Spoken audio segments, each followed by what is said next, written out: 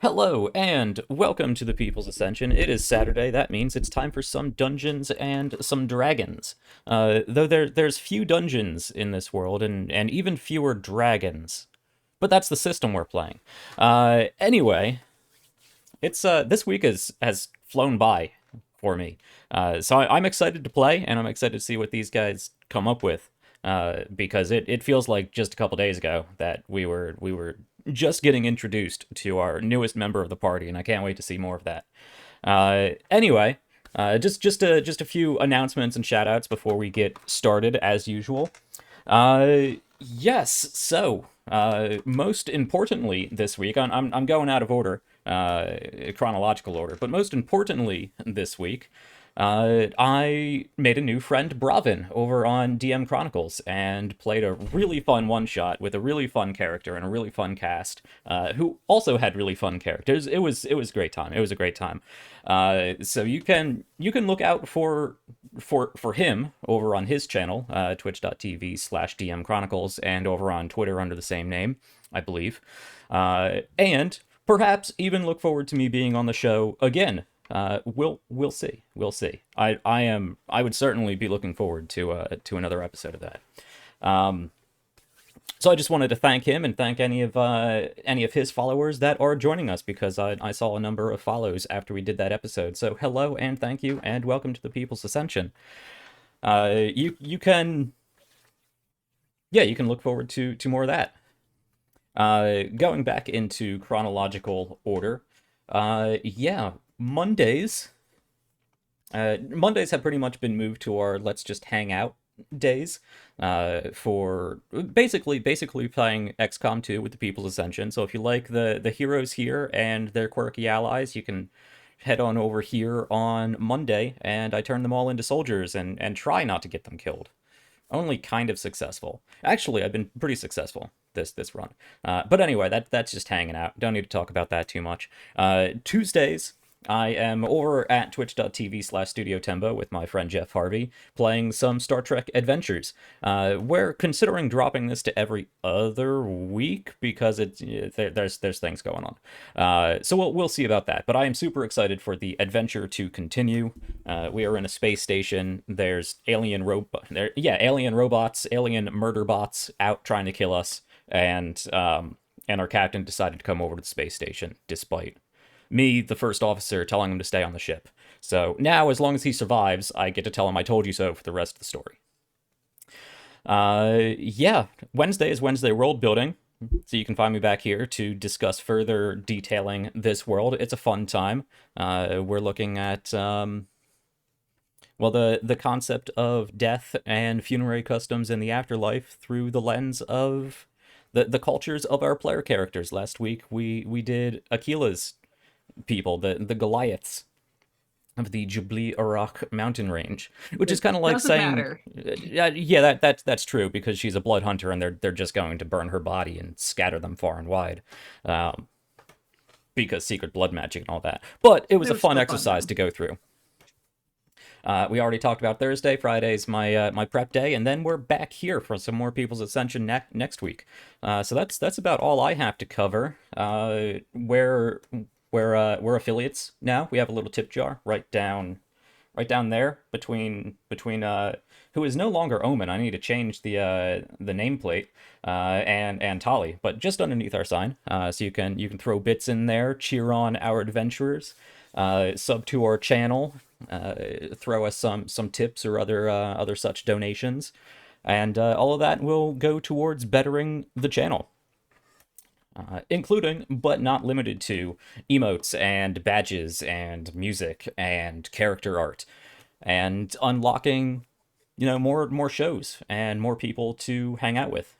So if you like the channel and you want to see us grow, please help us out, and you'll get more for it.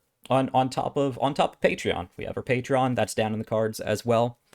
And yeah, you can go over there, get access to after shows and character sheets and insights and whatnot. More to come, more frequent releases as as the community grows. Speaking of which, you can follow us on Twitter and head down to our Discord channel. Anyway, I think that's enough rambling for me because we got started pretty late. Though, again, I'm under 10 minutes, so I'm doing pretty good. Let's get back into the game. I know everybody's looking forward to playing today, despite me freaking them out just before we went live. I like to keep them nice and tense. Okay, let's get into this. Who are all you people? What are you doing here? So let's start as we usually do, at the 12 o'clock position, and say hello to Taylor. Hi, I'm Taylor. I play Aquila, the Goliath Blood Hunter of the Lycan Order. All right, and then on over to Steven. Hello. Hello. I play Ander, the half-elf warlock of the Farwin Zadok. All right. Next we have Arlene. Tis I, Arlene. My character is Tali, the Wood Elf Tempest Cleric, who was an orphan. All right. Well, still is an orphan. That's true. You have yet to be adopted. Yeah. Next, heading over to who is no longer Motion Omen. to officially adopt Tali. Sure, that's on you guys. No. Yeah, over to who no longer is Omen, but now is somebody else. Hello, Christian. Hey, what's up? Apparently, Omen is my character's name still, according to this thing. No, he's dead. I killed him. Sure. Yeah, I play Shael'uah, a druid, I guess. Yeah, I don't know. she seems like a druid. What do you think? She has a pet, Probably. but she seems like a druid. And rounding off our cast, as always, is Stephanie. Hello. Oh, we can't hear you. Can you hear me now? Yes, hello. Okay, cool. Yeah, hi. I'm Stephanie, and I play Sevgi, and she is a human sorcerer. All right, awesome. Also, we know Shael'uah's a druid because she doesn't have a bow, so she can't be a ranger. That's Also because of the god Sure. she specifically cited.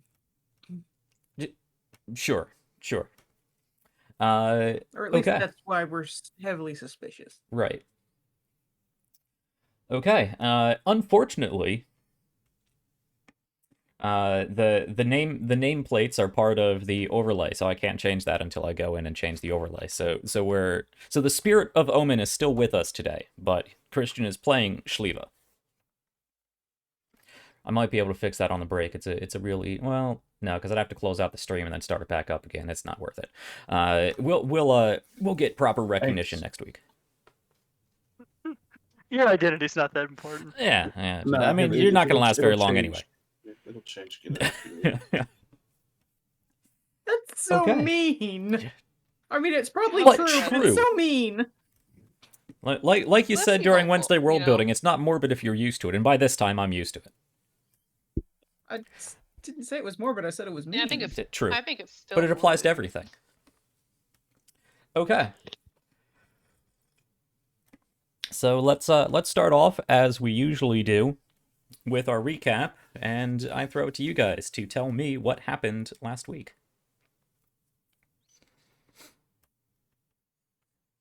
Well, I think we started by picking up the pieces after. No, wait, that wasn't. Yeah, no, that was last week. Yeah, we lot started by kind of regrouping. Yeah, started by Yeah, kind of getting ourselves together after the fight with Shael'uah. Shael'uah and Sagana and Omen. It's Shael'uah, not Shael'uah. Don't care. Aquila The should undead bitch, Which one? the one that's not more dead. That's now. going to become increasingly non-specific. Touche. It's like the elf bitch with the magic spear. Like, excuse you, I have a hammer. I wouldn't have called Tali an elf bitch. I know, I'm Anyway. kidding. But yes, kind of collecting ourselves after that whole traumatic experience. seeing what we could find on, well, specifically searched Sagana's body to try and see if there was anything that could give us some direction or clues. We went through her pockets, found a couple books, neither of which we've gotten into yet. Actually, because she was wearing robes, she did not have any pockets, but you did search the belts on her body. Fucking mean- patriarchy. I know, it's like, fuck the patriarchy. She had pockets, damn it. Sure. Robes Want with pockets. Yeah, I had a robe with Probably has pockets. pockets. Sorry, continue. Are we done with... Okay. Yes. Actually. All right. See you guys later. All right, bye.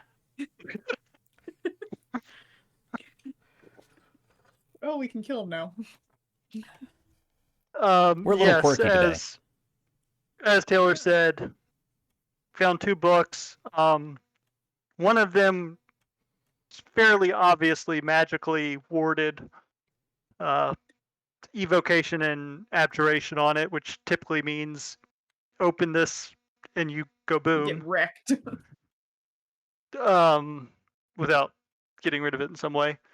The other one wasn't obviously magic in any way, but at the same time, the leather strap that was keeping it closed was unaffected by a knife, which would seem to indicate it's not your average cow leather or other normal animal. So yeah, haven't been able to get into those yet. Have had other things to deal with. We collected Sagana and Omen's remains, and the next morning made our way back to Carriquin. Yes. Yes, Mhm. Carriquin.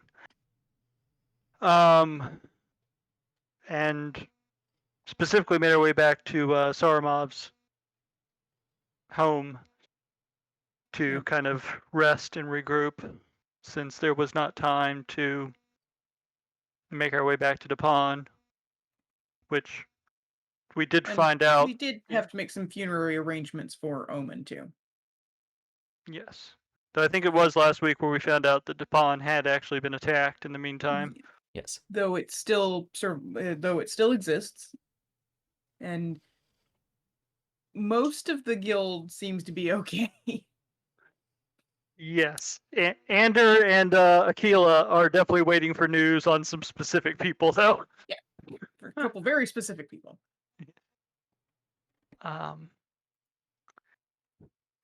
But there wasn't time to make it all the way there and back to Carriquin before this supposed conference meeting Yeah, with the though bigwigs was we happening. did let Bost go back.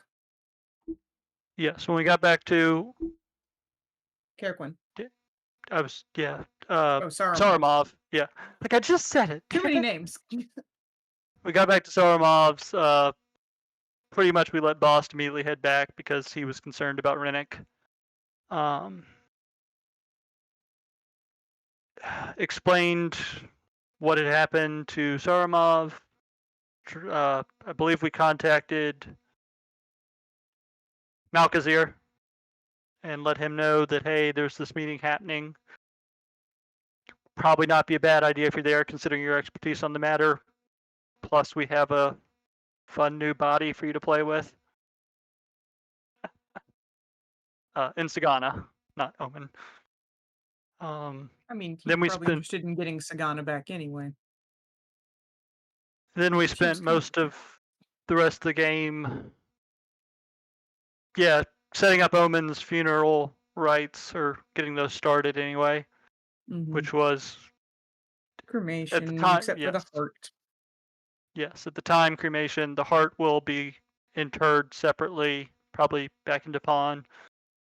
And then at some point, we will need to figure out, the ashes are supposed to be turned into weapons or armor of some sort and spread out amongst, Us, well, apparently. in this case, us. It would be the clan, but Omen didn't really seem to have much connection to that, so I guess at the time we were his clan.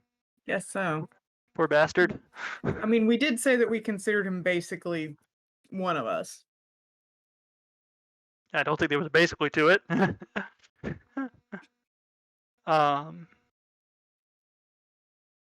Yeah, I know that first night back, or can't remember if it was the Yeah. first night back when we were in Kirkwin or Mm. that night after the fight, but no, Akila It had was some in- It was nightmares. in Kirkwin. Yeah. I think. Because I think, like, basically we were too exhausted afterwards to really have much. In that when we were still camping. Akila had some nightmares that I'll let her go into if she wants to, whereas Ander had just a very surreal dream where he was Shael'uah, or like seeing through her eyes, and the lance was Redna until the end where he became himself again and then stabbed her with the Redna lance, which undeaded her. And then they both died. It was weird. He's confused. And then when he woke up, Redna was the lance. Yes. It was actually on the floor, kind of in that shape. Well, yeah. Small lance, not full lance, but A short lance. Yes, I know. Yeah, it's like, and then that was the next morning where I was like, I did Shael'uah show up the evening before. Oh, we can't forget about Tali. Yeah, Tali's fun. Yeah, I was like, oh poisoning right, yeah, her thing. vision hallucination. That's right. We had Yeah, a Tali. forgot. Yeah, she took her sad feelings to Hadron Ray to talk about whether she's a good cleric or not, and whether Lewena hates her or not, and stuff like that. And he kind of reassured her that she's doing her job okay, and then took her down underground to a pond. I think it was. Where are my notes on that? There it is. Then he Oh yeah, a poisoned small her. island in the middle that has a tree. Yeah, then he gave her some poison tea, stop her heart and make her hallucinate mid meditation, basically. And yeah, she was super connected to the forest before it was, destroyed. She got to see the big old explosion thingy that destroyed the whitewood and turned it into the whitewood, I think, if I remember that right. Mm-hmm. And then the tree touched her face, and then she woke up for real and went back to Sarmal's house. Mm-hmm. Just keeping that teacup. Little wooden bowl. Mhm. And then, of course, we met It's fun. Shael'uah, our newest Oh. prospective member of the guild. Maybe this one will get an armband. And her Wolverine. I hope so. I suppose Akila needs a new one Krishka? now. Yeah. Any introductory or summary thoughts, Christian, on Shael'uah and Krushka? Not No. particularly, I don't think. Okay. Young, gray, lavender-ish tiefling girl. Yeah, definitely more lavender Yeah. than gray. Okay. Spoilers, her name means plum. Oh, okay. Aw, cute. In what? Polish? Croatian. Croatian. I knew it was Slavic. Yeah, and Shael'uah I think that might be right. has a pet badger Wolverine thing. Yep. Yep, it's big. It wrecks houses and digs holes. Yeah, Let us I pet should it. It doesn't normally wreck houses, but that's because normally houses aren't a thing. And normally there aren't dead bodies in closets. Yeah. Depends on where you are. Depends on If they would have led with that could Yeah. have stopped some rampant destruction. Yeah. It's easy to replace a door. It's just a door. Okay. And we left off with this council of Sarmal's various acquaintances that he called over, meeting the group in the parlor. So let's jump in and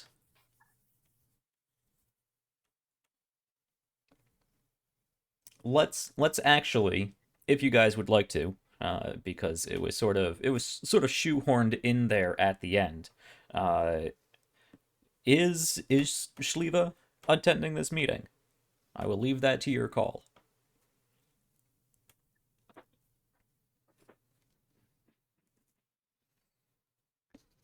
I worry about having an illegal spellcaster Another in a illegal room. spellcaster. Yes. In a room with this many people. That being said, I also don't want Christian to just have to sit there, so I will, I suppose, leave it up to him. Because, yeah, it's kind of a sucky thing to have to sit there, and she does have useful information, but I also would think that would be dangerous for her.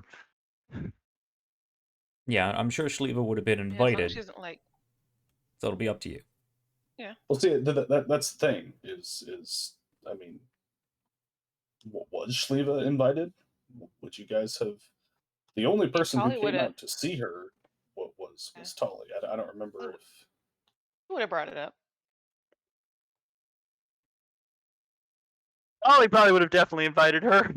Yeah, Yeah. almost certainly. And I think it's At least actually ask would if she probably was, be more Saramov at this point who would have who would be doing inviting, since he is the one setting up the whole meeting. I'm not trying to It pass is the his buck, but home, honestly, too. Andrew would not be making decisions on that meeting. Sure. No, it's. So I suppose it is a question of A, would Saramov have, since he seems to be fairly obviously aware that Shael'uah is a druid, would he have invited her? And if he invited her, would Shael'uah have said, yeah, sure, I'll come? He was aware enough to rescind an invite to the Blood Hunter. Yes. No, I think that actually did come up. And yeah, I'm pretty sure that did come up, and he did leave it to you, to the group's discretion.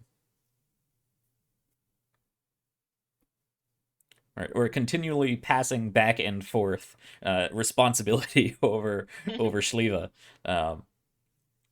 Yeah, if I I feel like, remember correctly, as long at the as- end of the session, all of the players, most of the players, thought that you had meant Shael'uah was the Yeah. one whose invitation was rescinded because of recent events, as Saramov put it. Mhm. So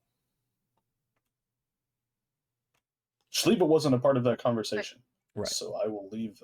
Yeah, I mean, I don't care one way or another. I think it's probably a terrible idea. If I was a smart Yeah. character, Yeah. I Yeah, would yeah. absolutely say, yeah, this is stupid. Shael'uah Aquila doesn't- would definitely not want her to be there because it sounds like a terrible, terrible idea. Admittedly, Stephen's point about it might be better to have her here so we can see what she's doing. I feel like as long as she doesn't Well- actually cast a spell during the meeting, it should be fine. You know? Yeah, and she definitely won't do that. Definitely not. It's not like she just immediately did that last time. Okay, fine. If we're going to have her in the meeting, we should take the time to explain to her beforehand, since she doesn't seem to know. Oh, I A would. little sidebar. I was that just druids going. are. I was just going to call that you guys didn't invite her. I thought that's where this conversation was going. I thought so too. Okay, fine. All right. So we'll say, because it makes sense, and because collectively the group assumed Saramov was talking about Shael'uah when he said he was resending an invitation. We'll go forward with Shael'uah not attending the meeting, but I will try to pan over to see what Shael'uah is getting up to throughout the meeting, and we'll see if this is a 5-hour meeting. I don't know. It could be. I mean, it could be. It's up to you guys. This whole episode could be just talking about what we're doing.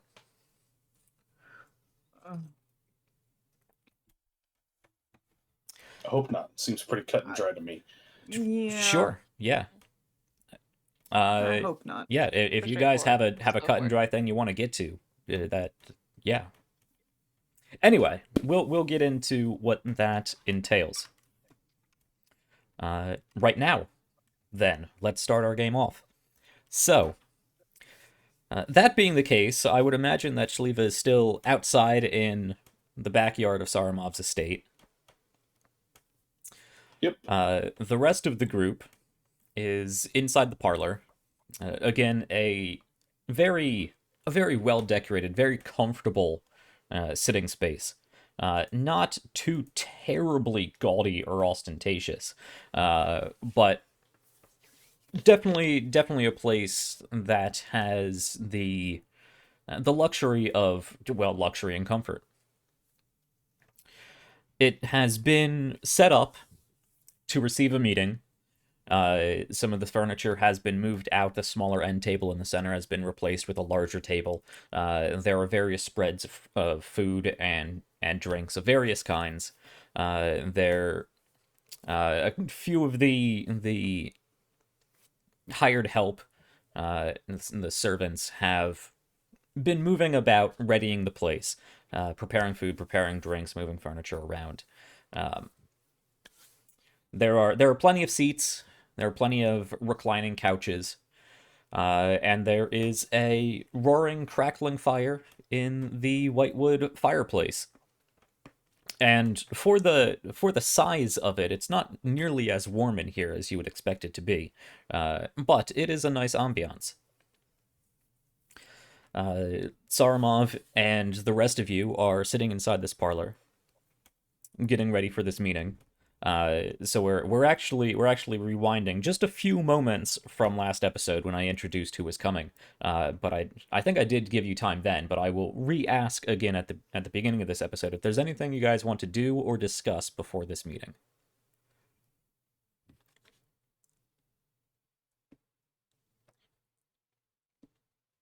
I don't have anything. I'm good to start. I mean, do we want to establish what our party line is? On what? Like, what is our, if we had to pick a keynote point that we want to get across to these people, do we have anything in mind? There's an army of undead. So, for reference, I feel like Anders' big takeaway he wants to get to people is that they need to mobilize as much as they possibly can, as quick as they can, because the longer every day this goes on, their chances of coming out of it get worse, because it is a army that grows as it wins.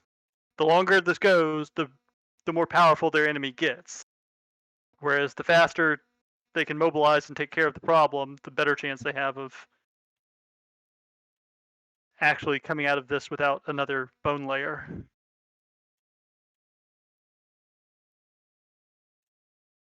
I concur.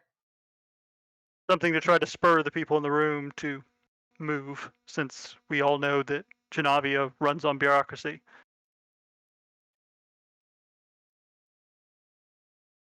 You don't seem a fan.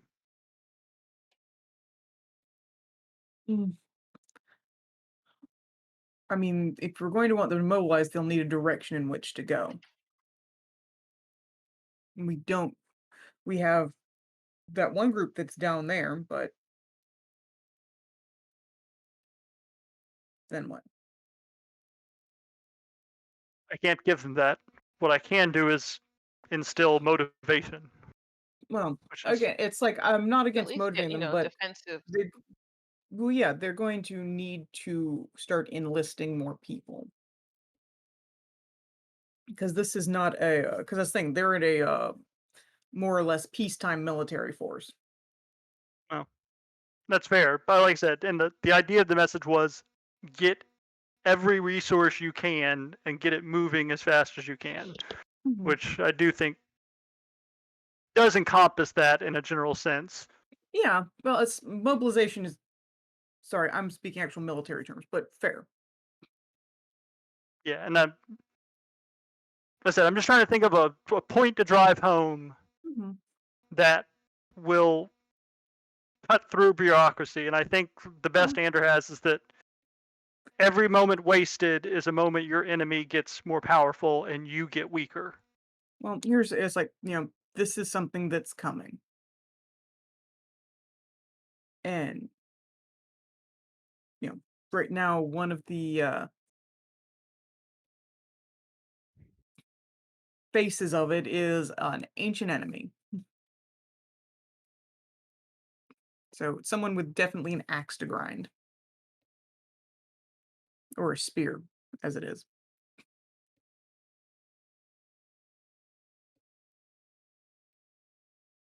Yeah. I mean, we can, I guess, maybe combine those two. Yeah, like... no, I'm not saying to do that instead, but it is yeah. related to them. Okay. All right. I think that's really all Andrew would have is, like just making sure we kind of have a point and sticking to it. Okay. And I think those are two powerful points to.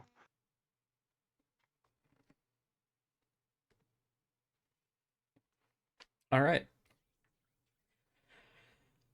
So, after a morning of talking amongst each other to, as you just did, figure out what you are going to say, the points that you would like to make, the information that you have, and the resources you have to bring up. Around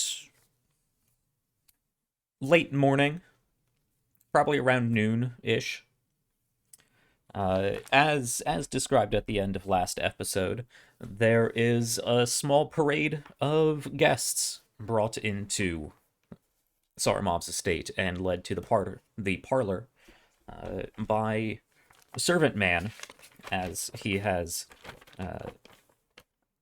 so been designated, a Mr. Caluste.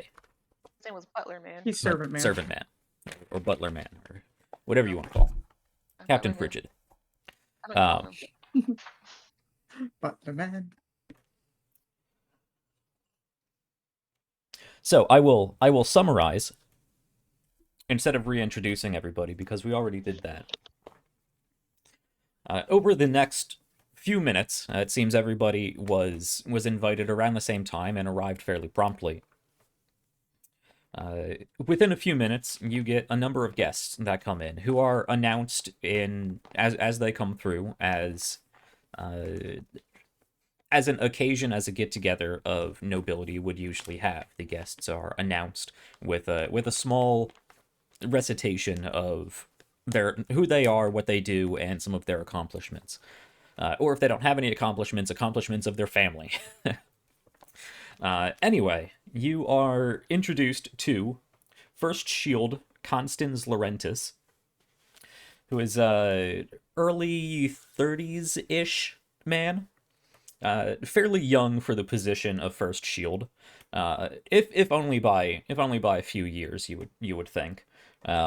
Doesn't look too terribly worn down by war, but as Taylor/Aquila has pointed out, this is a peacetime military, for the most part. So First Shield Constans Laurentis is dressed in usual sort of off-duty military garb. Not a uniform, but a very nice pressed sort of reddish maroon tunic that has a nice leather belt.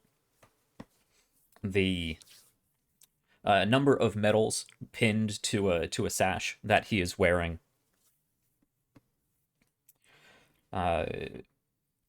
Fairly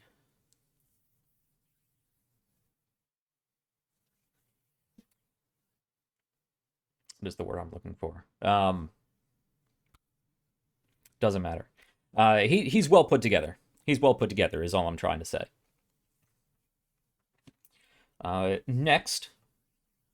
in line, you would have been introduced to Proconsul Drew Lawher. Despite what I said last week, we are nixing the kilt because there's no reason she would wear that. Even if I wanted to include that in rustic culture, which is where she is from, she would not be wearing her kilt as a proconsul. She is instead in very similar attire to Senator DeLacy, who will be joining us shortly, but she is likewise wearing robes of an administrator, you would say. Not quite senatorial robes, but the sort of class or responsibility or office just above them. She is wearing actually white, a white robe, fashioned in the Genavian style. Not quite a...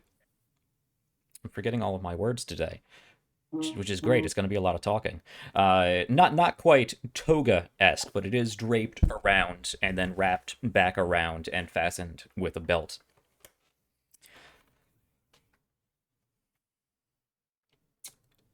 We also have High Arbiter Ascapal, who is the most noticeable of the group, most imposing of the group. His full title being Holy Judge Advocate, High Arbiter Ascapal of the Eulogium. He is the head of the Eulogium, the sort of paladin order of the Church of Morberus, the clench fist of the church, some may say. And the Eulogium is tasked with hunting down and destroying undead and the filthy necromancers that create them. There is, of course, next Senator DeLacy. That is Senator Elidar DeLacy. And anyone paying attention may recall that name from elsewhere.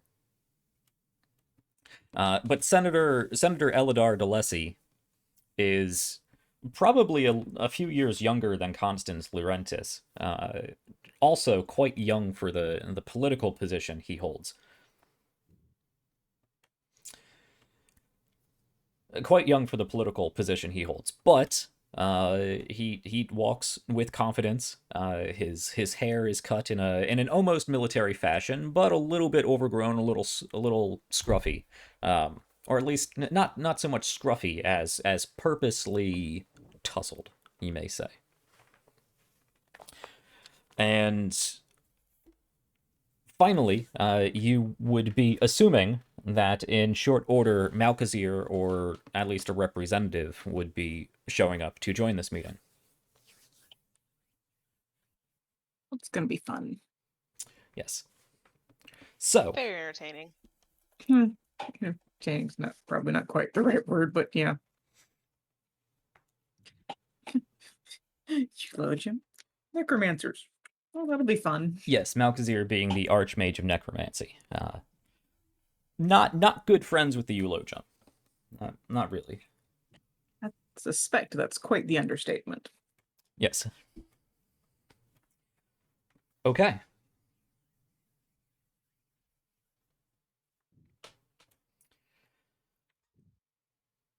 So, as these guests are introduced, they take their seats, and Saramov will stand up and get ready to begin this meeting.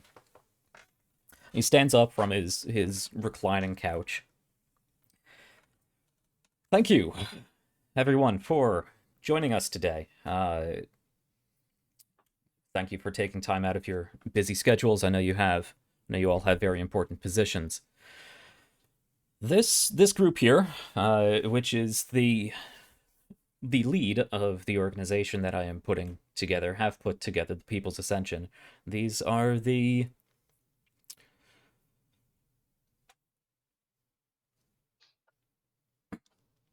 Well, these are the first team.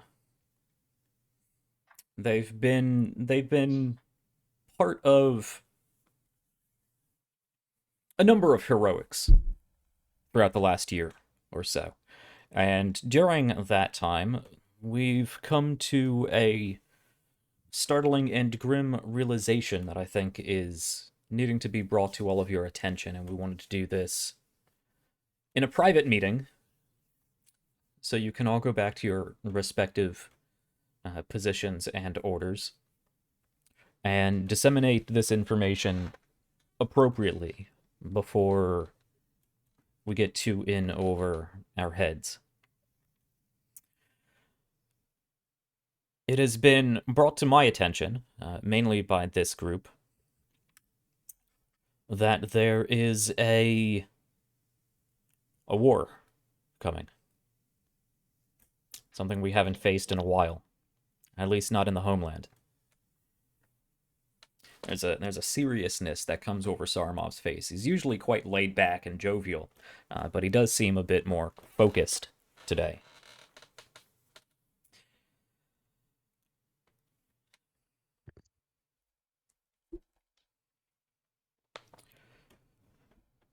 We've recently discovered, and I believe we're expecting another guest. We've recently discovered that an archaeological dig just inside the Fields of Peace has risen a problem from the past. There seems to be, going back about a year, he looks at the party and then focuses in on Ander, who was the only one around at the time. Going back a year or so, that was when you first discovered this cult, I believe. That is correct.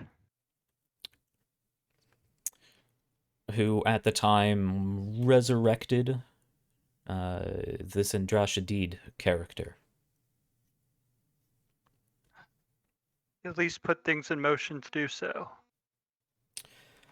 We thought we had headed off the resurrection, but they seem to have managed to procure the body and finish the job. It has then been about a year since anything has come up.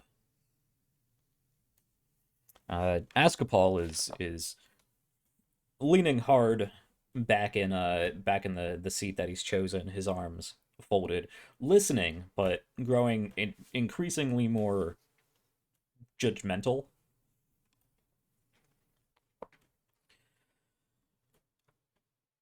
That changed a few weeks ago. Not even weeks ago. Has it been weeks? Not terribly long ago. Maybe a week passed. About. Something like that. Yes. When under the auspices of the College of Necromancy, and again Ascapal's eyes now finally narrowing. Shit. This cult was again found to,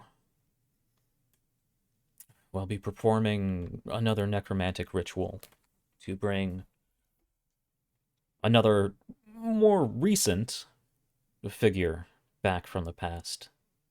The Etrian princess Shael'uah. He pauses to wait for that to sink in.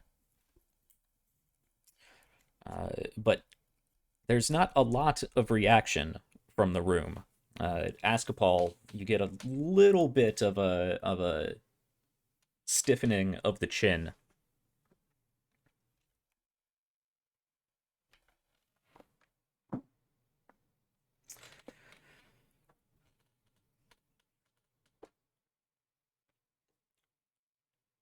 But nobody else is too any more phased by that than they are the rest of this opening announcement. The senator and the proconsul have actually been putting together a small plate of hors d'oeuvres and getting a drink, and as this has gone on, has set their dishes down and has slowly sat back and has just started listening.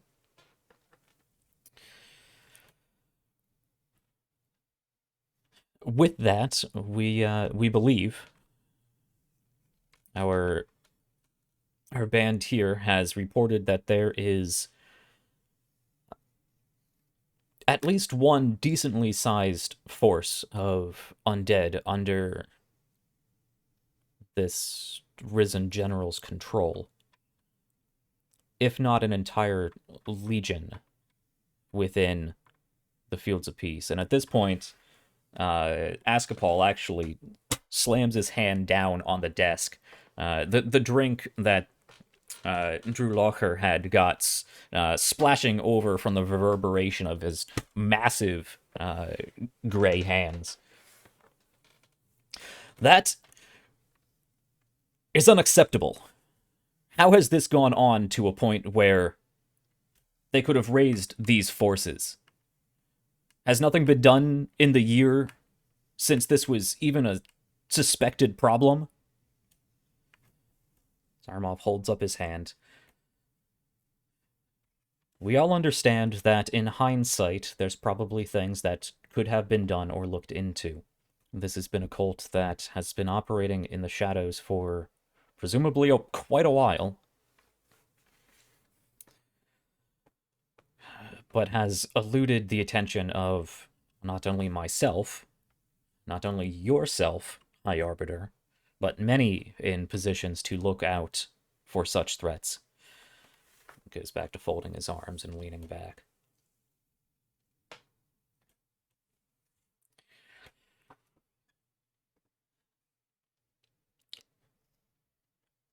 So I have been informed about the basics of what has happened in the past few days. In that time, I have asked you all here, but I am leaving it to first-hand experience to loop you all into the situation. We've all already been introduced, but let me address why I've called each of you here. Obviously, the group here, the first team of the People's Ascension, has been out in the field dealing with this problem as it has arisen. You have first-hand information. You are, as they say, boots on the ground. We don't expect large-scale military efforts, but you are a strike team that should be specialized in handling, counteracting precise movements of an enemy force, stopping a problem, presumably before it starts, or cutting off the head when it grows. First Shield Laurentis has been brought here. He motions over, and Laurentis stands up stiffly, and starts to go for a salute, and then realizes he's not really among military people, and just goes straight into a, at-ease position. First Shield Laurentis is the first shield of the Legion stationed here in Cairquin. Let me actually bring that up.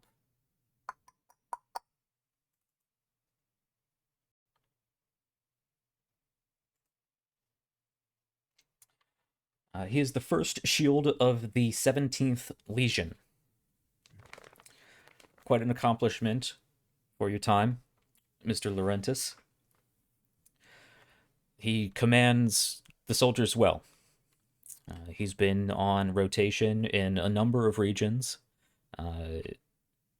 Most notably, he has spent the last 2 years over on the borders between Strach and Balhest.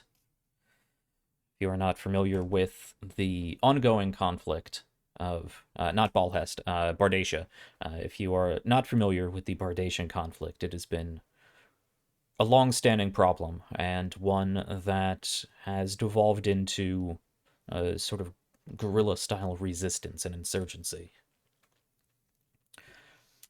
He may have expertise in large-scale military efforts, as well as combating smaller cells Thank you for joining us, Laurentis. Next, of course, we have the proconsul, Drew Lawher. Thank you for joining us. Drew here is, of course, second only to the consul himself. I wanted to bring this to your attention, Proconsul Lawher. Before, well, I'll let you handle the politics of this situation. I don't think that is anybody else's specialty here. But we will likely need to disseminate and act upon the information we discuss faster than the Empire tends to move. He writes the plate that has been jostled by Askapol's reaction, and picks up the cup and leans back and takes a sip.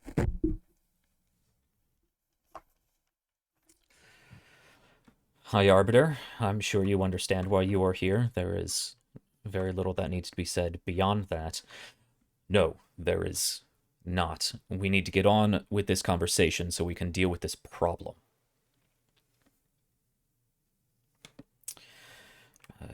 Askbal, High Arbiter, probably has the most useful resources for dealing with such a problem.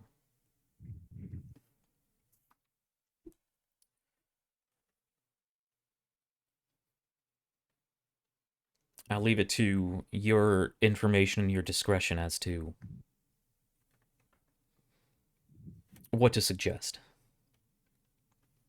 Of course, we have Senator DeLacy. Thank you for joining us. Elidar, you are here largely for the same reason that the proconsul is. You have a number of contacts amongst the newer members of the Senate and other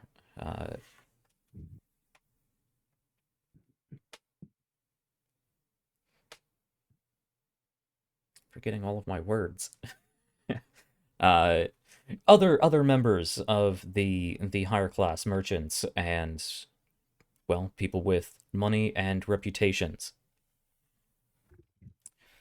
Again, someone to see to the politics on a more people-oriented scale. If this does come to public knowledge, we're going to need your help.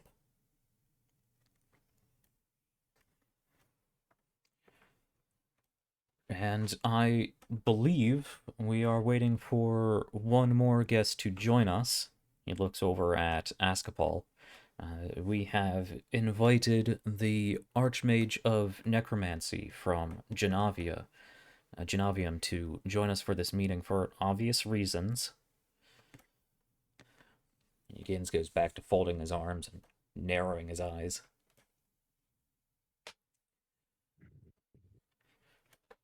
I will throw the meeting over to our group here.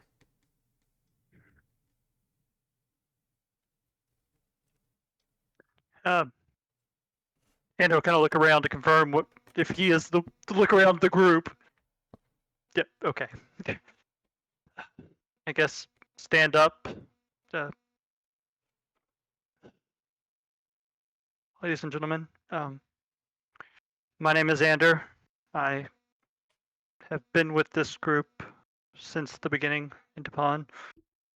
And I will present the facts as we know them so far. As Saramov said, around a year ago in Duepon, we found a small group of the Cult of Worms, fanatics that worship the goddess Ghastraea and seek to increase her power. Actually, as you say the name Ghastraea, Askapol again stands up with a vigor. Super private thing. Yeah. Um, That was top secret. I mean, yes, Well- stands up with all the force behind this large tiefling man in full armor. Stands up. That is not a name you simply announce lightly.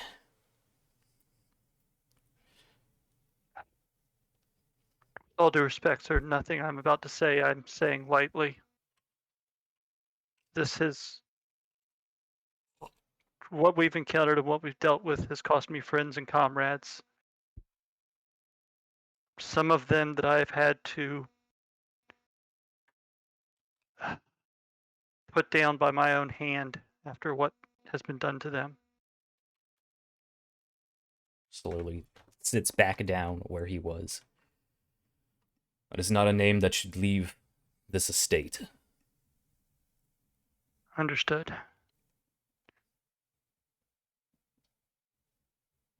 As I said, we found a cult operating in Duepon without anyone's knowledge at the time. In a series of catacombs beneath the graveyard of Duepon, we found that body was very much not a regular body, correct? It was like almost stone-like, if I remember, wasn't it? Not in appearance. It was incredibly well preserved. It It looked was, like the covered person in could have even runes been and alive. stuff, wasn't it? Oh, that's it. Yeah, it seemed to have like runes and stuff on it, I think. Yes, I believe very, very minuscule. It wasn't like large painted runes on the body. It looked like very, very minuscule, carved in with perhaps a scalpel or something. A number of runes and other arcane inscriptions of celestial and infernal language, on top of things that nobody was all that familiar with. But yes, covering much of the corpse, who was later identified as Andrashadid, much of the body. They weren't glowing; they were hardly visible. I think it was only a very good perception check that anyone even noticed. But the body itself looked like it could have just been a sleeping person if they were breathing, but they weren't. Incredibly well preserved, as if they died an hour ago. But yes, when you attacked it, there was very little harm that you could do to the body. Okay, that's what. We found a body, and probably kind of give that essentially Right. description again. I assume There you was also later- mention the columns that likewise had inscription running down them that seemed to be part of the ritual. There was also the coffin that the body was in, that they broke down underneath of and took them out. That coffin being wrapped in some sort of celestial metal chains, if you recall. Right.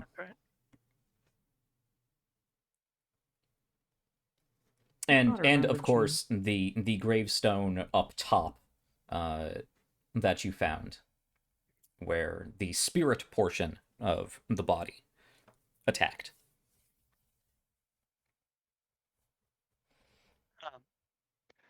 The body was later determined to be Andrashadid. And the bone layer thing is not necessarily common knowledge, but something that most of the people in the room would probably know. Like, does the name Andrashadid probably, or actually, I guess let me say this: when I say the name Andrashadid, does anyone in the room, other than probably the High Arbiter, Right. obviously, show recognition? Yes, the High Arbiter does actually show recognition. Nobody else really. Nobody else is moved by that name. Okay.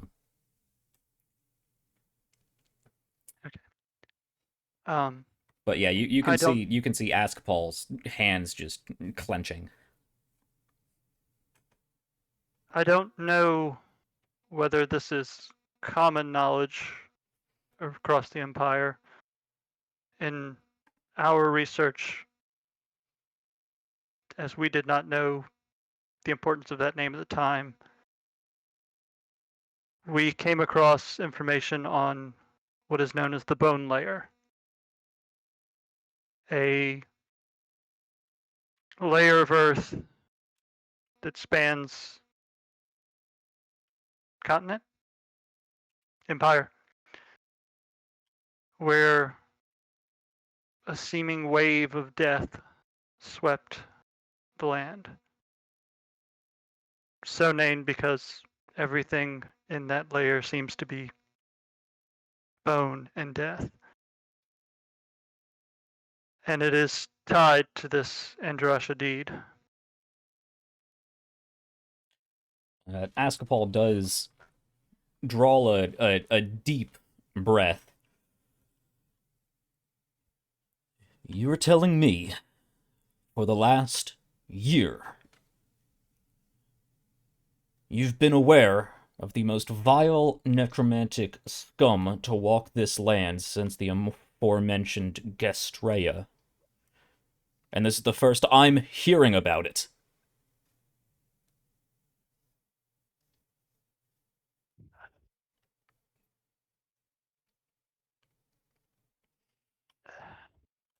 Regrettably, yes. We returned the body to our guild hall. I believe it was intended to make its way here, be sent here to Kerquin for presumably study.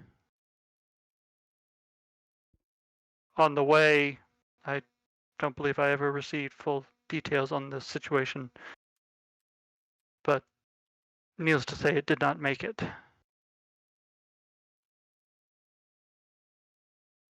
At the time, my group had little else to go on,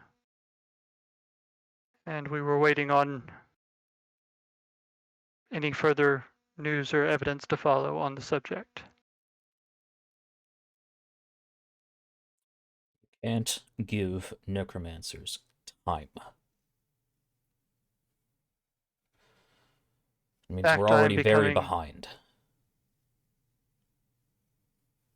I agree, and that is a fact I have unfortunately learned through painful first-hand experience myself over the last year.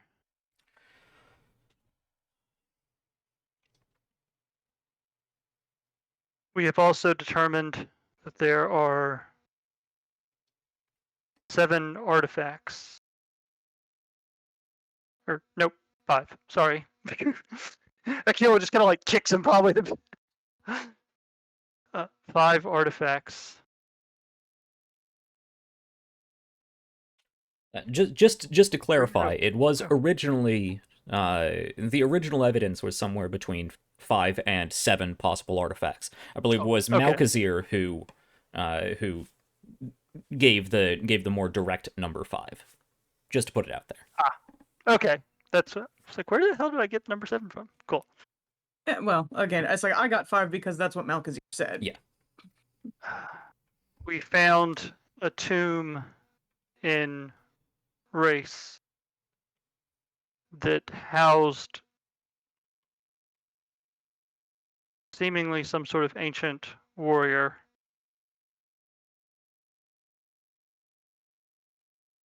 With some sort of protection written in Celestial. We were able to gain some information from this. As I said, that there are a series of artifacts that were, at least one of which was buried with this protector at some one point, that belonged to Andrasha. So you found one of Andrasha's lieutenants?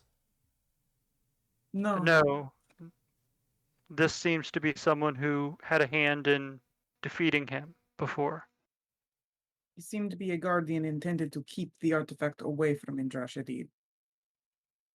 Where did you find this? In Reish. What was the name of that town? So it Barurut would be. Yeah, it was that one Thank you. town that Butter. yeah. was Under.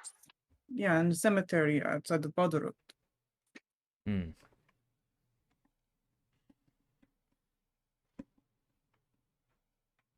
There was also mention of a name, Ganahest.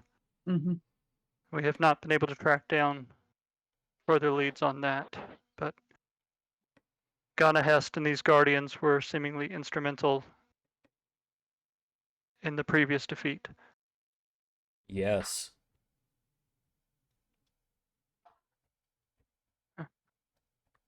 I take that was the High Arbiter that said that? Yes. Yeah, Andrew's eyes are definitely going to raise at that one. Lastly was the events of a week ago. We were contacted by Archmage Malkazir. The Arcane Census was conducting a dig on the edges of the Fields of Peace, since the necromantic field seems to have been receding to some degree, allowing for short-term exploration.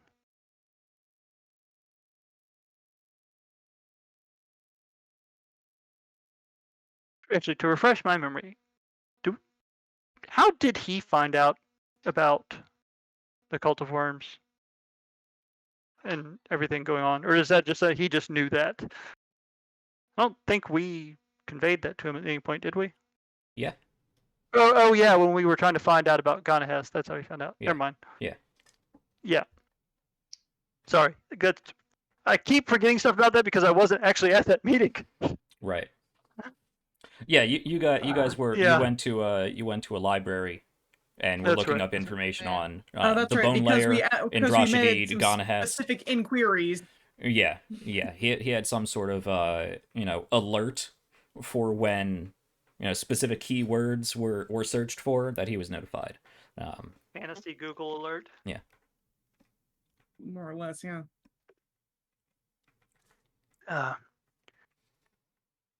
We had come into contact with Malkazir while attempting to find out more information about the Ganahest figure I mentioned. He was concerned that the dig would attract the attention of the Cult of Worms. We were originally sent to try and let me pause you there just to remind you that and this is up to you, but Malkazir was very specific about you were only there to be hired guards people for no specific reason whatsoever. I'll leave that to you, whether you care or not.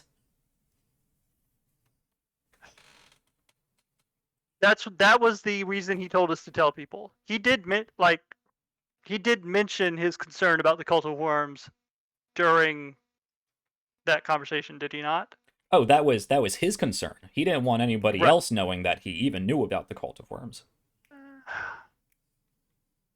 I'm going to stick with what I originally said, because at this point, Ander doesn't give a fuck about what anyone wants to keep secret. Okay. Because world-ending apocalypse on the horizon. Sure. This is not the time to play coy with people, in his opinion. I'm sure the civil war that ensues will certainly help the war effort. Look, one problem at a time. Right. I didn't think about it because he's not thinking about it. Right. No, it makes sense. I just wanted to bridge the gap between Steven's knowledge and Anders' knowledge. I appreciate that, but I think his concern right now would be getting, especially since the High Arbiter seems to have some clue as to about what the fuck he's talking about. Right. He is. I would say, actually, as this is going on, and the High Arbiter seems to be yes, I get that this is a problem. He's probably slowly kind of focusing, like, let me talk to you. Yeah, so There was when you bring up that Malkazir had contacted you in order to look into a possible cult of worms problem, you can see Askball lean forward on the table that has been provided, it moving a good 2 inches or so in the weight that he puts against it. You're telling me that Dirt Digger knew about this problem?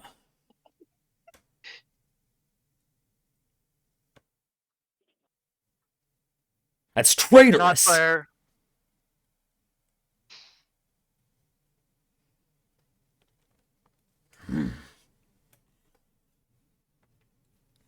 not by our choosing, and our apparent miscalculation was that information would be disseminated as it needed to be. Unfortunately, at the If it time, was even suspected that we could step 1 foot in that vile wasteland, I would have had my people on the borders.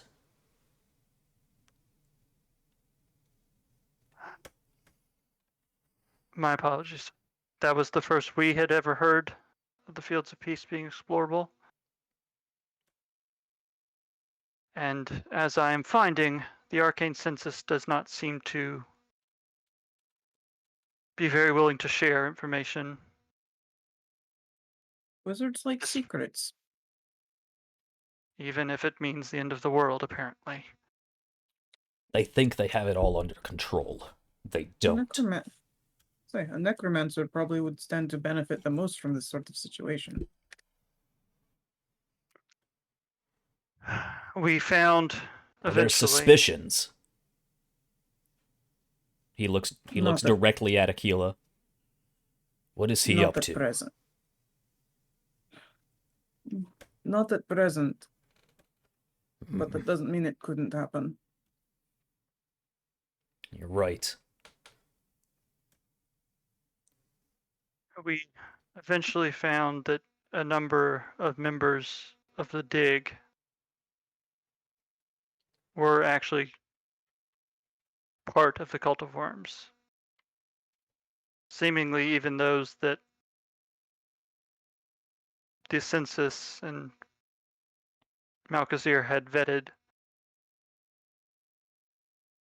They seem to be quite adept at inserting themselves into various factions and groups without anyone noticing. As he put it, he cares about competency. He doesn't seem quite so good at judging loyalty. We found them in the middle of a ritual attempting to resurrect the Etrian General Shael'uah. We brought the full force of what we had to bear in an attempt to stop them. And unfortunately, we were a little too late to put down their leader in time before she was able to accomplish her goals.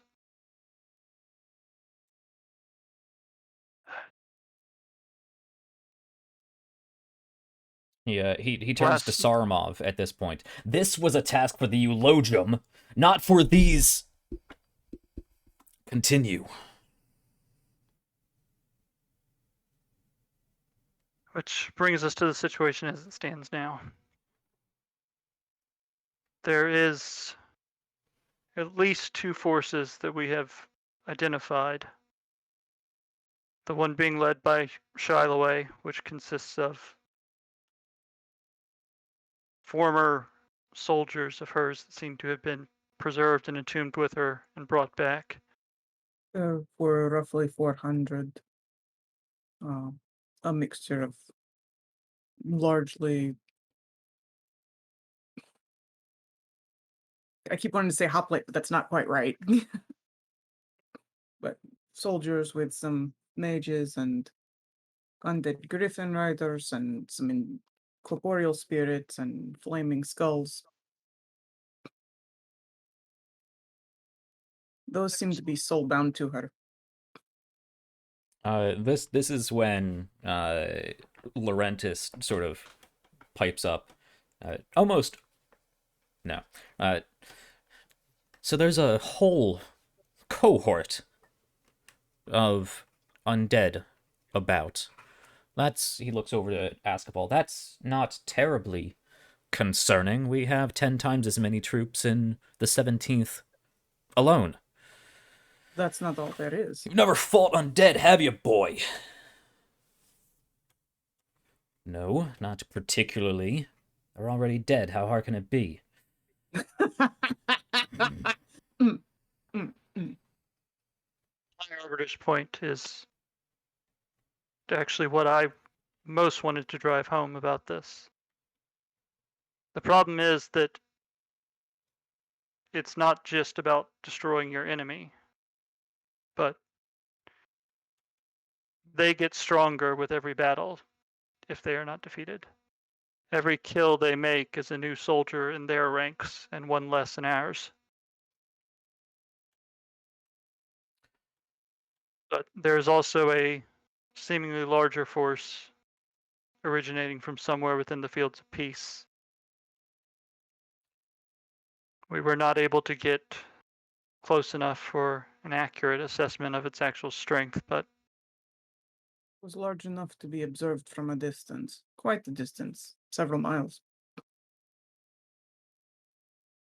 We should march our forces into that wasteland as far as we can.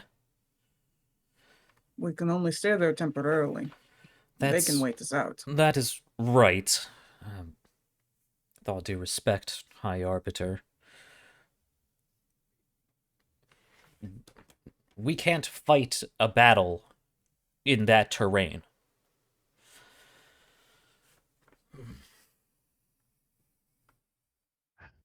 Shael'uah's forces are outside of the fields, last we heard. They actually launched an attack against Duepon, our town we are based out of. Duepon was able to repel it, but even with a number of seasoned adventurers there, there were definitely costs to it. And that is where we are at the moment.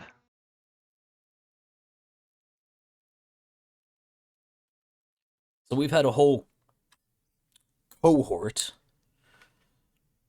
of these monstrosities marching through our land.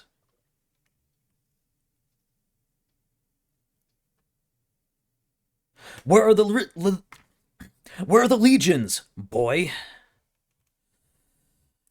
It's the first I'm hearing about this. We can't mobilize against a threat we're unaware of. Why is this the first we're being informed of this? Question might be worth asking Malkazir, because we informed him of this.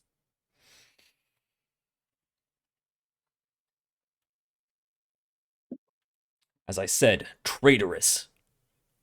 Should have some of my men drag him out of his office. I'd certainly love to see you try. Everyone turns around, and Malkazir is indeed just sort of leaning against the wall. Alessandra leaning against the other wall.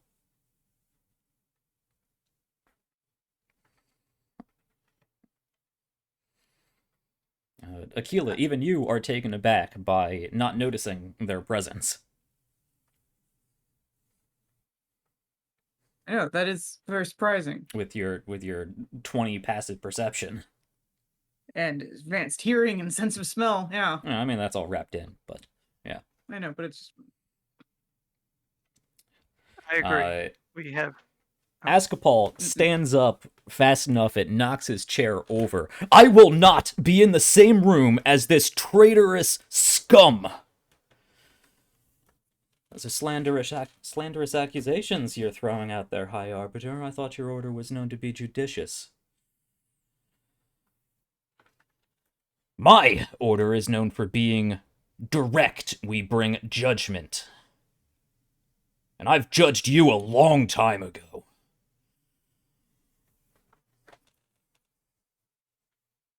Well, everybody can be wrong, I suppose, even a High Arbiter. He actually goes and grips the short sword on his belt. I'm sorry, but this is not productive. Oh, I would agree. And ultimately futile. I see. High Arbiter. I do need both of you for this issue, so. High Arbiter for Shield.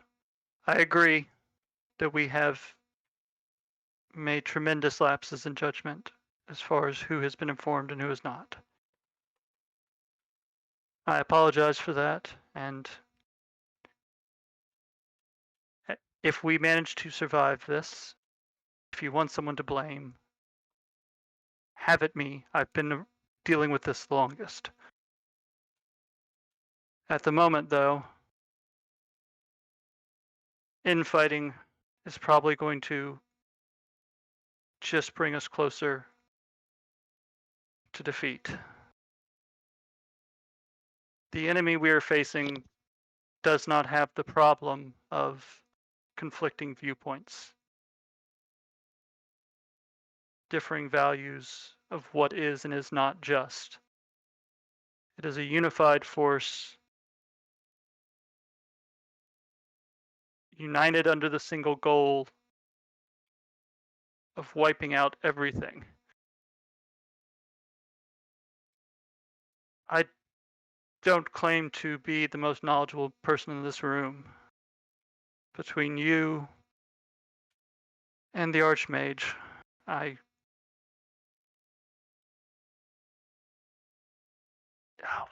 dang it. How exactly are you comparing the two of us? Your knowledge on any... walks around and... Sit down. Strictly speaking, on your knowledge of dealing with undead. But I have spent much too great a time the last year fighting against these forces, and they are not to be underestimated. What do you mean by spent the whole last year dealing with these forces? A much too great a part of, but frankly, any amount of time dealing with them, considering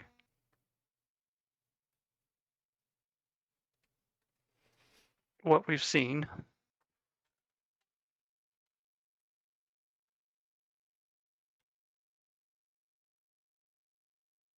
Either way, my point is, you may not, or you obviously have differing viewpoints, but at the time, I think we need the power and knowledge of everyone in this room if we want to mount a powerful and swift enough response to deal with this threat. Well, I came as soon as I heard of this problem. Vile news that Sagana was not who she said she was. I wish I had known about this problem sooner.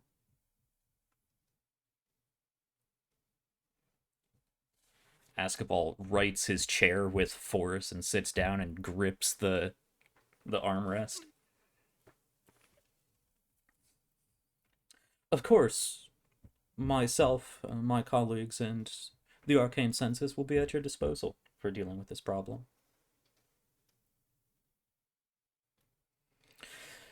They seem to think that you have been lax in your knowledge of your people. A whole number of them were, directly responsible for this current problem? How am I supposed to know who's a member of what cult and what not? There's hundreds of them. You certainly weren't aware, and judging by your explosive reaction, you at least knew who these people are. Cult of Worms, that they could have been a fisherman's guild for all I know.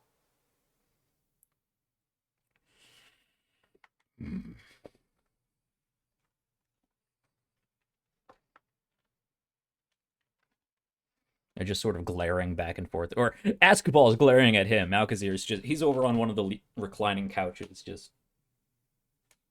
So where are we at now?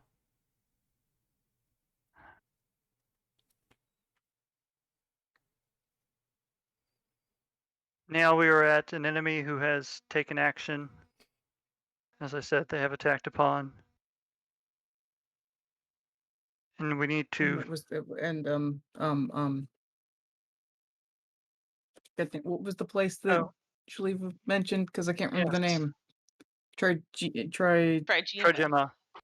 Trigema. Trigium? Trigema or Trigema? Trigema. I'm trying. Trigema.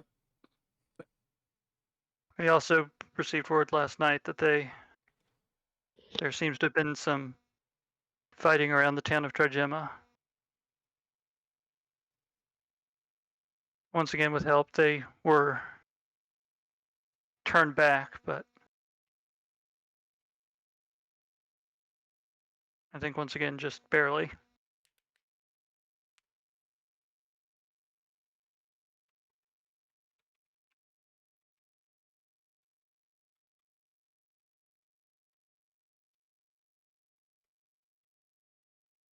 As a silence takes the room, as it looks like everyone's thinking about what to do, how to address this.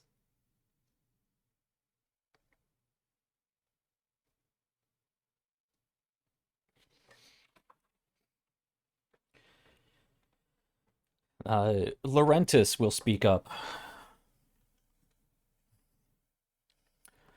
We need some sort of way to track this enemy's movements.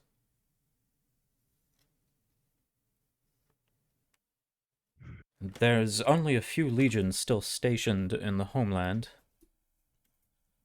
We could spread our forces thin and set plenty of sentry posts, but if we're dealing with anything more than a cohort, could be difficult to confront. Recruiting new soldiers. That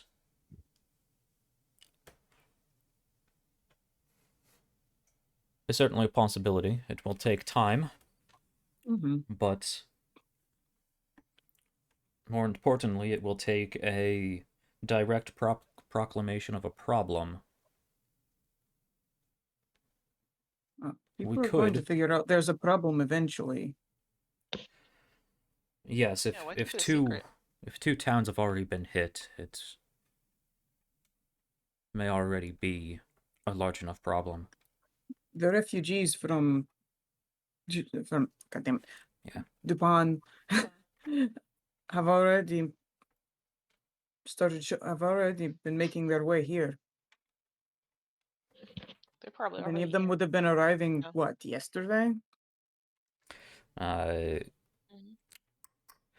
proconsul speaks up, and I apologize. I didn't get to listen to my any of my voice practicing, accent practicing videos this morning.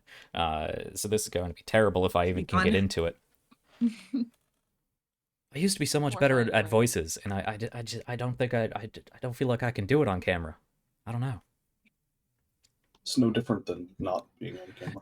That's true. That's true. But not even camera. It's just being it's different. Physically, yes. Mentally, no. It's different being behind a screen when we're all just hanging out around a table. It just kind of comes naturally. But I'm sitting in the same room I spend most of my time in, and everyone's just on a screen. It just doesn't. Anyway, I digress. One day we'll get back to a real table. Hopefully.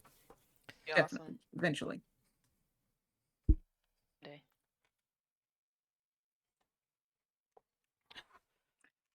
Well, at this point, yes, Yeah, I'm not going to be able to do it.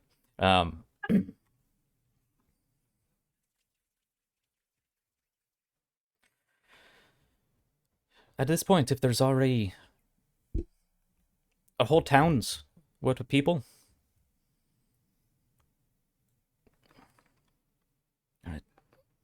Delesi, this might be more of a problem for you to handle, but yes, we're going to need to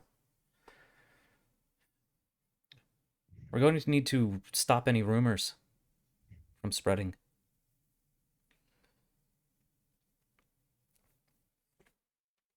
You know, I'll talk with the people, see what they have to say. This is good to know. If they're just arriving, we may be able to get people on the gates.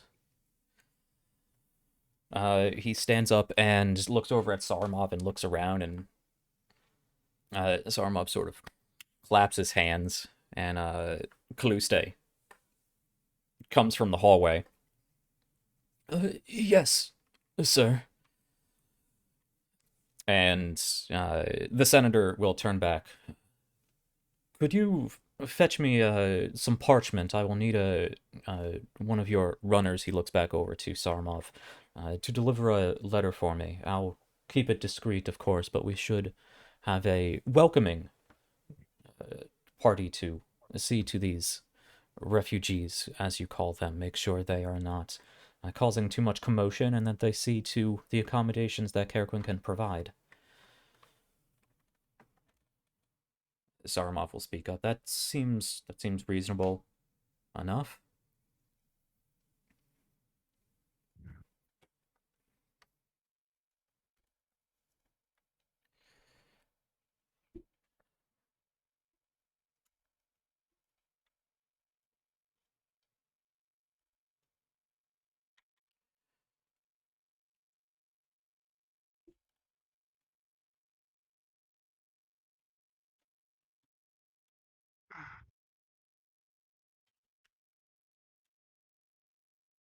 High Arbiter.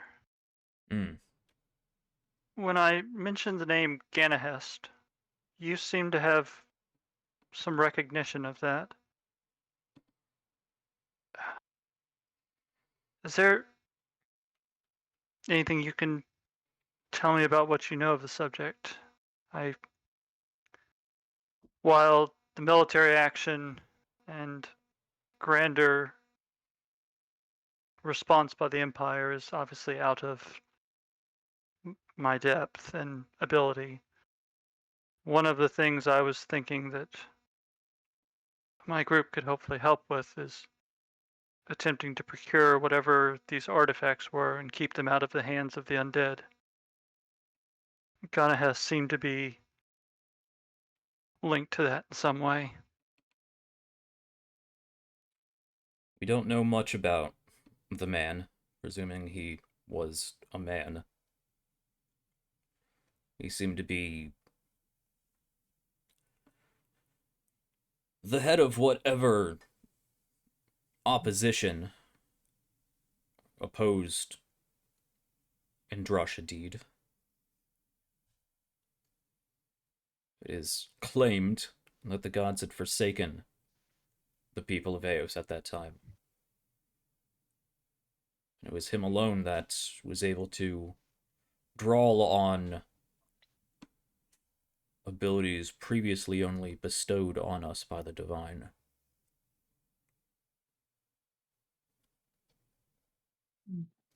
We don't know how he did it.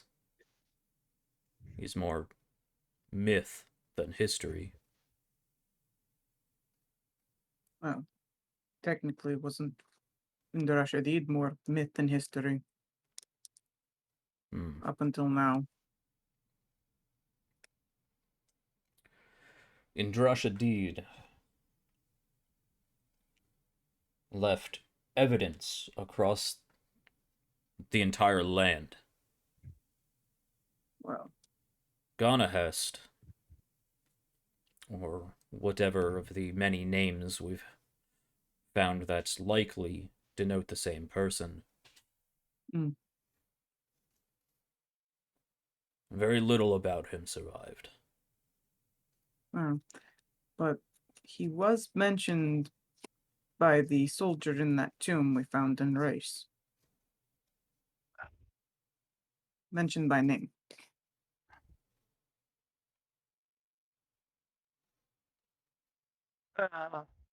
Pause So, 1 second. Oh, sorry. Well, whenever you're done, pause 1 second.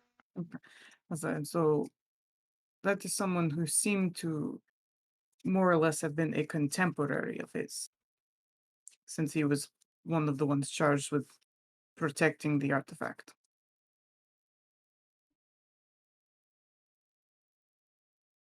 So I would say it's quite clear he existed.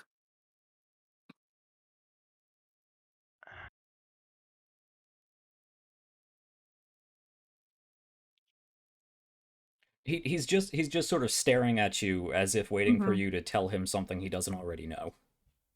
Yeah, I'm figuring. But what we really need to know is how he was beaten before. The only other thing we were able to determine in our research of him, there was mention of Brunald? no, I was going to mention the tower or some sort of structure spanning twin islands. Oh, yeah, that. I don't suppose that means anything to you. Anything you've come across before? I've been wondering about that for a while now. Yeah, it's not about that. We believe that was the last bastion of the living. As to where it is, Myth as well, unfortunately. we've actually this is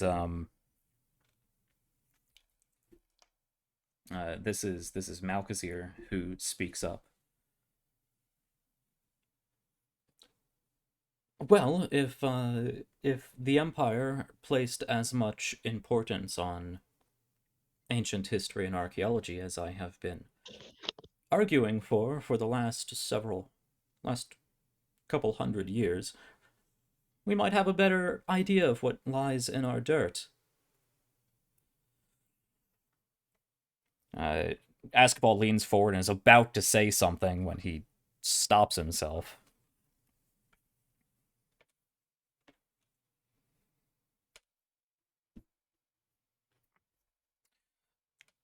The bone layer was quite a while ago, obviously.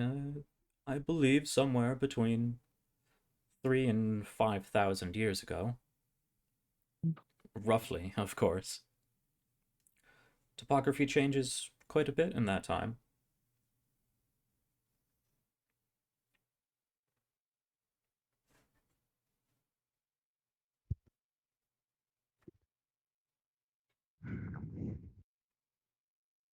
Indeed. I imagine it would probably not look the same today. Given the records we have, Indrashidid coming from the east and moving westward,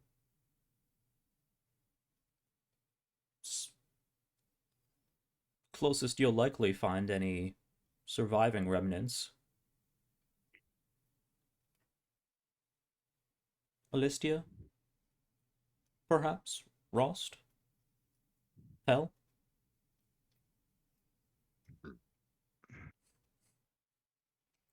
The bone layer is thinner there.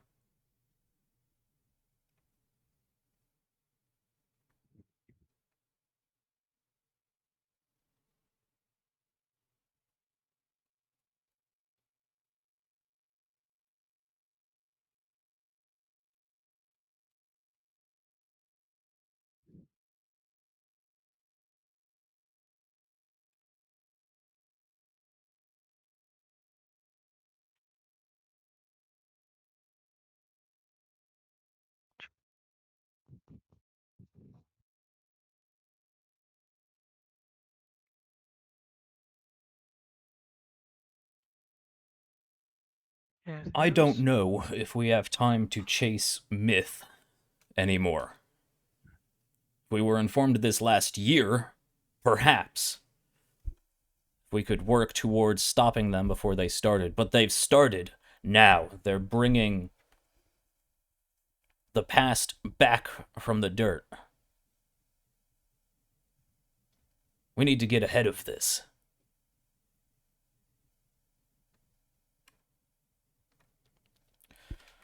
From what we understand, he was so successful previously by engaging in piecemeal conflicts. He had a number of lieutenants, you could say.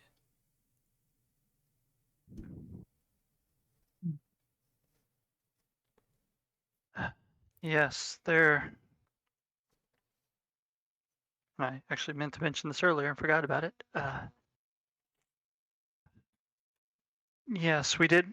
One of the few things we were able to get from one of the Cult of Worms members at the dig site was that their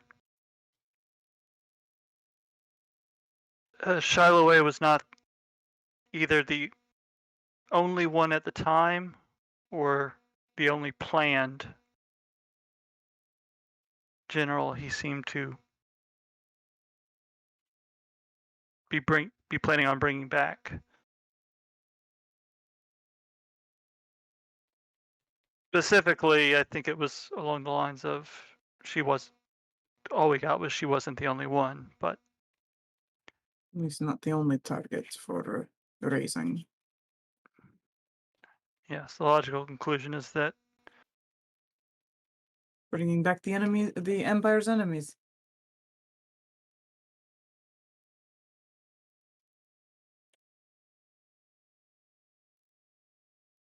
he may be attempting a similar sort of strategy, though.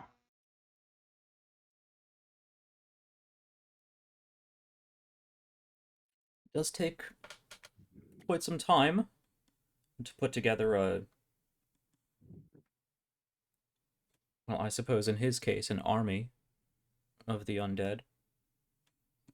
Makes sense to start with smaller conflicts.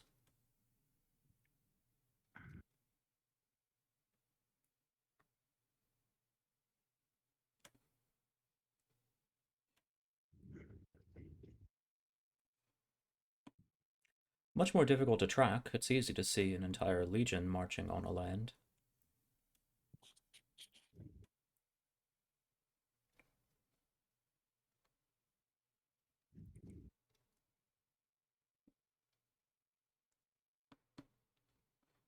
Doesn't seem like he's made the move before now.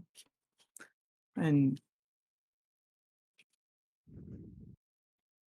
it's debatable on how much that's a direct attack as opposed to some other goal.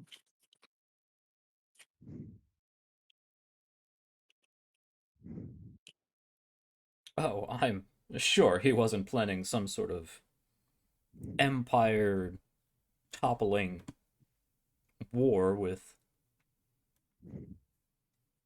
one defeated general of antiquity and a few dozen of her decrepit soldiers. Like a few hundred of her decrepit soldiers.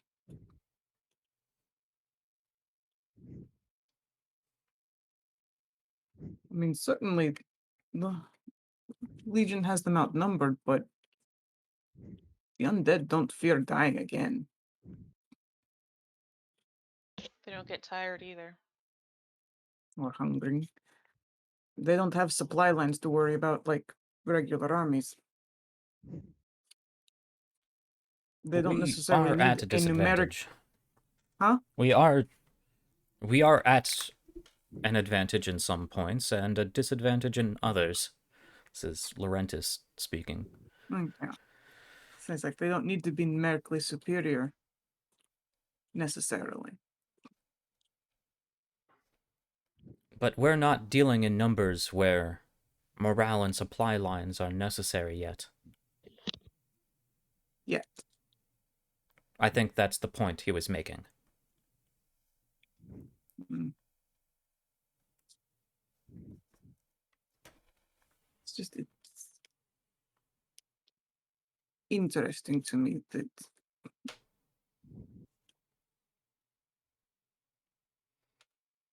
Shael'uah, it seems that she contained enough of herself to care about reclaiming something that had belonged to her when she was alive.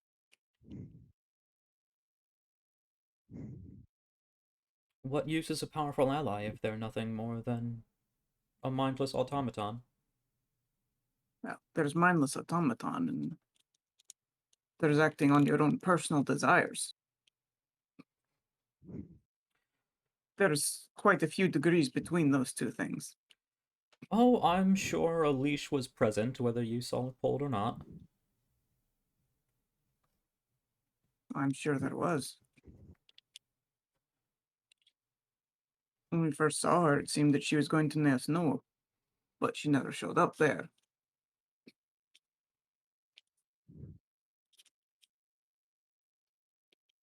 You told us that much.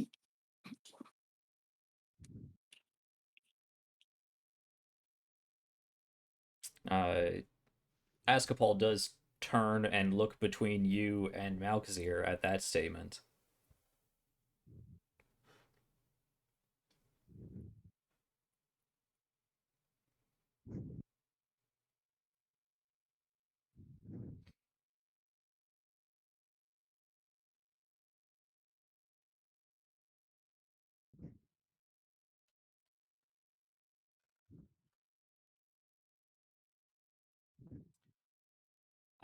Let's cut there and see what Shael'uah is up to, and give the rest of you guys some time to think about where this meeting is going. What's Shael'uah up to? So I had a question real quick, and Sure. I can make this super fast because that's exactly what you're looking for with this pause, is for me to be quick. Um, is there farmland within a mile of here? I don't remember exactly how large Carquin is, um, just in terms of area. But I'm curious. I do believe there is farmland within a mile here. Carquin's a big city, but it's not. I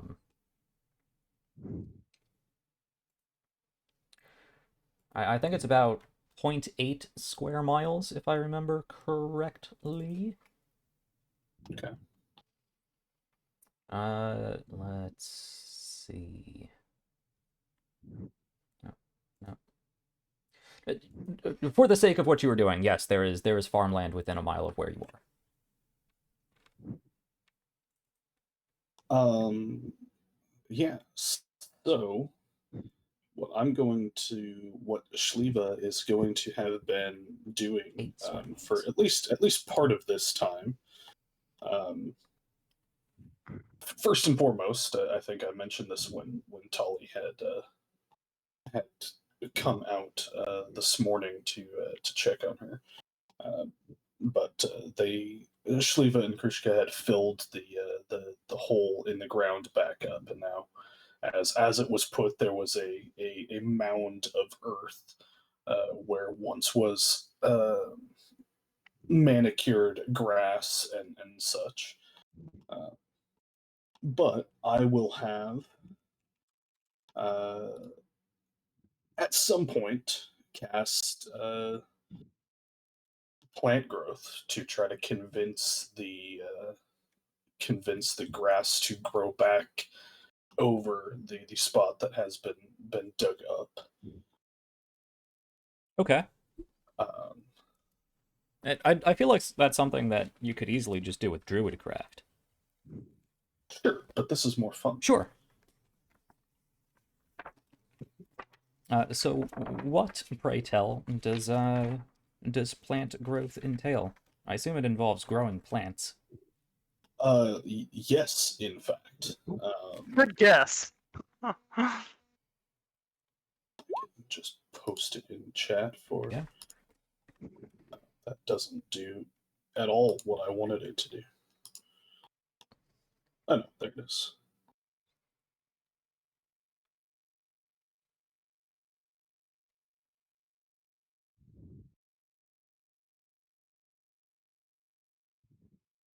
Sorry, perhaps I should have worded this differently.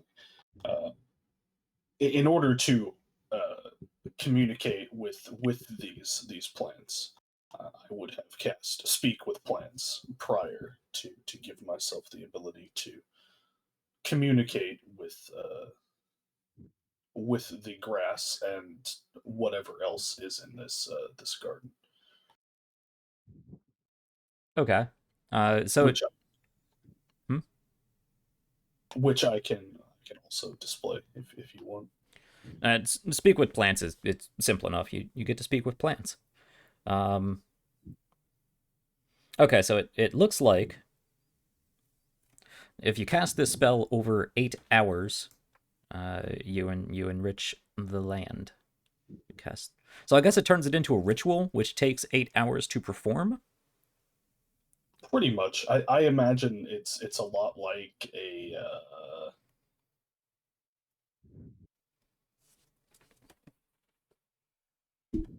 Yeah, I mean, I guess ritual is the best way to describe it. Yeah, because it's not like you're spending multiple spell slots to continually keep using this spell, because it has a duration of instantaneous. Right. So I suppose mechanically it's more like a ritual, but you are expending the spell slot. Mm-hmm. Okay, cool. So it looks like. It looks like you get both effects. So within the 100-foot radius that you are concentrating on, you get a lot of immediate plant growth, and then it just sort of spreads in a half-mile radius as time goes on. Is what it's looking like. It's a half mile. Okay. Half-mile radius, yeah. Which is a whole mile in a. So a half-mile radius. Probably not, actually. I don't know exactly like the direct positioning of this house in the town. I don't Right. know that we have seen a map per se Right. of Carriquin. Yeah, I assume Carriquin. we're more centralized because that is how districts usually work. Right. in I towns. did misspeak. Even with a mile radius, you probably wouldn't have got outside the walls at that point. Carriquin is about 6 square miles, give or take. But at the very least, I imagine that most of the nobility here, or I would imagine at least some of the nobility here, has personal Yes. gardens, herb gardens, and such. And there's probably parks and the like around. Oh yeah. Oh yeah. And this, presumably, not that Shael'uah would have any knowledge of this place, would also affect the. I was going to say arboretum, but that's not right. The arcology. Yes. Yeah. As much as I'd love to see what this does to the arcology, I actually do know that the arcology is beyond a half-mile radius from Zarmav's place. That would be enjoyable. Yeah, but yeah, there's a number of other that estates. Is so disappointing. There's a number of other estates definitely within the area that have not only very well manicured lawns, but probably their own personal gardens. Some of the not estate areas, but smaller but still well-to-do households would have some personal gardening of their own. So yeah, this is going to make a lot of plants.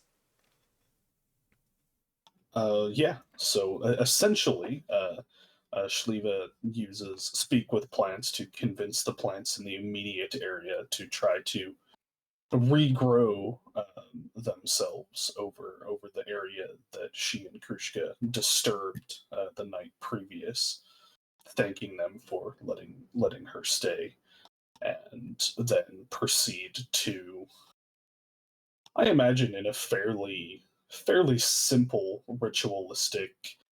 It's entirely. Is it entirely Semitic? No, it's both.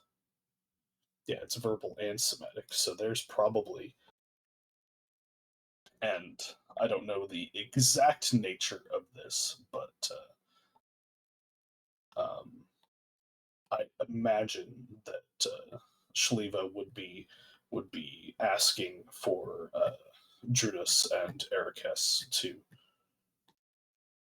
to allow this flow of energy to the plants within this area, making for a bountiful harvest in the future. Okay. And not that this thing is likely to take 8 hours. Maybe. I don't know. But yeah, that's what Shael'uah's going to be doing. Okay. Yeah, I'm just taking a quick look at Speak with Plants here to see what sort of disposition the plants will be when you talk to them.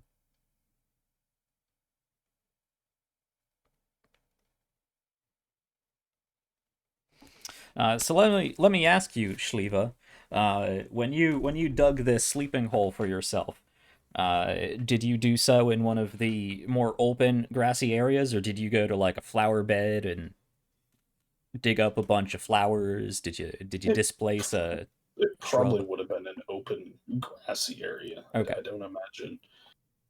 Yeah. Sure. If there was such a place, it would be her intention to disturb as little as possible. Yeah. Okay. Yeah. Yeah, that's easy enough. I'm not going to have you murder a whole bunch of flowers just for a place to sleep. Okay.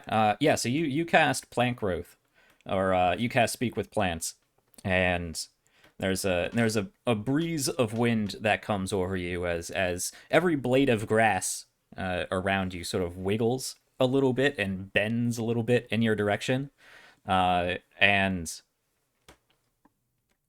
you get the sense that you're hearing a collective voice that is probably coming from hundreds of individuals, very Borg like, but grass. I believe you have to initiate the conversation because they don't realize they can talk because they're grass. All right, then we're role playing this out. Yeah. I love to speak with spells.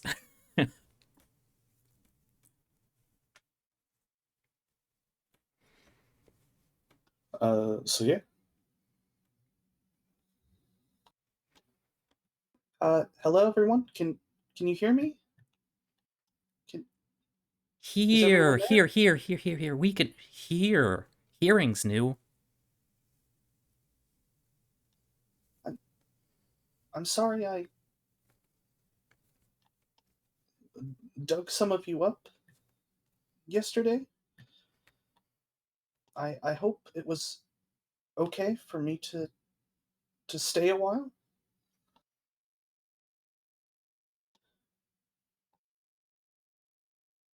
Okay. If you would please, can you reclaim the land here? And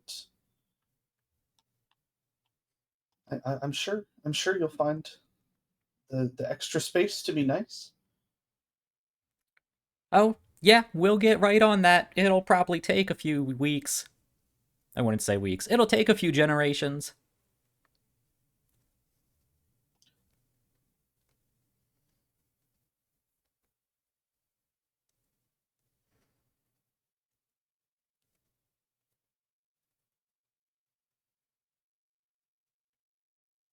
Yeah, and then I begin to cast plant growth. Yeah, easy enough. I'm gonna put speak with plants in chat anyway. Sure. It also has benefits beyond just being able to talk with plants, as Yes. it is a 3rd level spell. Yes. Oh, yeah, it is a 3rd level spell. Look at that. Okay. Yeah. Limited sentience and animation. So they I believe I read they can't uproot themselves. But they can help move around and direct where they're going.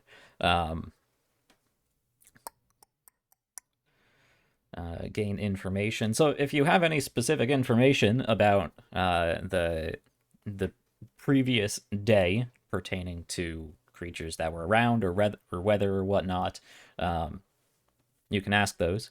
Other than that, Yeah, more. I'm pointing to you can turn difficult terrain caused by plant growth, which is part of the next Yeah. portion of this combination of the two spells. Right.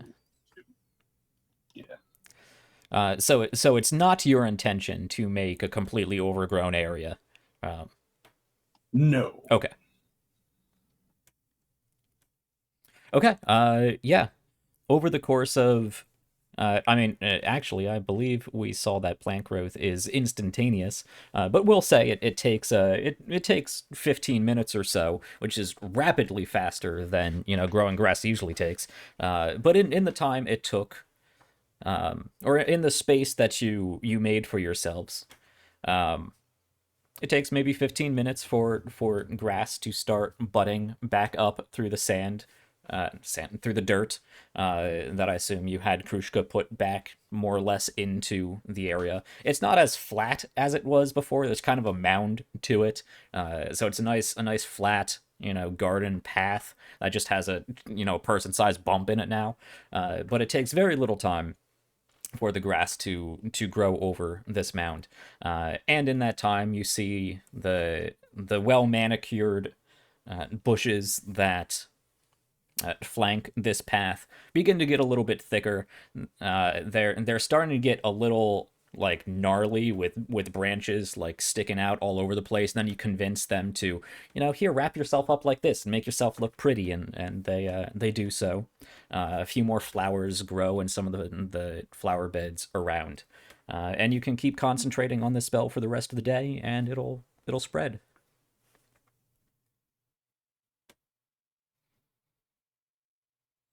Yeah, cool. That's what Shael'uah is up to. All right. Fortunately, this is a well-built house with plastered walls. So even seeing that these do have verbal components, you're not really in a position to be disturbing anybody. It would be funny if someone just looked out the back window though, was like. Yeah. Saramov has that window, the curtains drawn. Okay, yeah, because I was Yeah. wondering about that. Yeah. The High Arbiter saw, he would. Yeah. Yeah. Suddenly Aquila smells a bunch of grass. Yeah. Actually, all the blinds have, or the curtains had been drawn in this room. A little dark. I mean, there's plenty of light. There's plenty of sconces, and now that you think about it, it is a little lighter in here. Just the sort of omnipresent light than normal interior ye olde ye candles would normally provide. Magic. But cutting back inside, there's probably some more back and forth between Malkazir and the High Arbiter Askapol. As the rest of you We need some popcorn, I guess. As the rest of you think about where this is going. Yeah. I suppose my too high hope was that when presented with a possible apocalypse, people wouldn't be taking shots at each other, but I should have known better.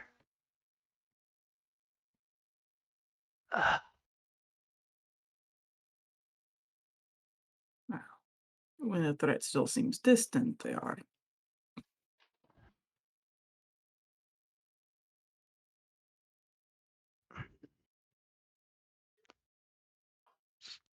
Because my goal with this was, yeah, they would discuss the big grand things, and we could hopefully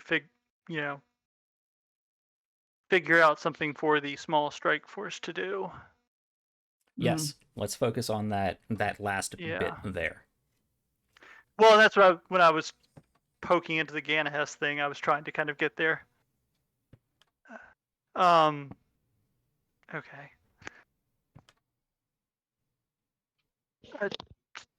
So, assuming they're still bickering back and forth like old married couple. Yeah. Gentlemen, Not quite. as I said, I understand where the animosity comes from, but I don't think it is going to serve us in this situation. Like I said before, we have various military, arcane, and in some cases, kind of gesture towards High Arbiter, I assume both, experts in this room. The overall response is more than likely best left in your hands. But as Saramov said earlier, we have the ability to strike in smaller ways, move in places where an army can't. I understand that large-scale mobilizations will take time and planning, but we can be ready to take action as soon as we leave this room. So we may best be served right now by deciding where our focus could be best used.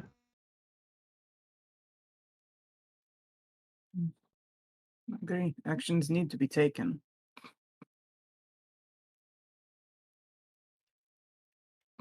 We know only what you are telling us. You've seen these forces. If you know where they are, please, point me in their direction. Other than that, we're gonna have the kid here draw together a few thousand troops. Again, until we know where to send them, there's not much we can do. I understand I that. think after He they turns start to heading, like, Saramov. east I would ish. assume when you bring us together for a meeting like this, you actually have information to present to us. Sorry, Arlene, you were saying? Yeah, didn't they start to head like towards the Whitewood Forest after they hit Trijima and Duepon You heard from area? Regina on the tablet that they went back the way they came. Basically, they continued back westward, Okay. and it was her hope Goes that they west, would just not kidding. hit Lydiad, presuming that was the way they were going. Gotcha. Okay, never mind then. Not sure where they are then.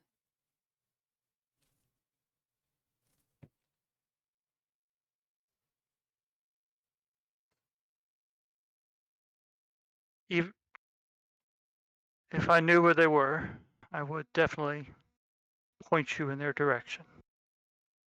But you may have forces large enough to handle them. Unfortunately, we have proven that our group cannot stand against an army. That's what I was saying. We do have access to someone who likely would know more or less where they're located.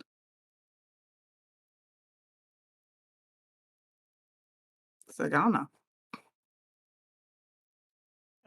True. I wasn't going to bring that up yet. Nope, it was going to come up. I was going to bring it up with. Valkazir. Yeah. Yeah, he's not gonna want to do, or High Arbiter's not gonna be happy with us, doing necromagic. Probably So not. I will speak above the game at this moment here. You guys know you have a whole bunch of evidence you're sitting on that I'm not sure if you have forgotten about it already or are choosing not to bring it up. But you have a meeting here about discussing how to move forward and getting everything out in the open. Yeah. So if you don't want to bring up or act on any of your new information, there's not much more we can get out of this meeting. Oh, so I want to just throw everything out there. 'Cause dancing around it is not making progress.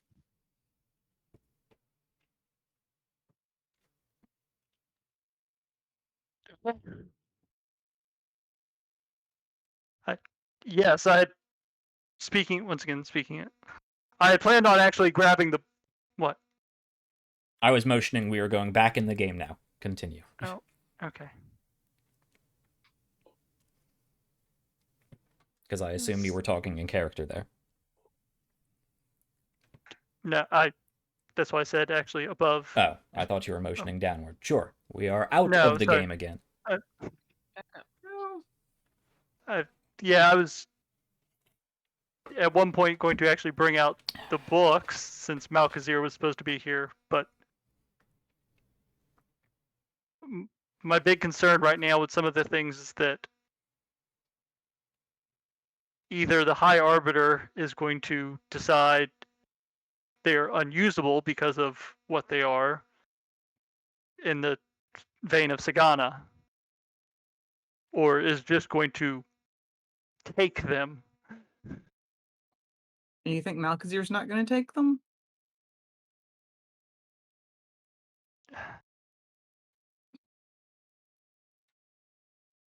And we can bring it up, or by all means bring it up and let's see what goes. Okay. Because yeah, I don't have a. Alright.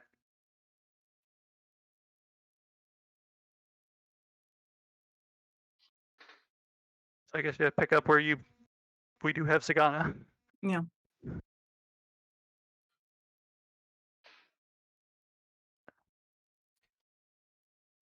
Really? I assume she's not in a very talkative state, or she would have been part of this meeting. No, not at present she's not. But she's preserved.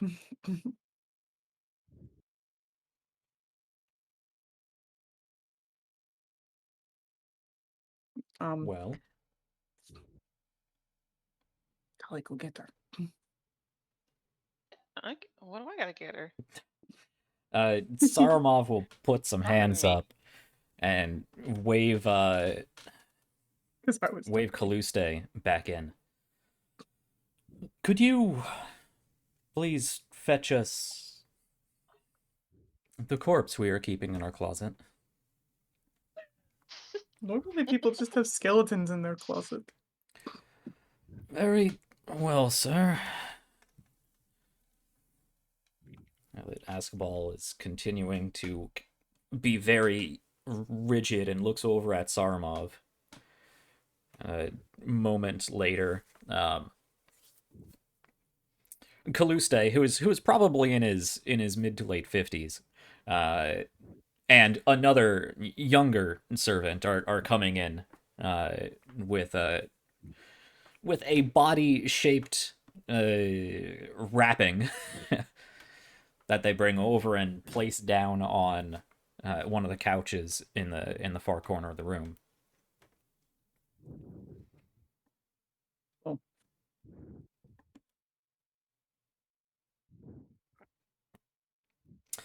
You know Yes, what? we unwrap her.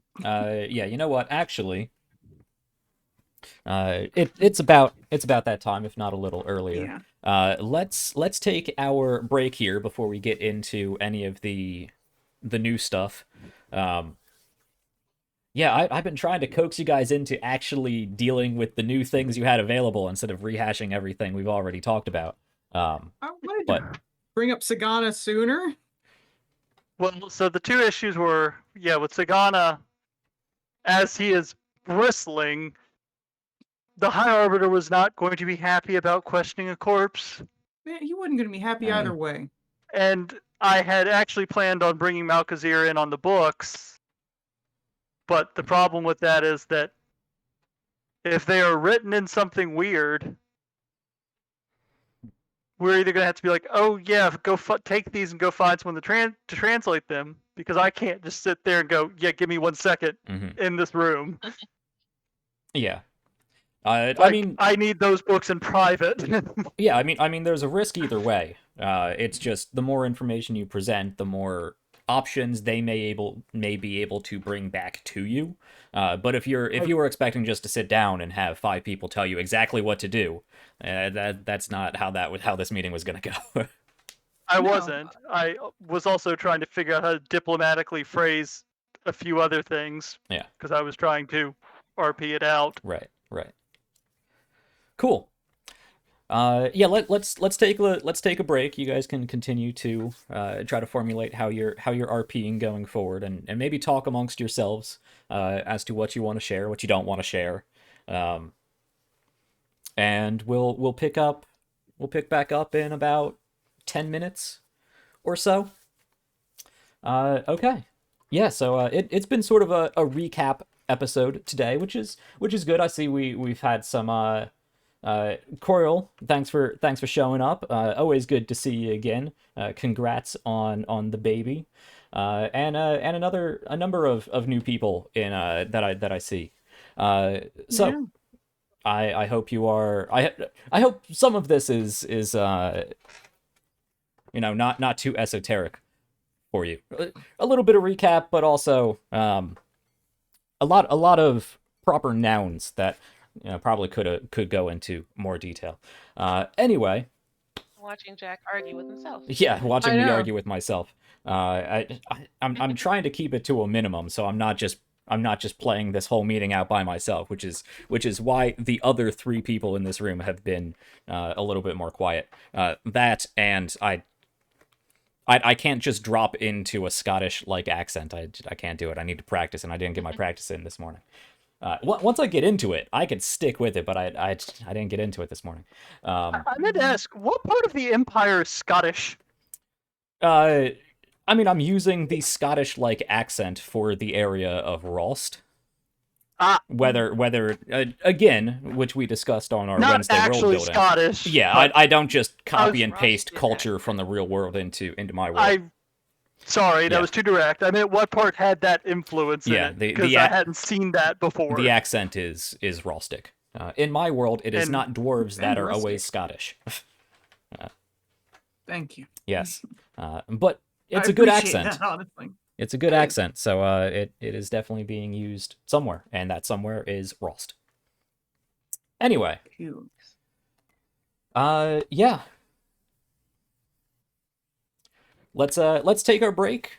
Think amongst ourselves. Everybody get up, take a short rest, stretch your legs, get a bio break, do whatever you need to do, and we'll be back in 10 minutes or so, 8 to 10 minutes. We'll see how long these people need. Yeah, don't go anywhere. We should be getting some good reveals, I think, and some good things moving forward. We'll see. Stick around. We'll be right back.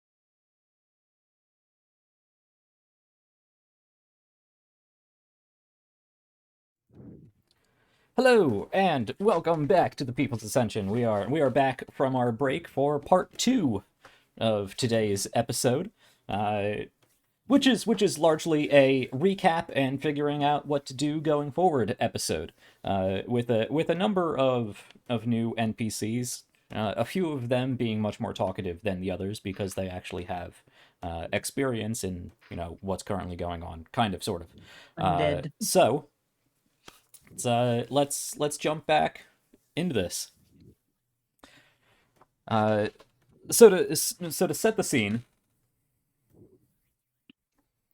we are back in we are of course in Saramov's parlor. There are these 5, 6, 1, 2, 3, 4, 5 plus Saramov, so 6. You guys Saramov and 5 others. Who at this point, High Arbiter Ascapol, the very, very light, almost very, very light gray, almost white tiefling man, very broad, very nice, fine plate armor that has been very well painted or otherwise infused black, with a few really subtle, I don't think filigree is the right word, but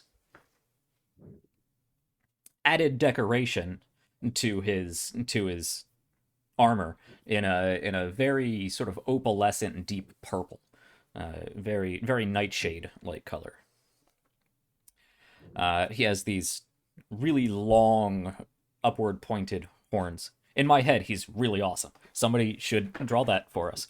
Anyway, that's High Arbiter Ascapol, the head of the Eulogium, an order specifically tasked with hunting down undead and the necromancers that make them. And then, of course, we have the Archmage of Necromancy, Malkazir. And Who makes the undead? Who makes the undead. And should be noted, alongside Malkazir, there is also Elisandra, his elven associate, bodyguard, whoever she may be. She's very quiet. She's not alive. Maybe she's just a very shallow breather. You don't know. That we know of. No, pretty sure she's not alive. I mean, nobody's confirmed anything yet. You told me once. Yeah.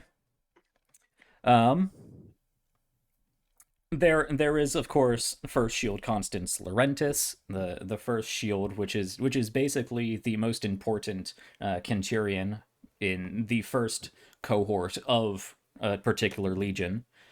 He is I think like third or fourth in command. But he's like one of the most respected actual ground troops. There is Senator DeLacy. He's just another sort of new noble with a political mindset. And Proconsul Drew Locher, who is the proconsul, and really only here to help funnel information to the top end of the Genavian government and its excessive bureaucracy,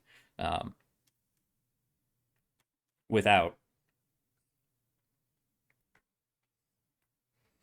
just walking into the Senate chamber or the consular's office and being like, "There's undead all about." So she's here as a funnel to distribute information throughout the government appropriately, because Saramov knew better than to leave it to these guys to do that. Okay, is that everybody? I think that's everybody. Cool. So. And a corpse. And of course, corpse. There is now Sagana here as well. A corpse, of course. Not a horse corpse, of course. But No. all right.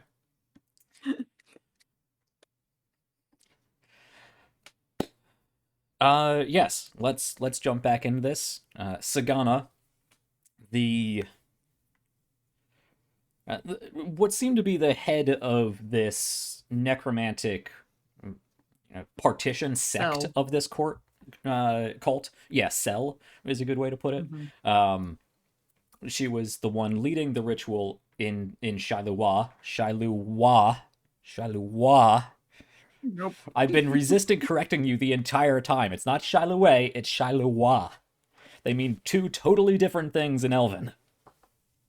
I'm not Elven. Tali would know this. Tali should be as upset as I am. I mean, technically, Andrew should too, considering he was raised. Yeah. Andrew just doesn't care Andrew as doesn't much. care at this point. Well, fair, but like I said, it's like Keela doesn't know Elvish. Anyway, Sagana was just brought out. Head of this necromantic cell, the one responsible directly for raising Shael'uah, who is now dead or re-dead. Re-dead. She was undead, seemingly in their last encounter, though she was not previously. So she was alive, then she was undead, and now she's re-dead. She of course being a very sort of pale yellow tiefling woman that Ander briefly got to know over the course of about a week or so as a very pleasant, very intellectual woman that he hit it off with quite well. Anyway. Oh. So, Sagana is brought back, her body deposited on the couch. You guys can go over and unwrap the body. Yeah, Well, I'm very glad you managed to stop such a vile, deceitful woman. Yes. If I'd known about this cult sooner, I could have properly looked into, well, my entire college. It's quite easy hiding a bunch of necromancers inside the School of Necromancy, but you can't look for something you don't know about. I'm not sure that makes your organization look much better.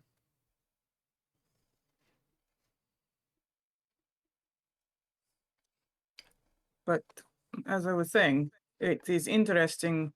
When we first encountered her in the Fields of Peace, she was alive, but when we encountered her just the other night, she was not.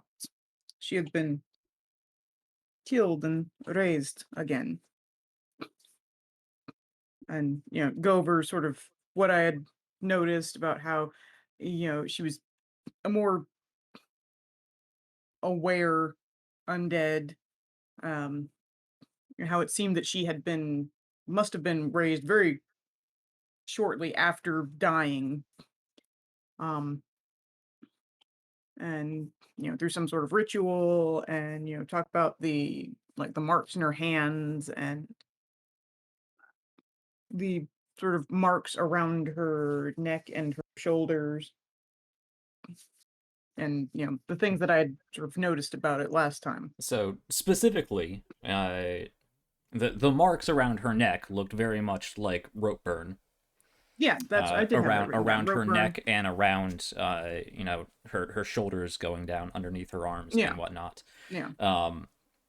The holes in her hand looking to be about like a coin-sized hole breaking through the bones in the back. Okay. Ascapol is going to stand up and move over towards the body and lean in to Sagana, real close. I was gonna say, I imagine Keela's right there because she's pointing things out about the body. Yeah.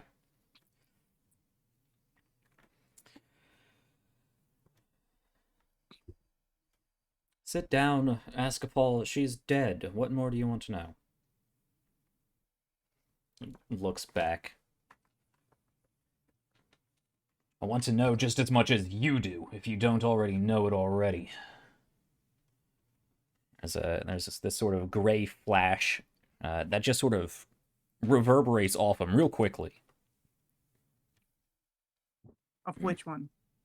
Ascapol. Okay, off Ascapol, yeah. And actually, it's once Ascapol actually approaches you that you notice he's quite a large man. I mean, you're big because you're a Goliath, and if you take his horns out of the picture, he's not as tall as you, but he's probably like 6.5 feet tall, if not more. Mhm. Very tall for a tiefling. And then his horns add like a good extra foot on top of him. So he's still Not going to ask an imposing It's like, presence. yeah. I don't know, it's like, not going to ask if he has trouble getting through certain doorways. Yeah. I know. It's like I want to, but I'm My not. I'm question not too. going to. It's like I imagine there's sometimes he has to duck. Yeah, probably. I mean, I imagine oftentimes you have to duck. Oh yes, I imagine that is most of her experience with doors. Yep. I mean, the Empire was built for Few humans, limbos. so anyone I taller than know. the average human is gonna have to accommodate. Yeah. Anyway. Yeah, he leans in, does something, and leans back out.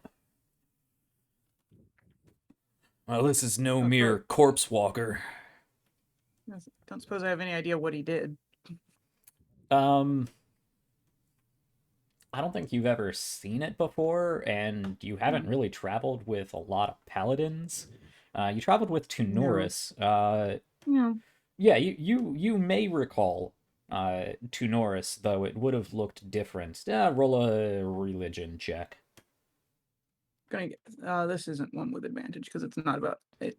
Not specifically undead. I was gonna give it to you, but 21's good enough. I mean, he's I know. It's like I don't think I need it right now. he's probably doing some sort of variation of detect undead, or whatever the non 3.5 version of it is. Take a shot. The paladin thing they do where they sense undead, but probably more specific or more powerful than More normal. refined. Yeah, more refined.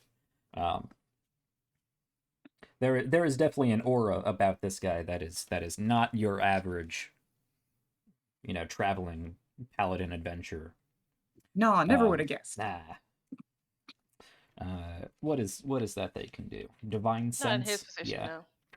no. Yeah, it's sort of like a version of divine sense. Yeah, and he stands up and yeah, this is no mere walking corpse.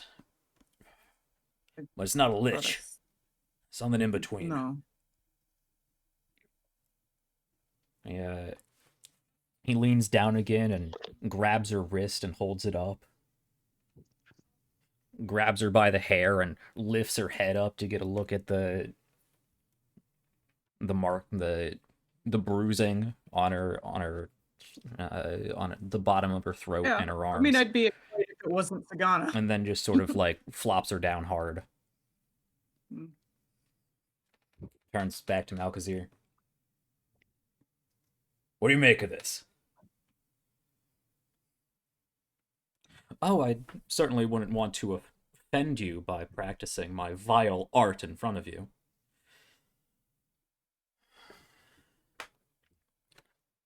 Very well. Very well. He goes over, Malkazir goes over, walks straight up to Askapal, Malkazir being maybe 5'5", maybe, if he's got like good shoes on. Whiffs. So yeah, he's a good at least foot and a half shorter, but no mind paid at all. I didn't realize he was that short. Yeah. He's about my height. Yeah. And I'm not tall. Yeah. I always forget that elves are short in this setting. Yeah, I'm not a fan of the tall elves. I like short elves. There's plenty more obscenely tall races. Anyway. That's true. Yeah, walks over, leans down, does basically the same thing. And he does the doctor routine of interesting. Goes over and pokes and prods a few places, lifts her arm up again, and checks around her throat, and does a once over.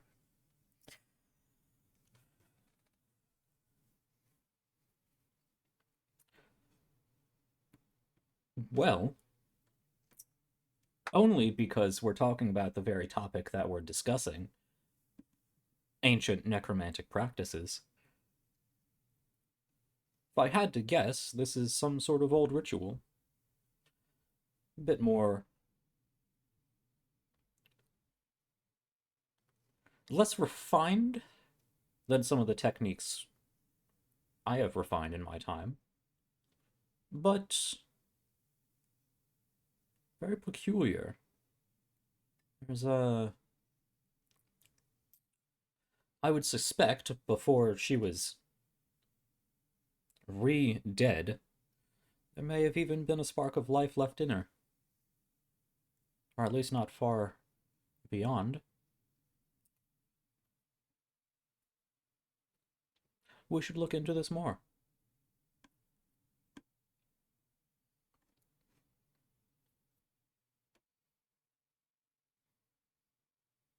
We, as in you, or Well, I could attempt to recreate the ritual, but from what I can tell, from what you have told me in my very initial inspection here, it looks like this process began while she was still alive. And well, the yes, I eulogium tends to look poorly on me practicing on live test subjects. mean, right. What do you know about the process? As you said, it looked very similar to something you'd refined, so you must know details about it anyway. Oh, there are a number of ways of calling a specific soul, or in this case, I suppose, restraining the soul.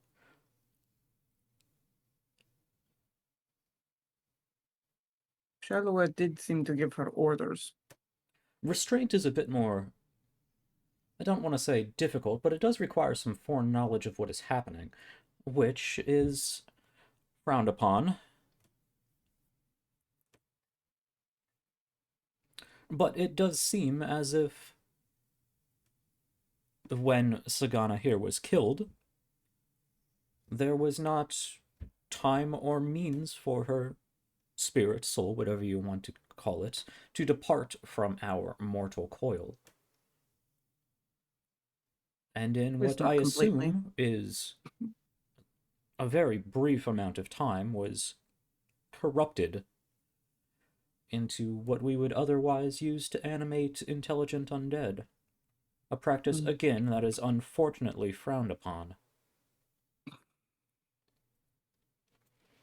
So, what caused the holes in her hands? I mean, I have ideas, but Well, I'm no mere laborer, but I would say some sort of large nail of some kind, a that's stake, what I spike. well, that's what I thought, but I just wanted somebody else's opinion on the matter. It's And a large you hole in the hand.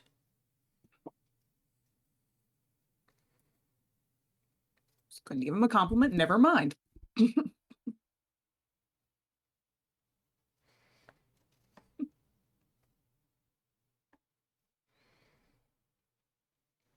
He had to ruin it.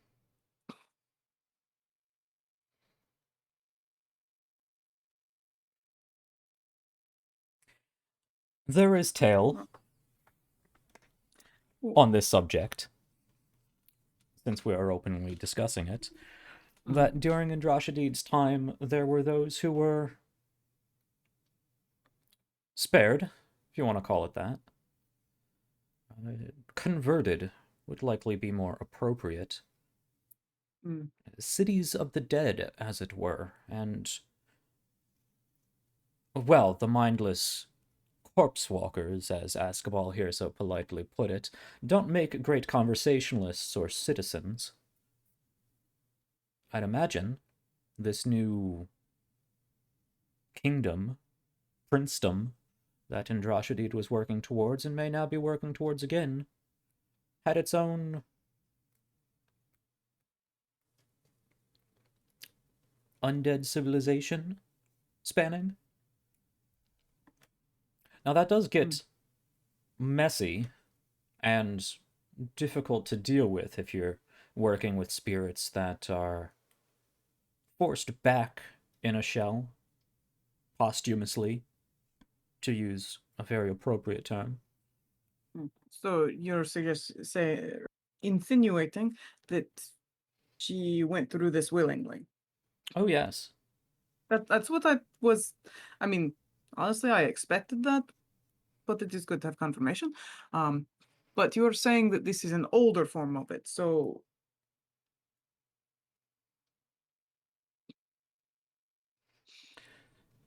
This looks like, or I should say, I am assuming, because of what you've told me and the state of the body, Hmm. that it relates to some things I've read to as being an intermediary between life and actual lichdom. The latter being extremely difficult and dangerous and quite unpleasant. let's see. What would I know about liches? Roll your religion check with advantage.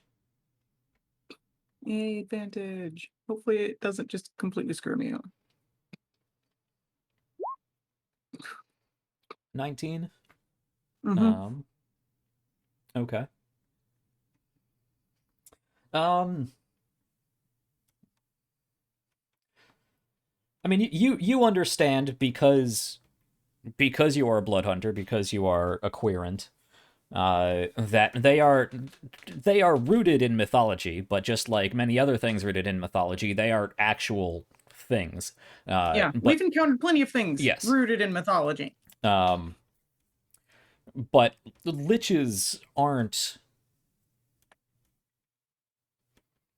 I mean, nobody comes across a lich. Liches.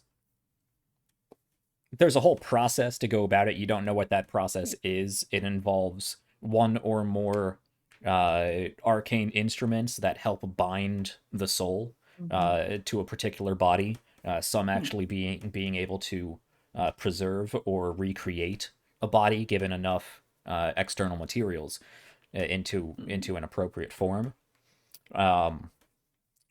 Very difficult to get rid of. Because you need to destroy those phylacteries as they would be. Different from your own blood phylactery, but similar in principle. But I mean, it's not something that any sane person would want to do. And it would be very difficult to do. Mm-hmm.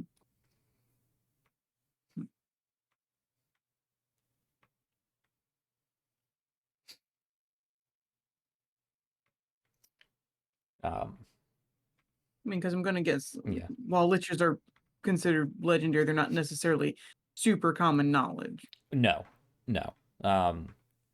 Liches are they're like the top level undead. I mean, if you want to talk about something that is more believable, I mean, vampires or ghosts or various other types of undead that are still more or less sentient in their own beings, but not as powerful or difficult as a lich. Because a lich could theoretically continue existing indefinitely.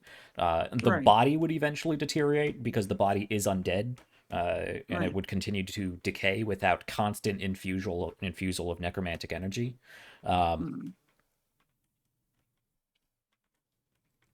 mean, that's up there with like the firstborn of the vampires, like the first blooded. Okay. Like at some point, if you believe vampire lore, there would have been an original group that presumably is way more powerful than the ones now. But I mean, it's not something that anybody has actionable information on. So far as I know. Yeah. They're just another very, very powerful, very difficult to deal with undead. Usually spellcasters, because it requires an insane amount of necromantic ability to be able to do that, either to yourself Right. or to another. Right. Yeah. Okay. There are. I'm gonna hold on that. You don't get that with the 19. Never mind. That's Go ahead. fine. That's fine. Yeah. No, again, it's one of those if he's mentioning liches and it's like, okay, what does Aquila know of liches? Yeah. Cool. Because again, it's like, that way she's whether or not she is keeping up with the conversation. Sure. Yeah.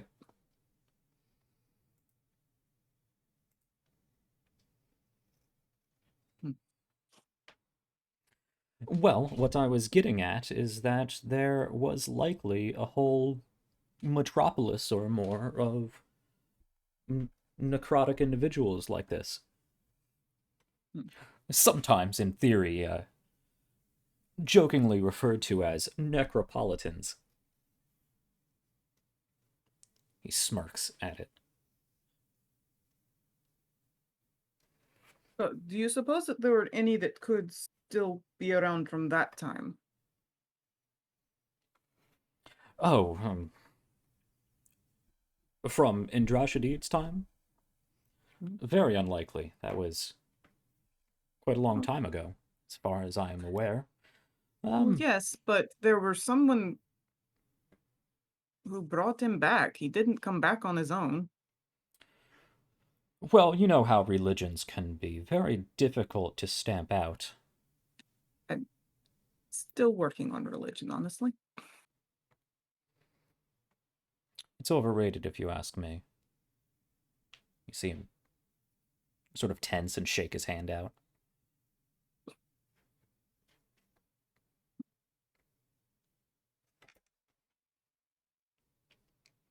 This is a cult that has spanned, seemingly, an era or more. But it wouldn't be unheard of.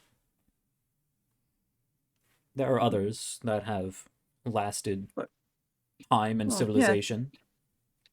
But there are very few written records from this time, from that time period. Of course. That the bone layer comes from. So, how did people find out about him? I would assume this cult has its own method of record keeping. Oh, yes, but...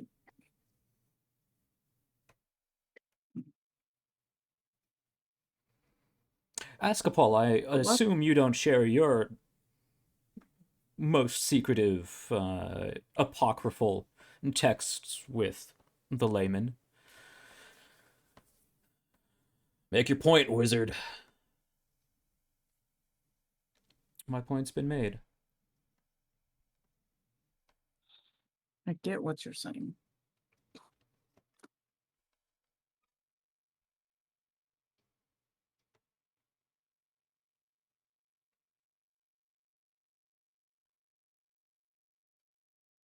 At the same time, it seems entirely possible that it could have been passed down to the oral tradition. Oh, yes. Very likely. That is far less likely to be destroyed, but it is more prone to drift. Yes. So it's very interesting that it stayed close enough to actually be successful.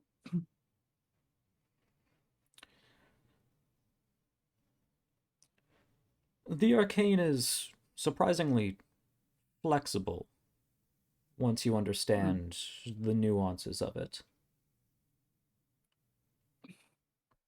I'm sure the same thing done here could be done in a much less gruesome fashion. This is the same barbarism that our ancestors were performing 2,000 years ago. Well, maybe not this in particular.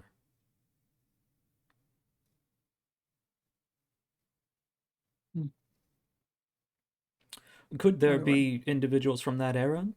Sure, if you're asking if I know of any. No. No, I wasn't asking specifically if you know of any. I mean, obviously, this Andrasha Deed fellow had survived, locked in some sort of celestially bound coffin, I believe you said. There could I easily be didn't others say. like him.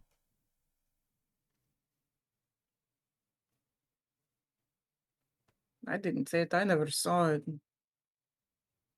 Gesturing to the group. Was it-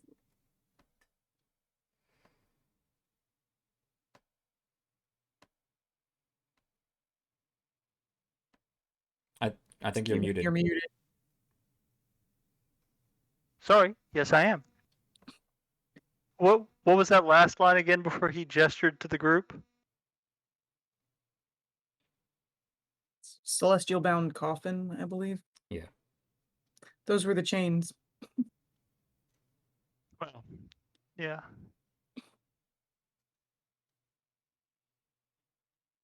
Yeah, you did bring that up earlier in the meeting.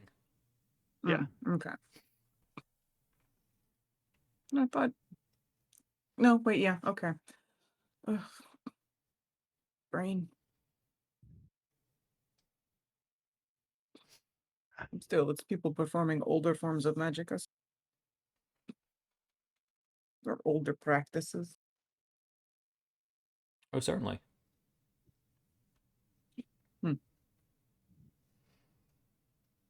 I mean, it's likely, given modern day necromantic practices, that this Shael'uah fellow could have been, a woman, could have been raised in a much more timely fashion than how they went about it.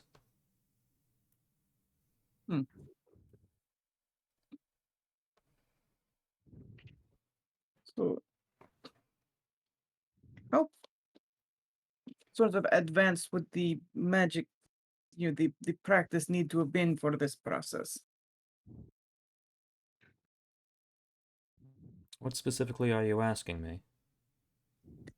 I'm not making accusations. I'm asking because it gives us an idea of sort of how far up within your organization they might be if they don't know more recent techniques for higher level magics.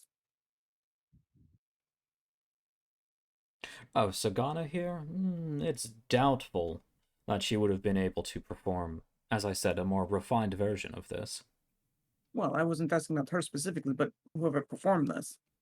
Unless you're just saying she performed it on herself. Perhaps. Unlikely, but perhaps. That's what I was thinking. That's why I was asking what sort of. I would need more specific details on what exactly this is.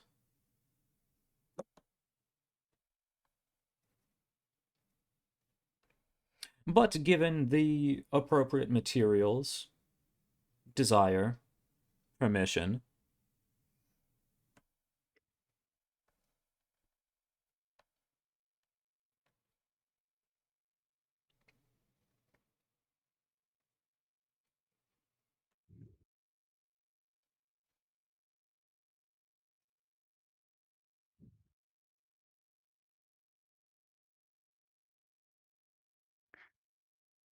Is he asking?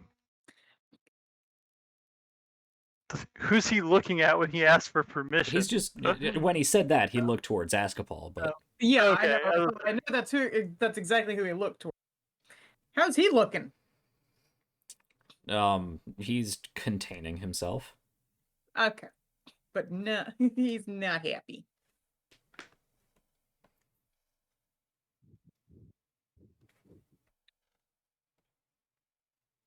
We need answers.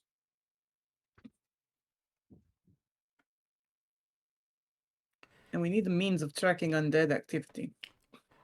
Well, that is something I may be able to use this corpse for. That's all. Well, one of the benefits of this, I assume, would be prolonged, if not indefinite, exposure to the fields of peace.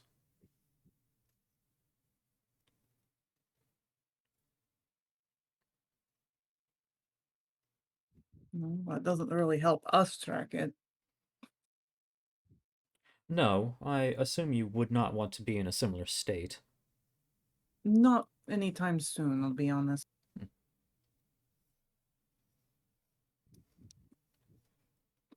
But if the resonant energies are still close enough, I may be able to formulate some means of detection. It will take time.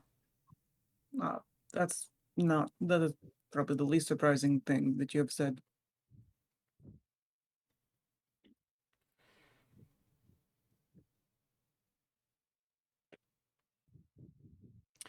With help from my associates,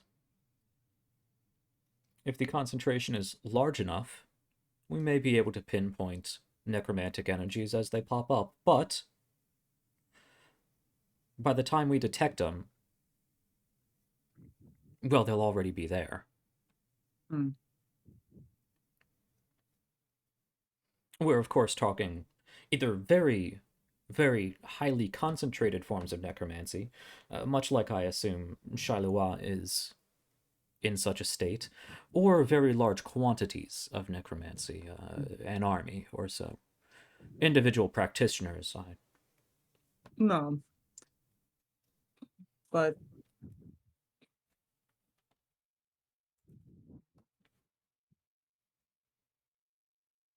it could be used as a means of warning of approaching undead armies. perhaps. Have to see how refined I could get it. With the Fields of Peace this close, I doubt we'd get any usable signal within the province. This close. Oh, within the province. I suppose you can't sort of tune that out. No.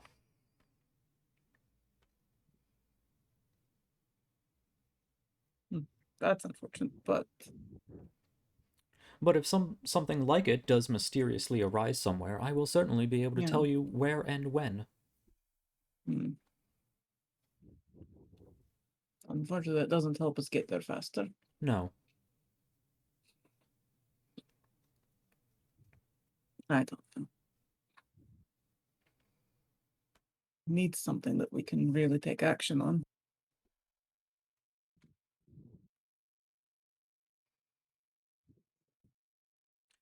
Well, it was said before that before engaging in large-scale battles, he would find lieutenants, I believe you referred to them as, Mr. Laurentis. You yourself, again motioning to the group, said they may be continuing to raise previous enemies. Yeah. Now, the Empire has no shortage of enemies. I was Dead going or to say, alive. I was going to say, I suspect there are quite a number of those. So that is quite a field to narrow down. Oh, yes.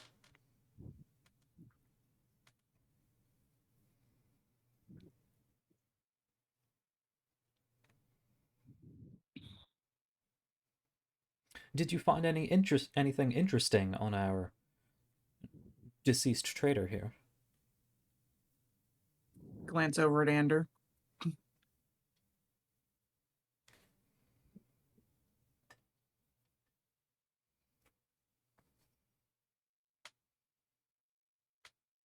Oh, I What? did find something interesting. She probably doesn't have it in her, but it's like, yeah. She's got, well, remember, Akila picked up the component pouch that she had. Mm-hmm.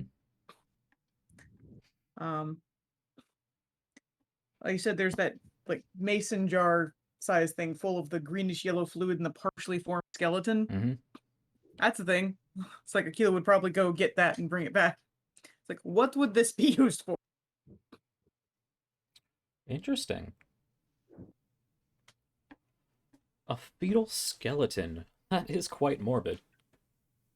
Yes. Well, I mean, And she had a just the thing. amount of barbarism I would expect from something like this. What would this be used for? Probably that. Pointing at Sagana. As I said, the boundaries between life and death were very thin when this happened. But then When why would she else be is that the carrying it on case? her?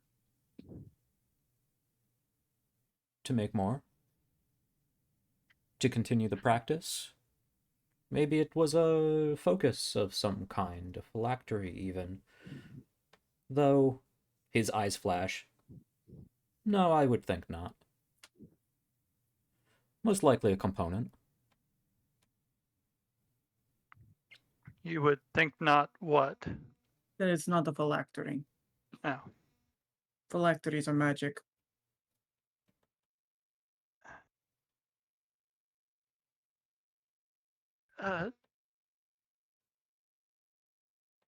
Yes, we did find one other, well, I suppose two other things of interest on her. And let's just say Andrew has them on him, so we're not talking about running back and forth to grab them. I mean, to be fair, it's like, who would have grabbed that jar? And bring out the two books that we found.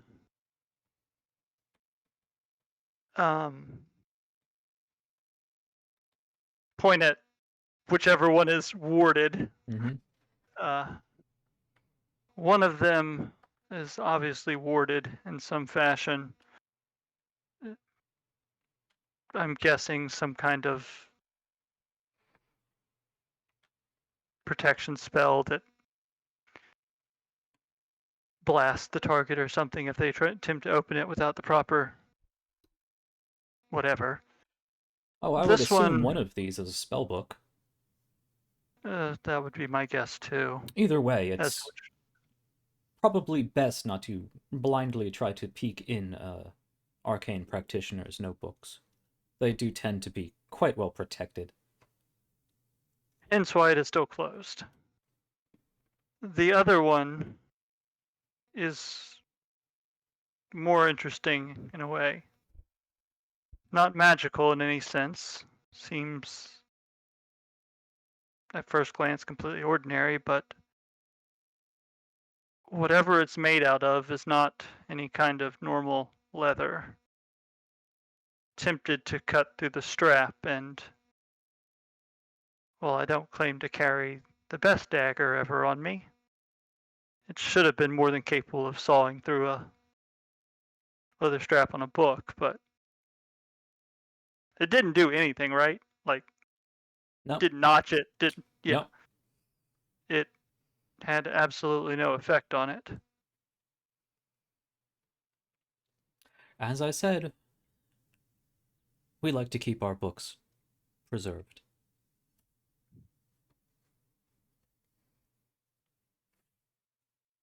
Yes, the question is, with what in this case?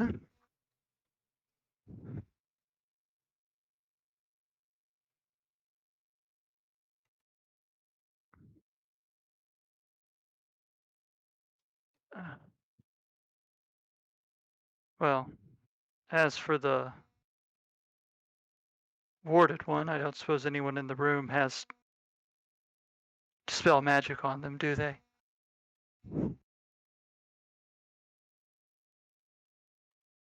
And Tali would be the only one capable of. I wasn't sure. Well, wizard could, in theory. Oh, Malkazir? Maybe. It totally could. I mean, he certainly knows the spell. Yes, but does he care to dispel it? Fair. Does Tali have prepared or spell magic prepared or no? Oh, I would say she theoretically could have. Yeah. yeah.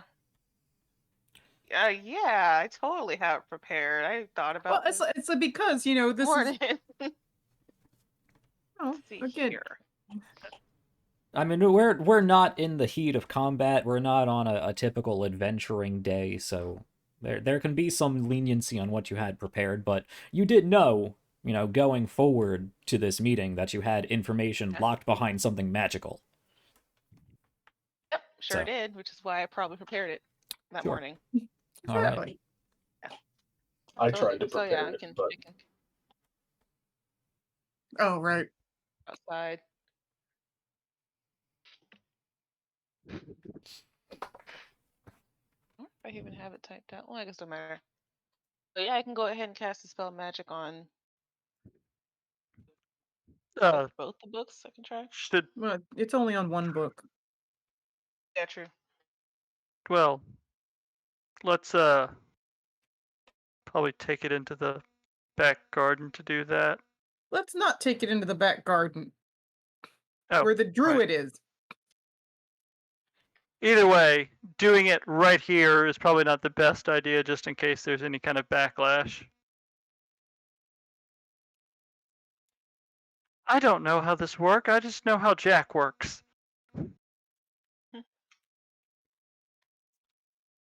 Yeah, I was really about to call you on that blatant exclamation of a druid. So let's try to keep in and out of game talk well documented. Well, I wasn't doing the accent. Either way, and I was specifically just referencing me and Tali walk out of the room, dispel the magic, bring it back in. Okay. I can do that. It's easy peasy. We'll see. Theoretically. Okay. If Is you'll that excuse, I what you would like to do? was gonna say, if you'll excuse us for a minute, be right back. And yes, take the. That's it. And when I checked that other one before, there was no trace of magic on it. Correct? Nope. Okay. Looked like an Yeah, ordinary all right. book. All right. So I'm just gonna take the magic, the one that was obviously magic then. Okay.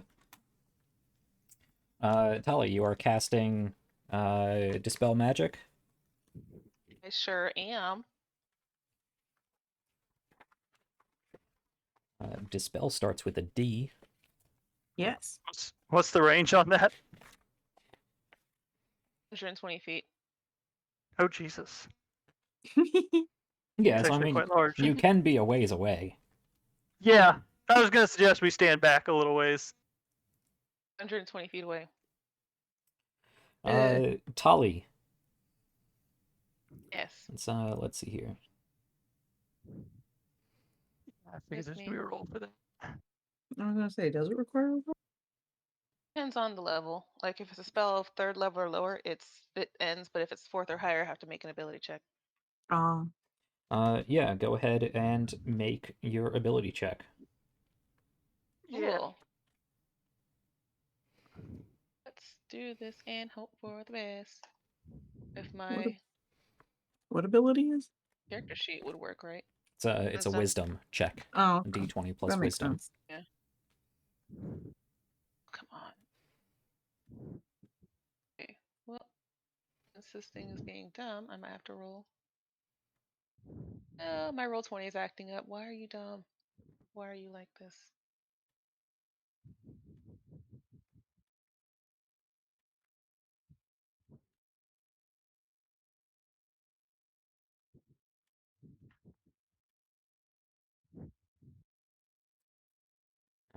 Okay, doesn't look like that's Let's see coming if it'll through. act right now. I haven't had to exit out of roll 20 and open it back up again. Oh, okay. Exit being Oh, yeah, some she's reason it's being disappeared. unresponsive. F? Oh, you mean in roll 20? Gotcha. Yeah. Oh, sorry. No, not from Discord. Because roll 20 was being unresponsive and it said I could either wait or exit page. And I'm like, I'm just gonna exit page. Are you able to I get have back in? patience to wait. Yeah. Yeah, she's back in. It's loading up. It's trying. Come on now. yeah, you gotta wait for that roll. Yep. So instead of looking at this ad, you could support roll 20. I don't want to. We're not advertising for them. They don't give us money. Okay. Character sheet is up. Oh my god, come on. If it's not working, you can roll in Discord. Oh, that's right. We do have the bot. No. It's more fun. Okay, what is it? R/whatever? R what? The 20? bot in For Discord, I Roll20 believe, or is Discord? exclamation R. Yes. But you have to go to our game channel, not the call we're on, because the call doesn't have the bot. Oh, I'm sad. I just rolled a nat 20 on one of my real dice.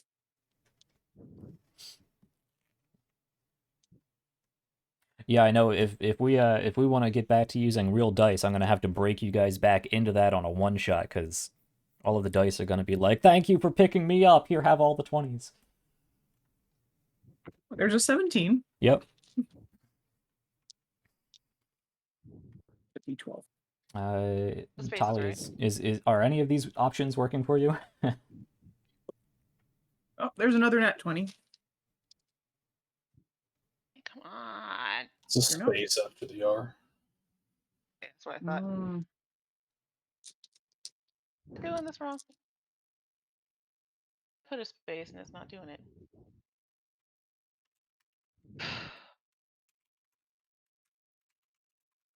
I don't know. Steven's dice might be mad at him if we roll again. Okay. If neither of these are working for you, if you have dice on you, you can just roll. See, I don't really have them on me, but Google has a dice roller. Oh, it's true. Sure. It's like, I like the set of dice you got for Christmas, Christian, but they're so hard for me to read. It's interesting. Alright, so oh, that is you know what it is? You know what it is, Jack? Mm. Avery doesn't have access to that channel anymore Oh. because we Oh, right. all got promoted, so Avery only has access to the channels general and campaign and party resource, because I Oh. guess the other two were locked behind something. But yeah, that's why. So Excuse us while general we. chat would work fine. There we Oh go. yeah, you can roll in There we general go. chat. That Ooh, works. 18. That's awesome. Plus your Okay. modifier. Yeah, Yeah, plus 3 would that be. will Or, do it. 21. Okay. Yeah. Roll again. 19. oh, okay. Uh-oh. Dang it, now I'm gonna go back to the chat. I wasn't expecting to roll twice. Okay. Expression R, 1D20. Always expect roll. Here we go. Hey. So 19.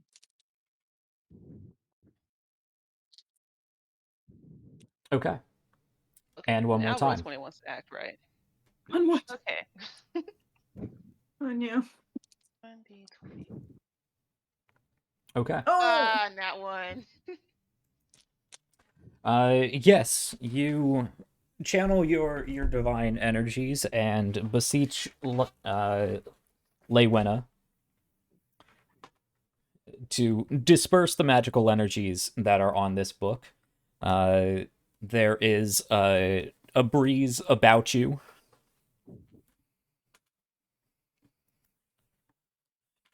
And you the spell completes. There is no indication one way or another if anything happens. You just know you did the spell. Okay, well, that, yeah, should have done it. Open I'm it going to use detect magic on the book. Okay. Meanwhile, I imagine Shleva's just chanting in the background of you guys outside in the backyard doing this. Right. Anyway, sorry. Okay. Yes, Andrew, you cast detect magic. You no longer see any magic on this book. Hey. You want me to open it since I can probably take a hit? No, because if he doesn't see any magic, then there's no reason for him not to think he can't open it. So yeah, he'll Jack, you I just walk love how over and- suspicious you guys are. Even when things given us- actually work, you guys are I so. mean, you've I love given it. us so Ready many to flip it reasons right to be open, but- I know. suspicious. I know. one of the rolls you asked for probably did work. So Don't worry about it. yeah. yeah, exactly. Yeah, Andrew will go over and pick up the book and open it up. Okay. Mhm. It's still locked because it does have that clasp. Oh, it's an actual lock. Yes. And try Yeah. to Both of them do have an try to actual pick it. Oh, right. lock. Okay. Probably has Yes, thieves' if you tool. want to try and pick it, you can try and pick it. Mhm. Yeah, go ahead Yes. and roll me Alright. a dexterity lock picking check. With proficiency. Cool. Yeah, if you are Yeah. proficient in lock picking or She's thieves proficient in tools, thieves' tools. that's Yeah. it. Yep. So that's 14 plus dexterity would be 16 plus proficiency would be 19. Okay. Yeah, you take just a moment, you get your tools in there. It's a very small lock because it's basically just like a little notebook lock. And it unlocks. Ah. Tali, do you open the book, or do you pass it back to Ander? Yeah, totally. Open Okay. the book. Open the book. I'll Tali, just you flip it open. Yeah, you why not? open the book and nothing happens. You open the book. Okay, It's fine. Cool. I just wanted you to open the book. Yes, you open the book. The first page is blank. Turn the page. The second page is blank. I'm just gonna flip through all the pages. They're probably all blank. Yes, you or do at that. least not In visible fact, currently. no, it was only the first 3 pages that were blank. After that, you Okay. open it up.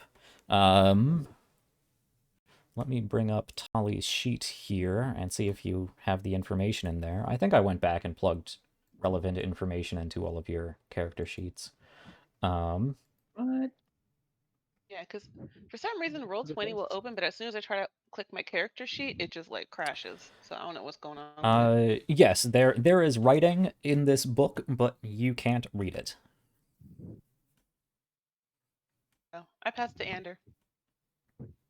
Okay. Ander, because Zadok allows you to cheat at everything, you use your ability to read all languages that Zadok knows, and this does look to be written in very similar to everything else this cult does, a mixture of celestial and infernal. But from what you're reading, it looks like complete gibberish.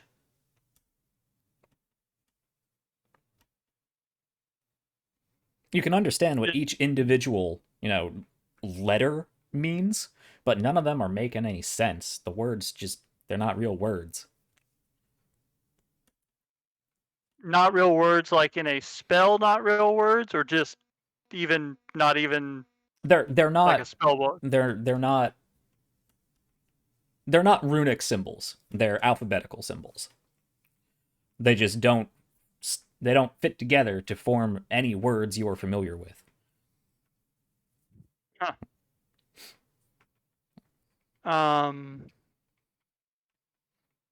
You get the sense because you're not an unintelligent person and you've seen this before. This is written in a cipher.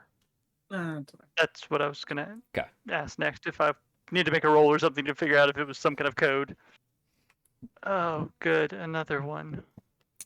You can, of course, make an intelligence check to see if you can immediately get through this cipher. Yeah. But let's see how that works out. Again, wizards ciphering their books are going to be really difficult to crack. Stupid paranoid wizards. Omen wasn't even his real name. Not bad, but I'm guessing not high enough. Not bad, but not enough. You take a couple minutes to look through it, and you're like, I think this symbol I think this symbol is actually this one. That works. You keep going down the list. Yep, that works, and that works, and that works. No, pattern doesn't hold. Nope. Okay. Maybe if it means this and that. Okay. No. Um,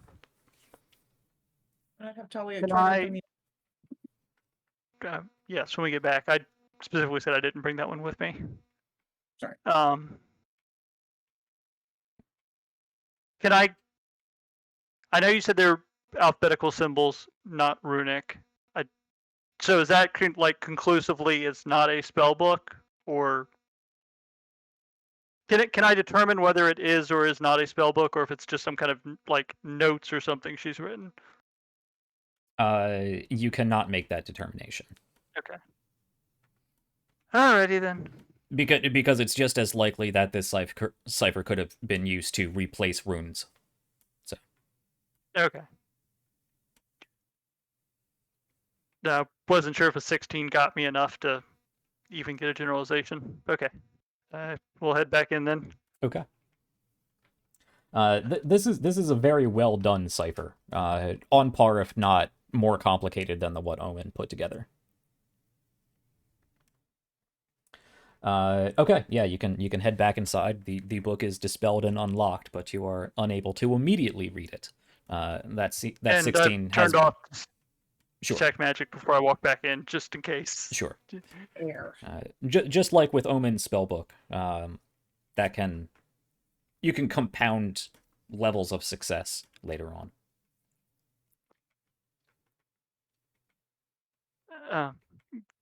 Yeah. Well, undid the boarding, but it is coded, of course. Should I pick the lock on the other book too? Why not? Cool. Okay. Well, no one's mentioned it before. Mentioned what before? Until we had our little off-camera conversation, no one suggested picking the lock either, so... I figured you would ask her to. Well, there's a lot of things I plan to do that get distracted I just from. figured it didn't come up. But Okay. I'm like, we might as well do it while we're here. Yeah. But I got a 23 to Okay. pick the lock. I like this dice a lot better than the roll 20 dice. Yeah. Yeah. Okay. No, Yeah. It's been not bad to me today. Again, in quite an adept manner, you get in there with your tools, and because you're doing this in front of everybody, they sort of give you an interesting look. I'm not making eye contact with anybody as I'm doing this. Yep. Take out your highly illegal thieves' tools, which are definitely different than simple locksmithing tools. But we're among friends. Oh, Yeah, totally. Yeah, you get in there and Don't worry very about it. skillfully In the past. unlock the book. She's a cleric. I'll say, That's to in be the fair, past, I okay? think Don't worry where I got these skills from. I think she's had more success with these 2 books than she has any other time trying to pick a lock. I mean, to be fair, I think these are not this is the first time she's used the ones that weren't from Linnea. Well, I mean, like, those Yeah, rolls they're- were really good for both of They them. were, but no, it's like Yeah. every other time she was using other set of picks that Linnea gave her. Tali, this was actually quite a complicated lock, more complicated than the previous one. You feel quite good about your ability to pick this lock. Okay. Is there something else in there? No, it's a lock. You picked it. Cool. Are you stepping Again, back or are you opening it? yeah. Okay. It's unlocked. And I'm gonna open it. Okay.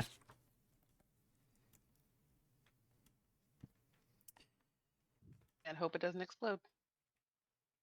Right. That would be bad.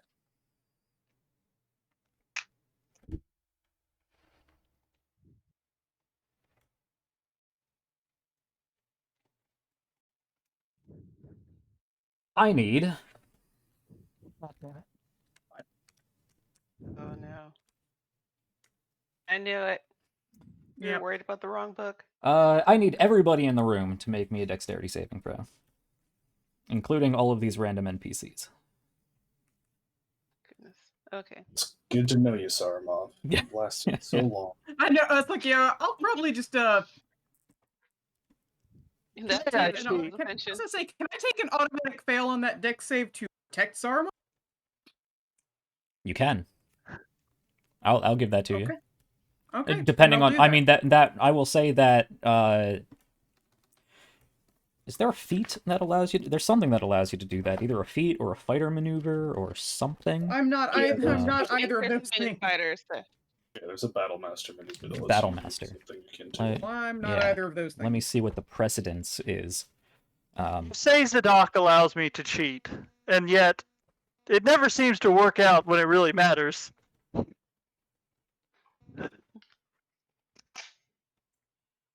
Wizards, man, they're tricky. Yeah. Magic is Yeah, if you put a fucking detection magic. spell on it, might seem sus. What? She Wasn't- planted a mine in the book? It If it's wasn't not magic, It wasn't active.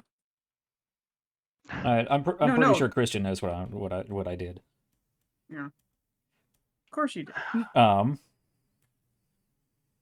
This is not any of my own, shenanigans. This is straight from the book. No, I know. Okay, what was I looking at here? Akila's trying to throw herself to protect Sarma. Yeah, I'm just seeing if that's going to reduce damage or give him an automatic success on his roll. Okay. I don't know if I feel like reading through all of this. I don't know if it's even in the player's handbook or if it's one of the other ones. One of the other books. Probably one of the other books. I feel like Yeah, battle masters don't. Akila's so much bigger than Saramov. She should be able to cover him pretty Oh, well. yeah, and it's like, look, I can probably I can withstand a lot of damage. Right. But depending on what it is, some things, wrap around obstacles. Like a fireball, it says it moves around walls. So just because you're standing in front would only protect you from part of it. I mean, I can basically envelop it. Yeah. I will call that an automatic success. So. And I just took an automatic fail for it. Yes. Yeah. So, yeah. Let me.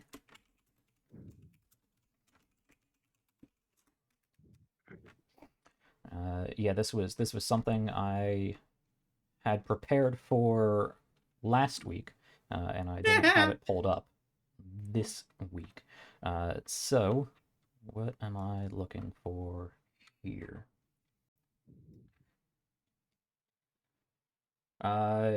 Right. No, this is current edition. Okay, so I need. I believe I said I need everybody to make a dexterity save. Pretty sure Tali failed hers. I got a 10.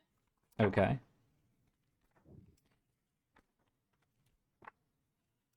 Does Shael'uah have to make the save? No, Shael'uah's outside. I didn't. Just making sure. That would have been impressive Everybody in in the a bad room. way. Yep.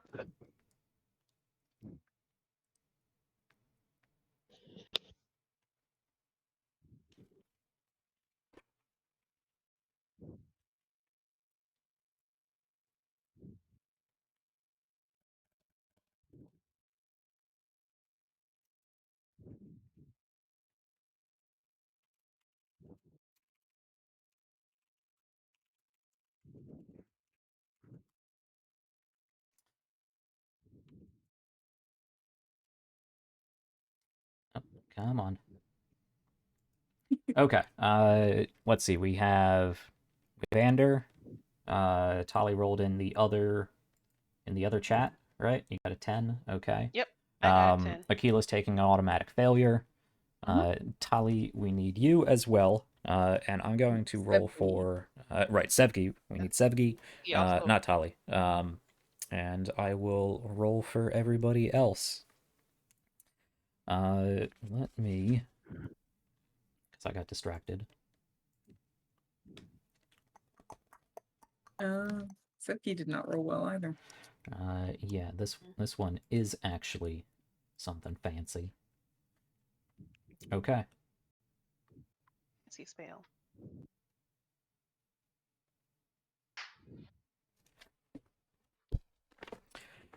Okay, let's go down the list here.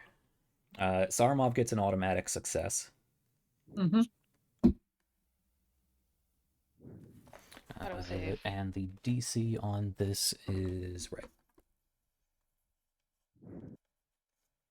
It's like a 4. Nice. You wish. I do wish. I know you do. Just gonna use. So I'll be happy and safe. No, I won't. But yeah.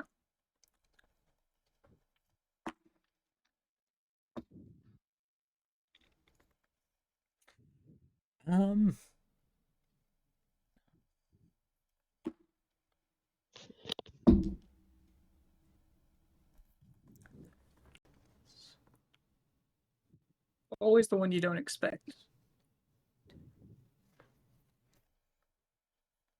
And neither of these two spells that I think are in effect here are ones that I pick up as a wizard when I'm playing the character. Because Okay. Sorry. 2 spells. Okay, I need to roll this.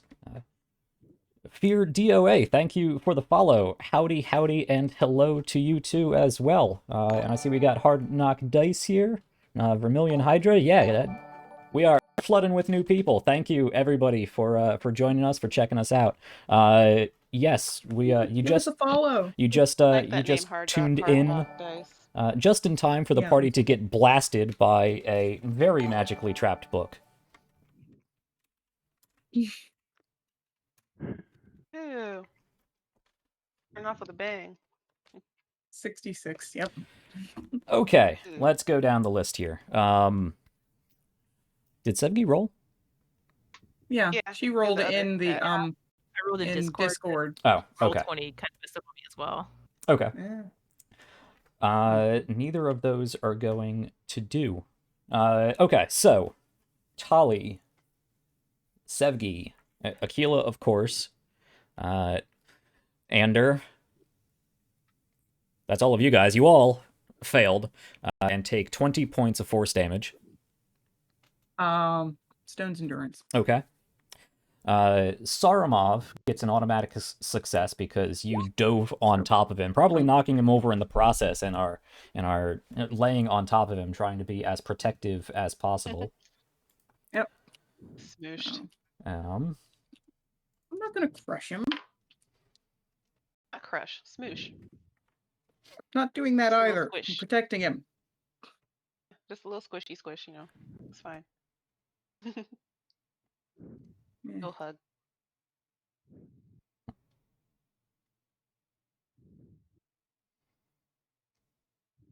Okay.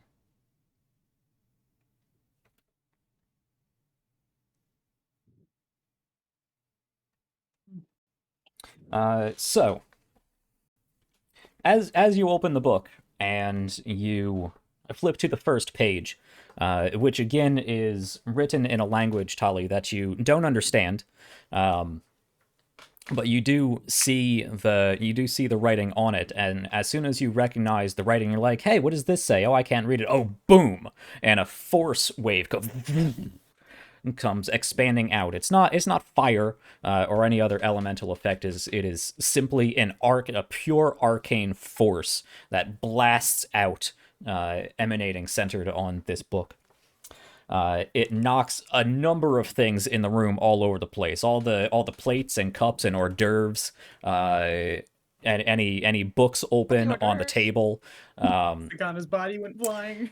Sagana's body, chairs are toppled over, people are knocked off of their feet. The room is a mess. 20 points of force damage comes exploding out of this book. First Shield Laurentis unfortunately fails his save and is thrown backwards and slams hard on the wall, slumps down, and after a few seconds shakes his head and gets himself back up. He seems fine.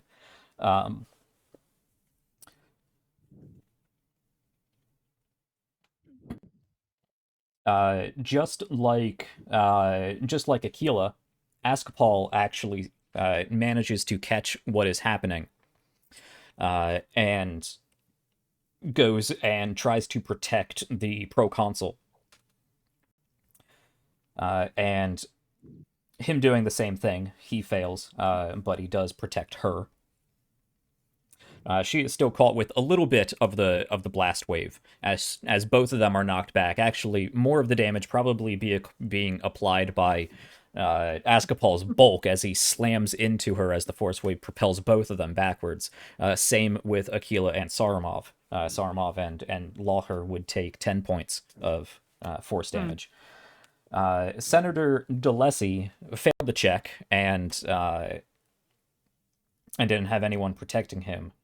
He, however, is not a classed individual and goes flying back, likewise, into the wall, slams back hard, slumps down, and does not move afterwards. A big, sort of bloody crack in the back of his head.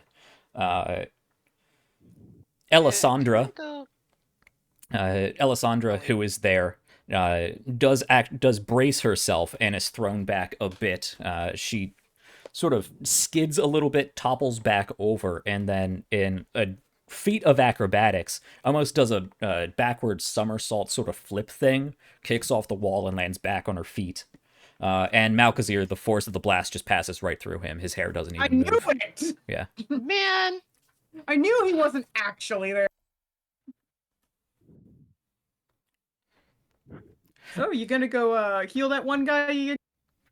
Yeah, definitely. I'm gonna go straight over there and heal the senator guy. Okay. I will be nice and give him death saves. So you going over and immediately Oh God. pumping some healing magic into him did bring him up, but he was unconscious and definitely bleeding out. I'm going to say he is still unconscious because he is not a class adventurer, but you pump some healing magic into him. The crack in his skull seems to reform some skin, regrows, the blood stops pumping out. He remains unconscious, but you see his breathing returns to a more stable pace. Well, I'm gonna go put him on the reclining sofa thing. Yeah. I'm gonna help Saramov back up onto his feet. Right, you help Saramov up. Askapal helps Drew up. Yeah, once everybody is situated, which only takes a couple moments. Actually, before we get to that, Shael'uah, outside, you hear a loud boom coming from generally inside, if that means anything to you.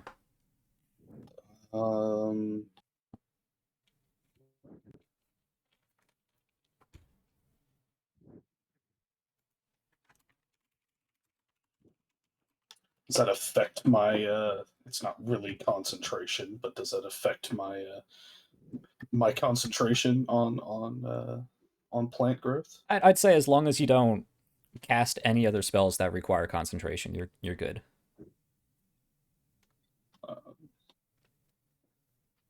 Yeah, so I would probably amidst the chanting and ritual and the calls of power to a couple of interesting primordial figures. Shael'uah would probably just say aloud to the plants in particular, "You really should be more quiet. It's not going to help if you're making such a big mess the whole time." Is she blaming the plants? What are you talking about?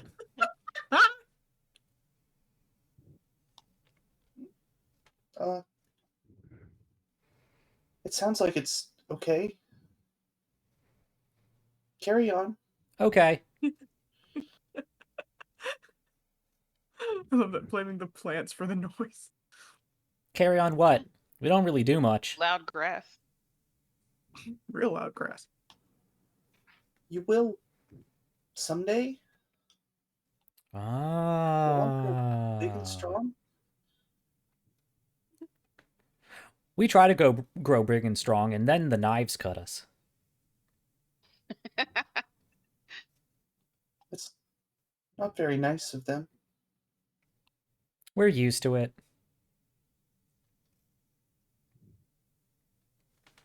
Okay. Back inside, I see Tali has a question. Yes. Butler man, Calliste wasn't in there with us, was he? No. Caluste is probably just outside of the room, around the corner, just waiting for the clap. He was not in the room. He's fine. Okay. Because he might need to go get somebody to examine the senator guy. Medical attention. You know what? Also, because it is force damage, yeah, the windows in this room are blown out as well.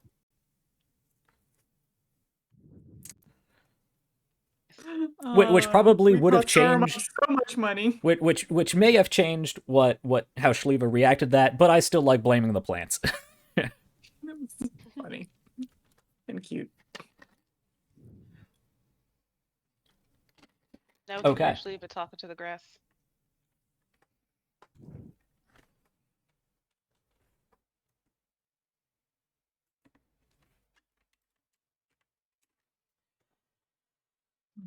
Okay, back inside once everybody rights themselves.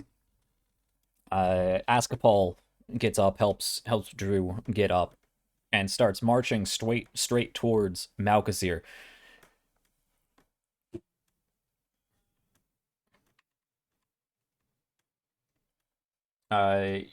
Starts marching straight towards Malkazir. He has his hand on his blade, on the hilt of his blade. He's not actually here.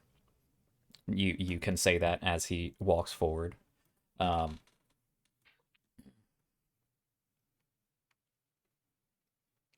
Yeah, he walks up to Malkazir, who doesn't flinch at all. Walks like straight up to him. It's like, you damn wizards and your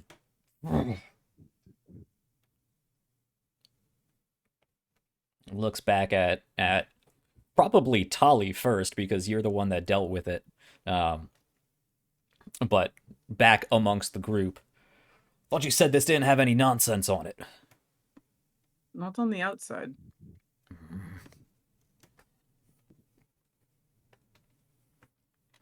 Oh yes, we can be quite tricky.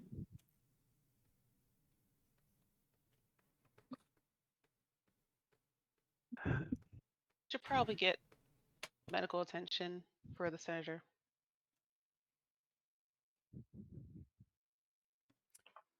Yes, Aramov sort of gets himself together after Aquila helps him up. Yes, certainly. Caluste, go and go speak with our friend at the Grisandran Church.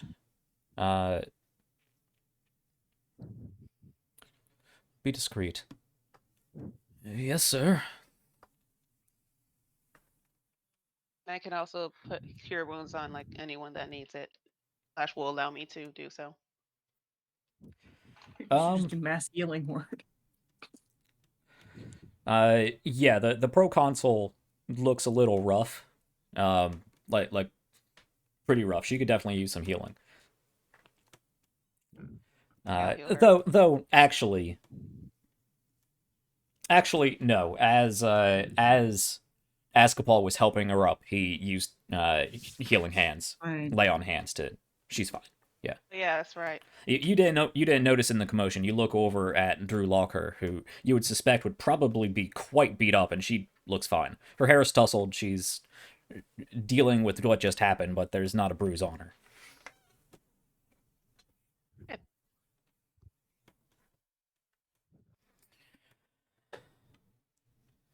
Oh, what's in that book? If I take a look at it, I'm guessing it's another cipher.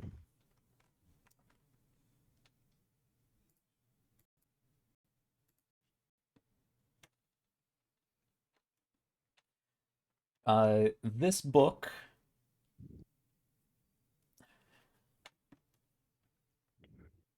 Uh, yes.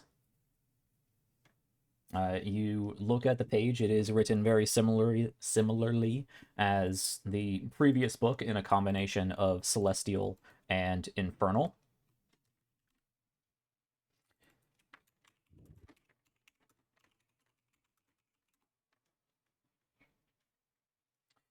You look at it, however, and try to... Why aren't you working? And try to figure out what it says.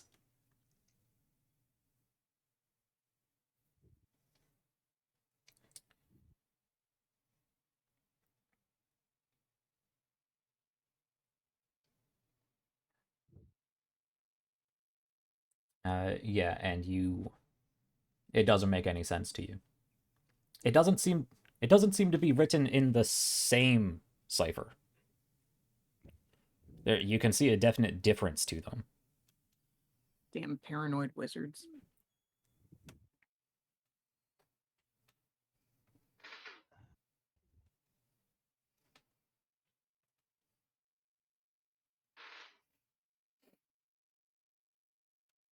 That was all Uh, pointless. Yeah, no, go ahead. No, that's all I had. Okay.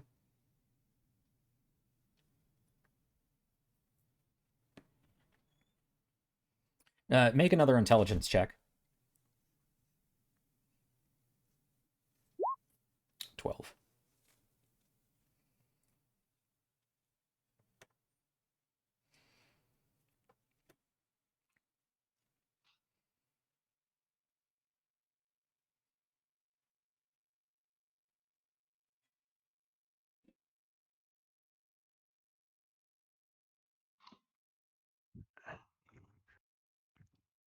Well, other than the fact that she's,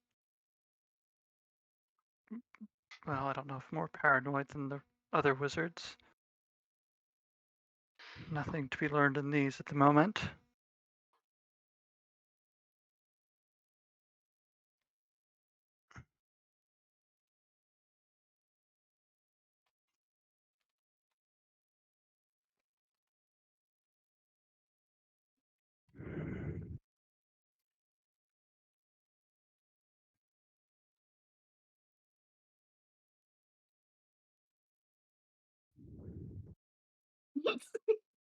Sorry, I just realized that the jar I brought in is probably smashed in that. Oh, that's true. Yeah, that is smashed to Oh, pieces. There's a stench gross. of chemicals in the air, and y- yes, the contents of Yep. which have splattered against the back wall and are now on the floor. So it was just one of those. I just had that realization. I was like, oh wait. Right. Ew. Yes. I will leave my description of it at that. Yes, probably for the best. Just remembering how aldehyde, that smell that would be all over the place when I had whenever I had to dissect things in college. That was awful. Mm-hmm. Mm-hmm. It was the worst. I think. Okay.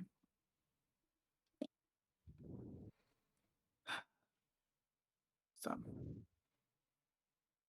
what do we do now?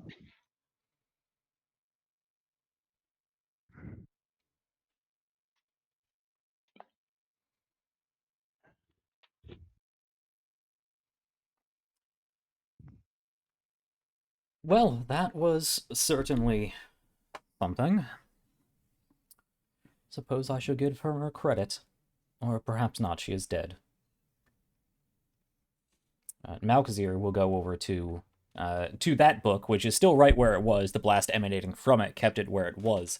The other book, which I presume you sat down right next to it, is somewhere in the mess that is this room now. We'll go over to this book.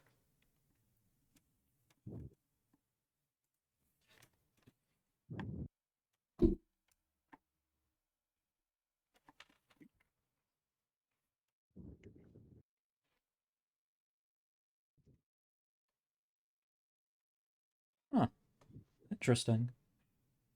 Hmm.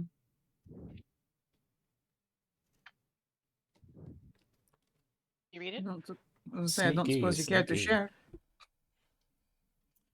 What was that? Malkazir walked over to the book and, interesting I- at it. I thought you said something at the same time they were saying you can read it. No, I was it's like, I was it's like, anything you care to share? Well, as much as I would like to preserve trade secrets, I suppose this is not necessarily the time. I do appreciate that. Tali, would you happen to have another dispel in you? Yeah. Mm-hmm. Need to be Oh. tricky with books you find on a practitioner of the arts.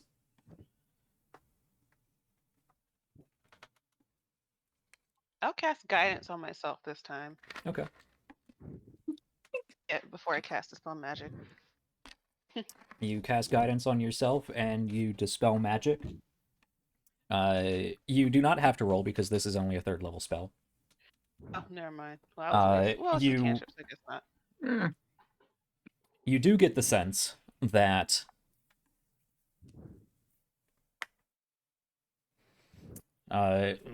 that your dispel magic is working on several different spells, but they all break in a chain going back, and the words on the page reform into something different.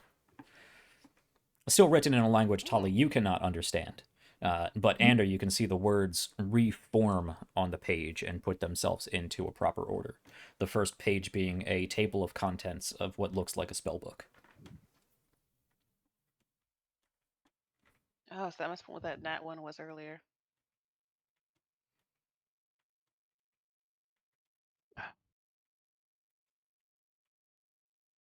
And none of that came off as magical? No.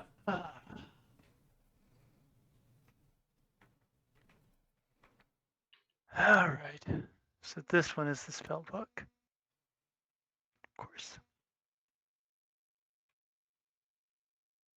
Does beg the question of what the other one is. Maybe another spell book?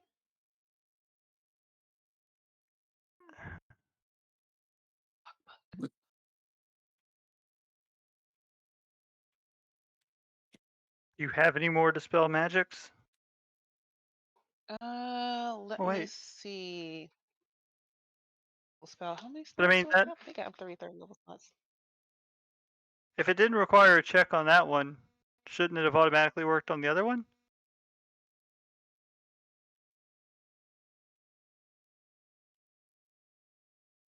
Maybe? Oh, it says you choose one creature, object, or magical effect within range. So I guess I only get to do one thing at a time. If you choose an object, you, as we did, progressively go down the list of what spells are on there, though you do roll for each one. Yeah. There was one she definitely didn't break. I Right. figured that was the deciphering thing. I mean, I guess unless it's just cast at a higher level then. Yeah, she could cast it at a higher level, couldn't she? Oh, you know what? Andrew, I find you the- did use Detect Magic to look at the other book. It was originally pinging as magic, and now it no longer was. Because whatever this is doesn't actually give off anything. You can take some got- time and sort through the mess in the room and get that book back together. Wow. I just looked at the clock and it's 6:30. Where did time go? In this meeting. I guess. Last I looked at the clock, it was 5. Okay. Yeah, it's kind of quick. Wow. Yeah, I'll find the book and set it back. It's the same thing, like asking Malkazir. Malkazir is going to take a look over it. Oh. No, it's not.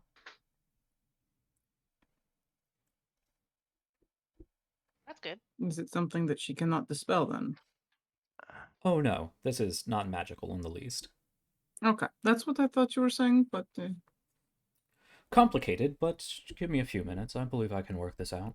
I've dealt with more difficult ciphers in my time.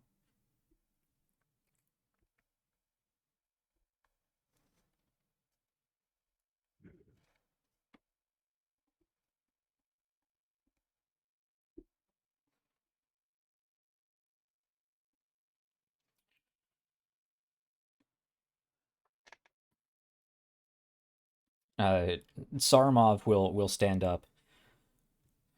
Okay, I believe, given what just happened, and apparently we will need some time to translate whatever we found here, I suggest we take a recess and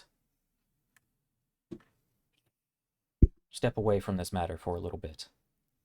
mm, I am not leaving him in this room with that book. You're welcome to stay.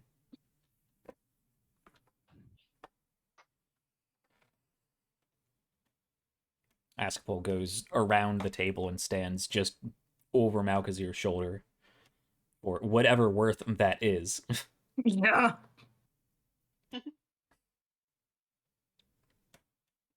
Turn the pages for him.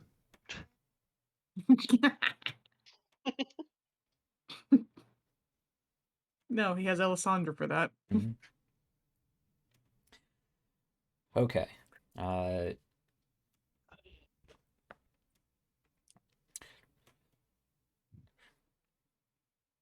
You know, suddenly I come across as less suspicious of people. So with that, we'll give you. You guys can of course take time to do whatever you will.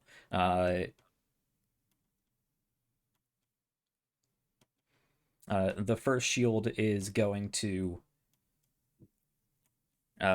sort of tend to the senator. Mm-hmm. Just make sure he's okay until help arrives. And Miss Lawher is going to. Yeah, I thought about it even before I put two and two together. During this recess, she would probably go out in the garden. Unless somebody stops her. So we're breaking in game, not out of game. We're breaking from this meeting for a little bit. So what would you guys like to do while everyone takes some time? Malkazir is presumably going to stay here and work on deciphering, translating. The spell book, or the spell book, is just sitting right there, though, beside him, right? Mm-hmm. Yes. With, yeah.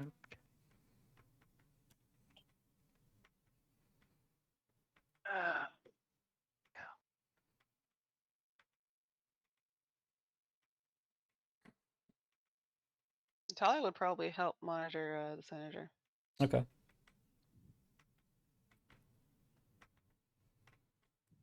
I'll say you could.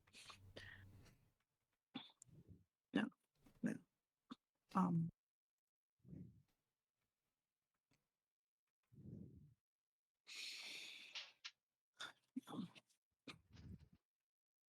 This isn't Honestly, supposed to be a no. stressful. This isn't No. supposed to be a stressful decision. I'm just asking what you guys want to do on your break.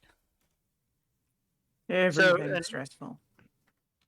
So consider. I was gonna say, Andrew was probably just gonna walk outside and get some air, cause. Mm. Okay. But if he sees the, The pro What's your console. face? thank you, Yep. yes, Proconsul. walking towards outside, considering he was just out there, he would know that Shael'uah was also out there. Mm-hmm. Doing So, weird yes. stuff. Would, I guess, because I don't have anything off the top of my head right now, I'll try and roll a deception check to like convince her, or talk. I guess maybe just distract her enough to keep her from going outside into the garden. Okay. I mean, if you can think of something convincing, I'll just give it to you. But if you want to just roll a deception, we can do that. And You could start I mean, by how asking I her can what come she's up with a doing. reason.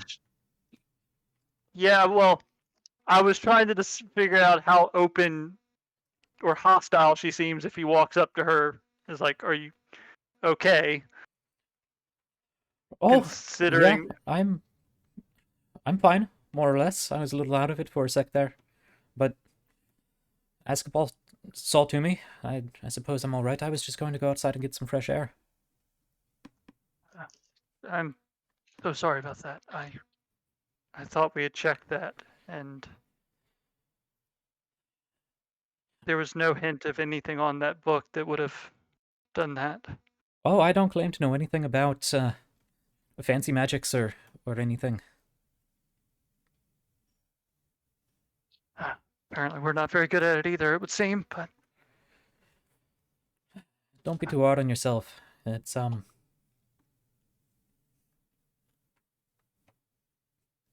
there's a reason they keep most of that stuff locked away in the arcane census. If you're not familiar with all the intricacies of it, at least I would imagine. that happens. Gesture up to wherever they were.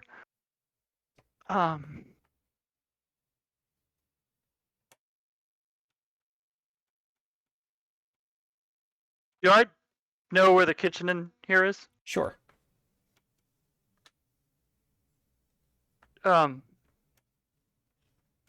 Insert some line about. I feel like I need a drink of water or something after that. Do you? That would be nice. Yes, sure, I'll join you. And just go find the kitchen. Yeah, I won't make that more difficult or stressful than it needs to be given the circumstances. Okay. Find the liquor. I just need a glass of water. That's vodka. Like I said, a glass of water. What? Well, it means it's It's still right clear, from. Oh, derived right. from, Sorry, the accent. Find the scotch. Oh, whiskey. that's Hey, now you're Oh, drinking my Scotch whiskey. language. that's offensive. Okay. Vodka is fine. I mean, I know not a lot has changed outside except for exploding windows, but anything going on with Shael'uah? Working on the grass, yo. More the same. Yeah.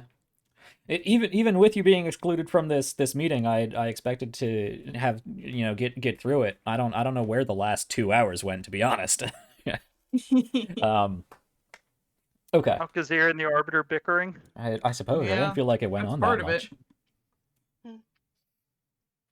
It wasn't too bad, but No, just but lies. it's one of those, Okay. it's like, I mean, how do you interrupt the DMs arguing with himself? That's true. That's true. I would ask how the decision was probably made very early on that Shael'uah wasn't going to this thing, and I don't imagine Shael'uah would have waited for the meeting to start to begin casting this spell. Sure. I kind of imagined personally that happened not terribly long after Tully left. Okay. How much time do I have until it is finished? We've been at this for about 4 hours. We'll say you probably got started an hour or so before the meeting started, so you got about 3 hours left. Okay. If you're going for the full 8-hour effect. Yep. All right. Okay. I wish I had more for you just hanging out in the garden. It was either this or a giant badger running around what was already a very heated discussion. Yes, that is true. Oh, part of me really I want to see the alternate version of this episode where that happened. Yeah. Where we all get arrested? Nobody wants that. Yeah, I would say Ascension gets where shut down. where Askaball slaughters the lot of you. I was gonna say the situation itself sounds hilarious, but your consequences are way too real to do something just for Yeah. the lulz. Yeah, you'd all be down in a dungeon somewhere. I Yeah, don't no, know. we've managed to avoid that. Only if you can catch me. That's mean, true. Okay, yours been was Anyway. weird before. though. Considering taking precautions, we've almost killed off a senator here. Yeah, maybe not doing the Yeah. funny thing is. I mean, was it we or was it Sagana that did it? Because I It's blame true. Sagana for that. Very good. I mean, we kind of need to blame Tali, who opened the book in the middle of the. I didn't. There was Didn't no know it was indication that it Sagana. was magical at No, all. I'm joking.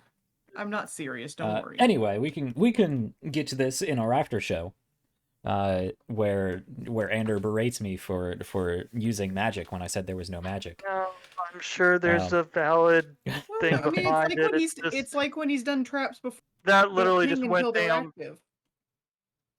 Actually, they have ping just very faintly, so at a distance you can't see them. Like I said, I'm sure that there is something in there that makes that perfectly logical. It's just frustrating that it went down. Yep. That was all gonna pull in more entirely people. fucking pointless. And my urge was not to do that, and I caved in to get in the after show. Yeah. Well, okay. This is Okay. So we'll say we take about half an hour or so. People get up. Actually, we'll say about an hour because Malkazir, as smart as he is going to need time to decipher this. So you guys can thank get up. God, because a couple minutes was going to be really insulting. Yeah. You guys can grab a drink, make some sandwiches or something, hang out for a bit. Ander, we'll say you talk to the proconsul as best you can, trying to do everything you can to keep her out of the backyard. Maybe even direct her towards the front yard if you guys want to, go outside and get some fresh air. But after about an hour, you guys can get back to the meeting, reconverge.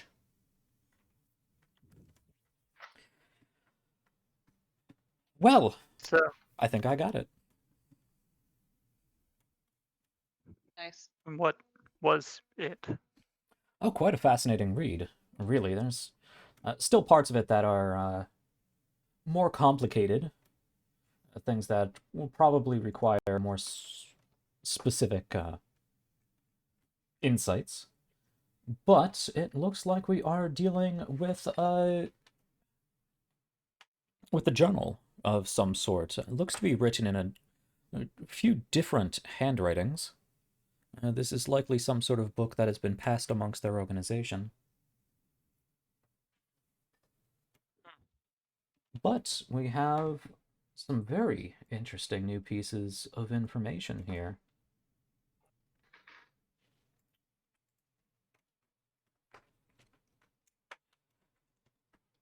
And now I have to figure out what of this information he is going to share with you. Hopefully all of it.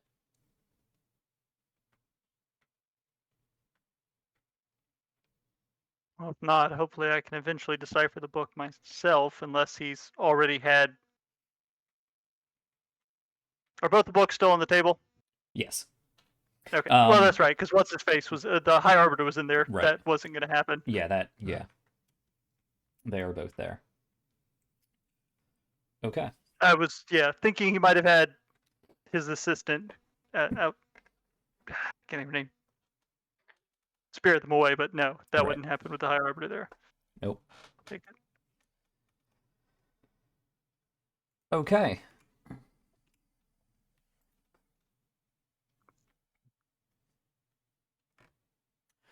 Well, for one, it does seem that our initial assumptions were correct. This Andrashidid fellow is seemingly uniting, activating a number of cells throughout the Empire, presumably. This is a larger cult than, or at least a more spread out one.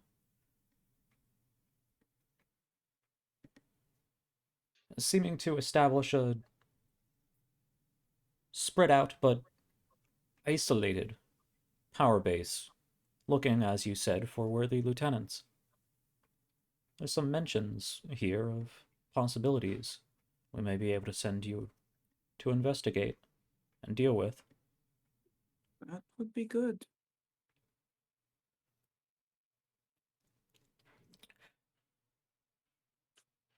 Anything of any, or I suppose any names that stand out in particular? Well, they've already more or less covered Shael'uah. That's what this is here.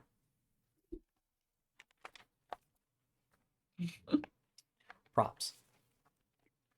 Sure. Not actual notes.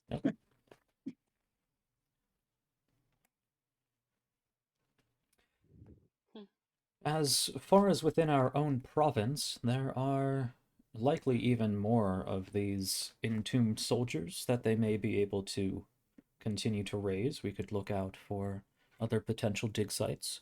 At that point, we are dealing with mere foot soldiers. They might be a bit more personally connected to the general, but probably not much more effective than any other mindless husk. I'm less See. concerned about the father.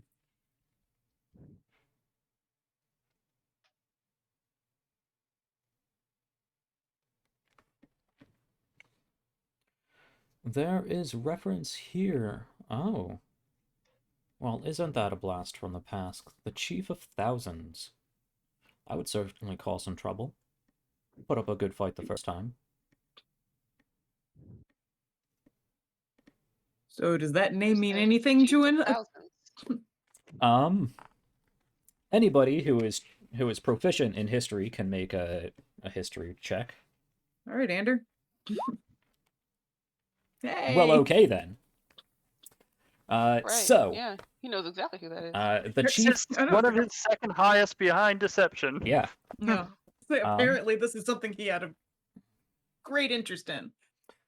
So the Scholar. Chief of Thousands, or the Thousands Chief, was a warlord who united about 1,000 orc tribes during during Genavia's eastern expansion into into the western portion. I say eastern, the Western expansion during Genavia's Western expansion.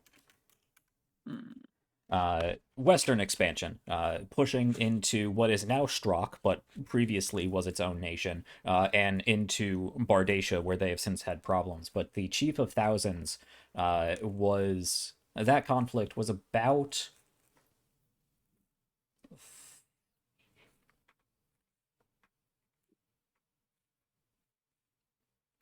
300 or so years old, 300 to 400 years old. You're fuzzy on dates. Yeah,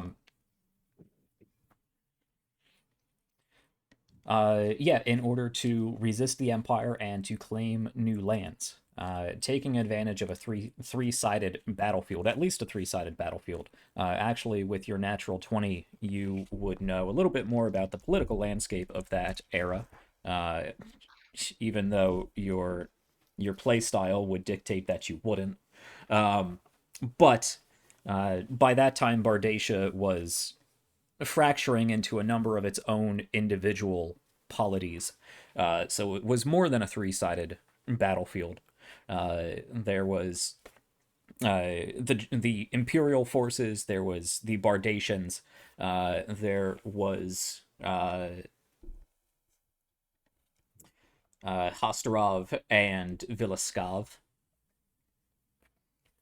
which would require different checks because they're only tangentially related. But you know those probably relate to the now sovereign nation states of Vilaskava and Hastarov.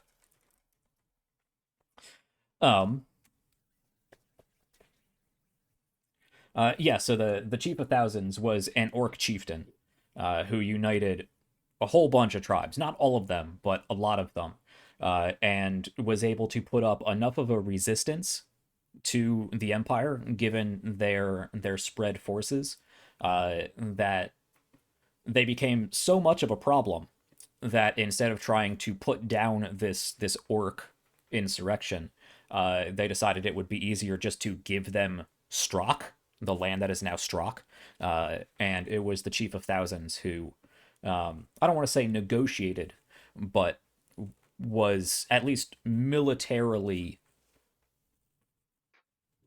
He facilitated. the orcs getting their own recognized nation state, basically. Let's see. You would also know with that natural 20. Not long after that, the Chief of Thousands was assassinated. It is rumored that a group of mercenaries, maybe adventurers, sympathetic to the Empire's expansion, assassinated the Chief of Thousands, probably for political reasons, because he would be the chieftain of this area, and he was very much opposed to imperial rule. That's why he wanted his own nation state and not, to just be part of the Empire. So they assassinated him and instead installed their own new chieftain to Strahd. Still highly recognized within the organized Tribe of Thousands, but one that was convinced to be more or less, if not on the Empire's side, helpfully ambivalent. But the Chief of Thousands was very, very much the orcs need to be recognized for the people they are. They're done being called barbarians and savages, but they will fight like barbarians and savages in order to assert their dominance and their right for legitimacy.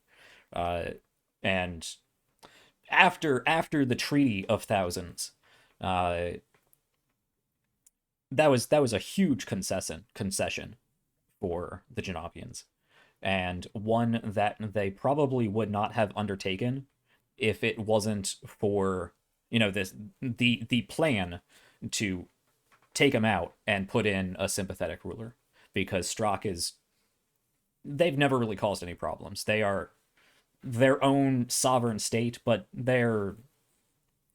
when push comes to shove, the Empire usually gets its way in any matters of importance. So the Chief of Thousands probably wouldn't be too happy about that. Probably has a bit of a grudge after that assassination. Yep. I was about to say, so he was able to fight them to at least enough of a standstill that was the easier option. Yes. Yeah. And then got offed. Yes. So formidable and mad. Yes. Yep. I don't suppose they have a suspicion of where he might be buried. No. This looks like preliminary notes. Nothing actionable as of yet, but I would imagine they're quickly working towards it.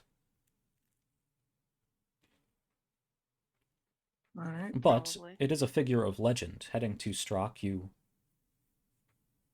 could investigate more thoroughly there. It's not the only mention if you don't feel like dealing with orcs. I don't think anyone would blame you. Let's see, continuing on. And that's why they didn't want to join the Empire. I know. I was like, shocker. Shocker, they had issues with the Empire.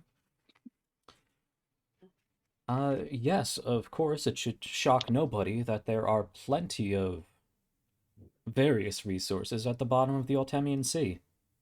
That could certainly be useful. Very little actionable notes on what they plan to do about it, but plenty of them, I'm sure.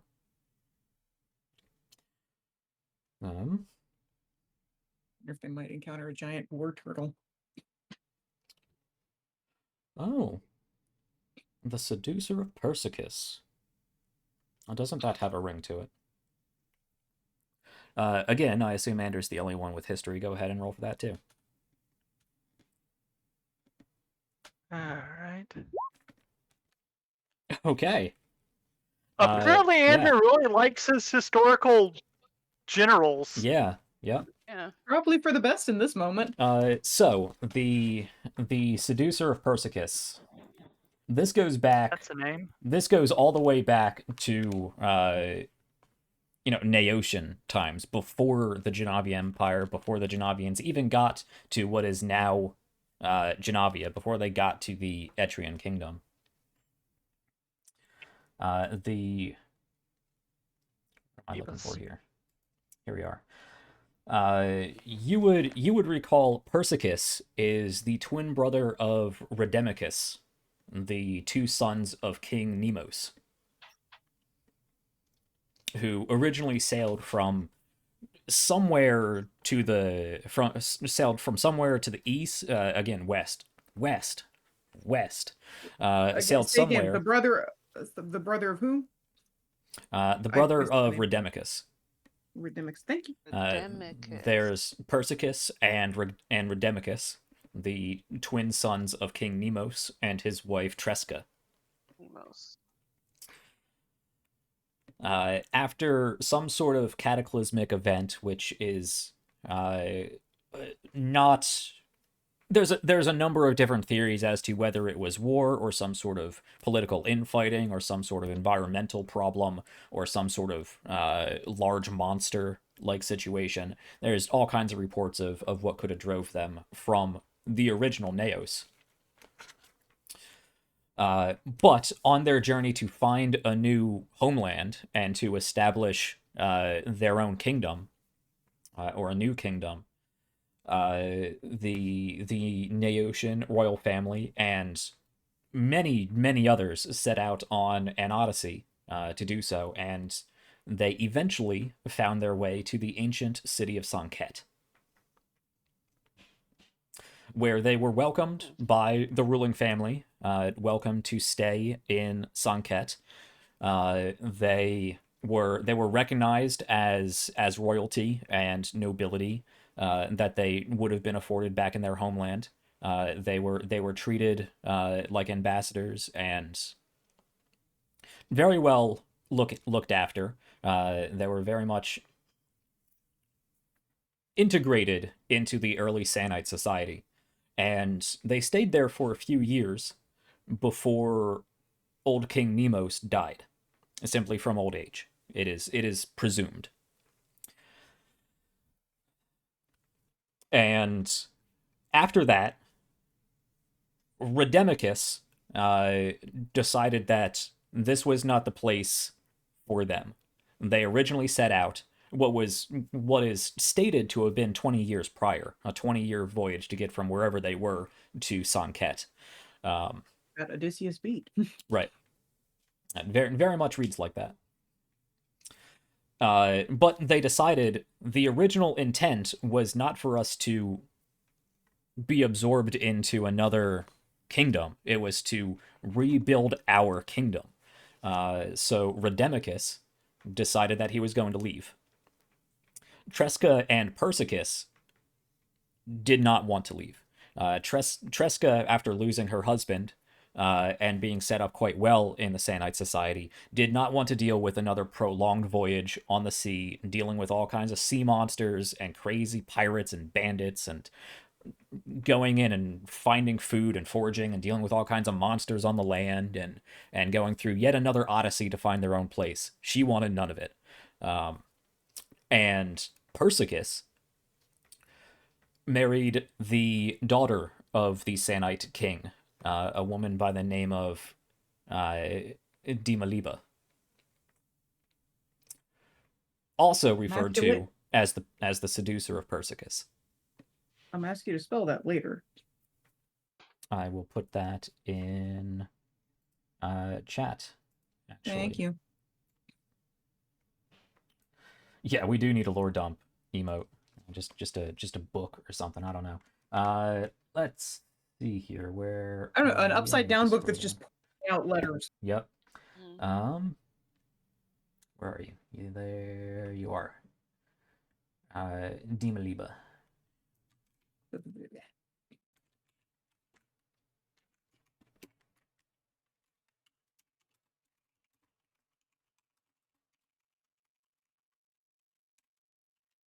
Okay. Oh, so close. Prior to this conflict, Redemicus and Persicus were tight. They were twins. They were all about each other. They were in lockstep with each other all of the time. They agreed. They worked incredibly well together. They were two incredibly capable and prominent soldiers on the battlefield when they worked together. They were statesmen that played off of each other quite well until Dimaliba. And specifically until Redemicus wanted to leave, and Dimaliba persuaded Persicus not to leave. So Persicus took Dimaliba to be his wife, and he vowed to stay there. It was viewed as a betrayal by his brother Redemicus, and is believed to be the mythological origin of why the Genavian Empire and Sanket were really, really powerful enemies against each other for quite a long time. But Redemicus did bring together those of his people, and even a few of the old Sanites, and left their queen there, left Persicus there. Okay, but why would she have an extra grind with the Empire?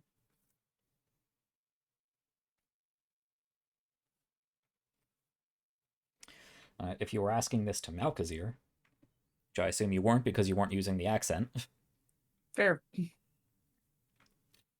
But fine, I'll ask him. It's like, why would she have something against the Empire? The Empire wasn't even a thing while she was around. That's a fair point, but so why would she be someone worth recruiting?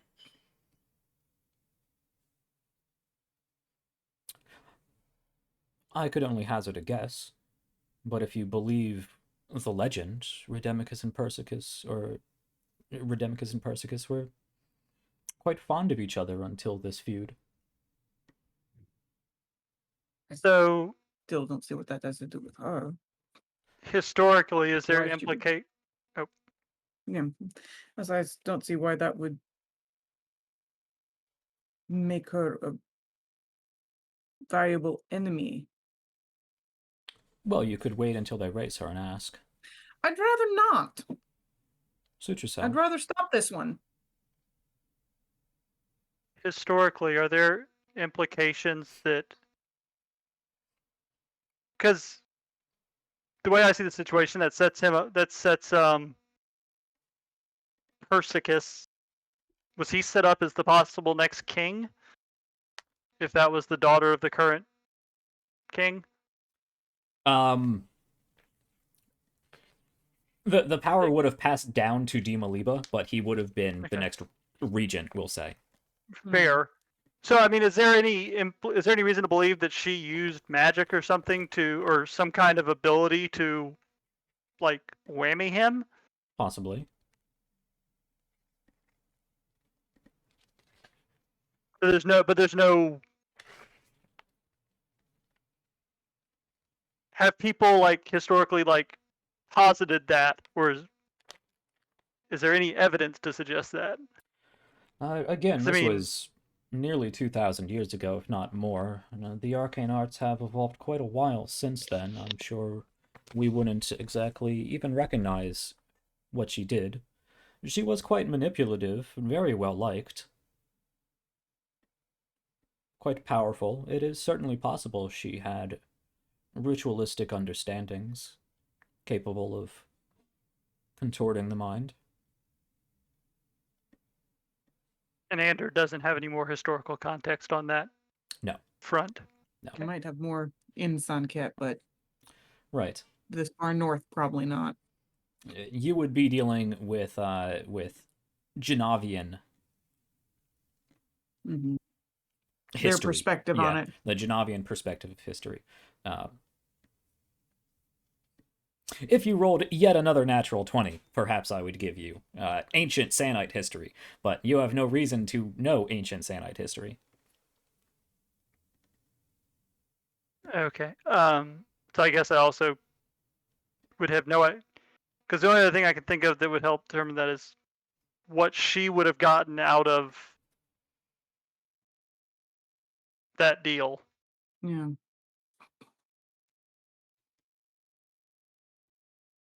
I mean, I guess some of the Naotians, if they decide to stay along with one of their leaders, but Yeah. there's already one staying. There's clearly more to that story. Sure. Some things are simply Anyone lost to else? time.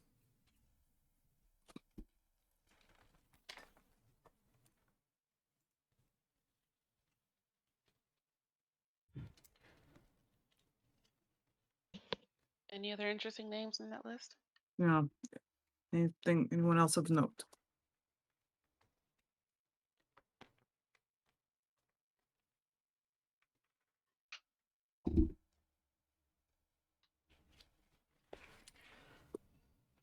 There is a very brief tale here of not a tale. It references a tale, but it is not transcribed. They seem to believe there's some sort of corruption, possibly in the Feywild.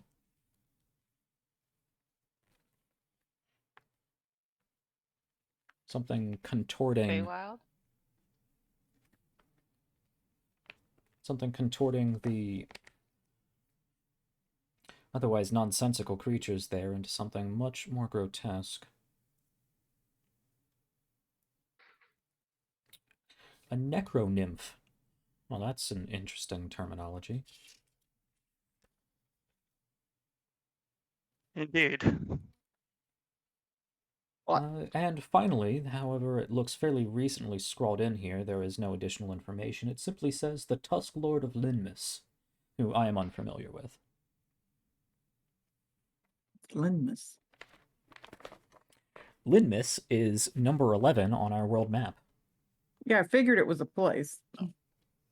That's just, I couldn't remember it. Oh, I don't have the world map on here as a Nope, handout. you don't. But I can What's the add map of that. Jenavia?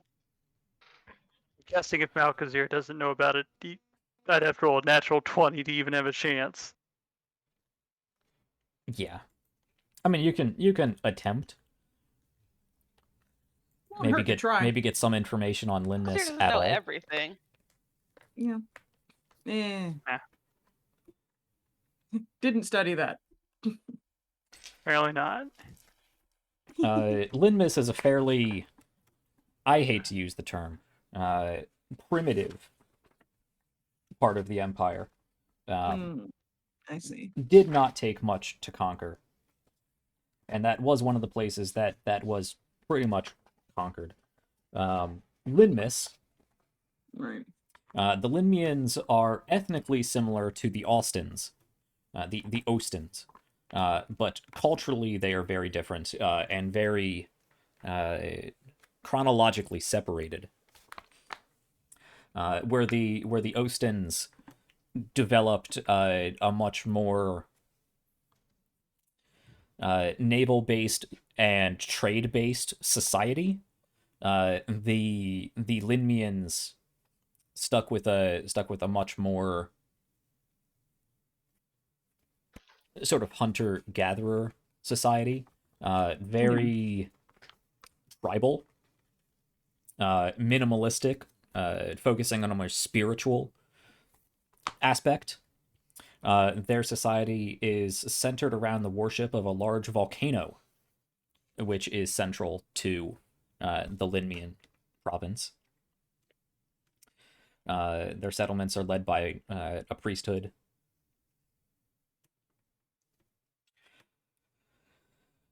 There was originally quite a lot of problems in Linmus because their practices so closely resembled Druidism, but after basically an extended witch hunt, it was deemed that the practices were different enough.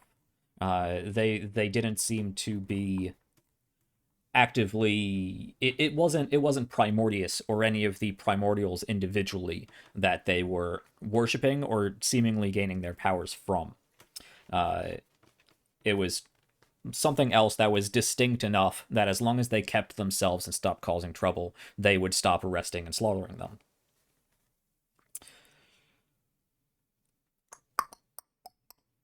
The Empire. They did, Mhm. however, fight back, Like- quite savagely, quite effectively, when it came to terms of taxation, if their religious freedoms weren't maintained. So there was a war there. The Genavians really could have probably slaughtered a lot of them, but it would have led to a lot of casualties and really just wasn't worth it.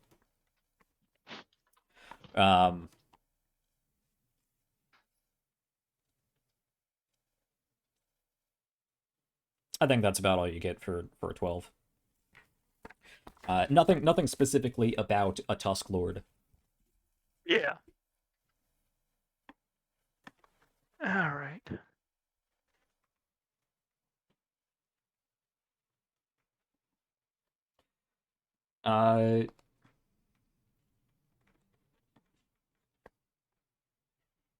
No.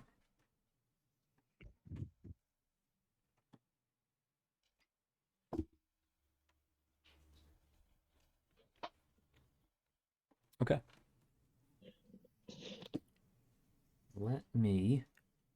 Let's see if I'm doing this right. How do I do this?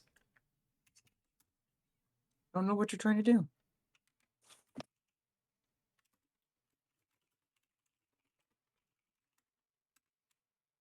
Yes, okay.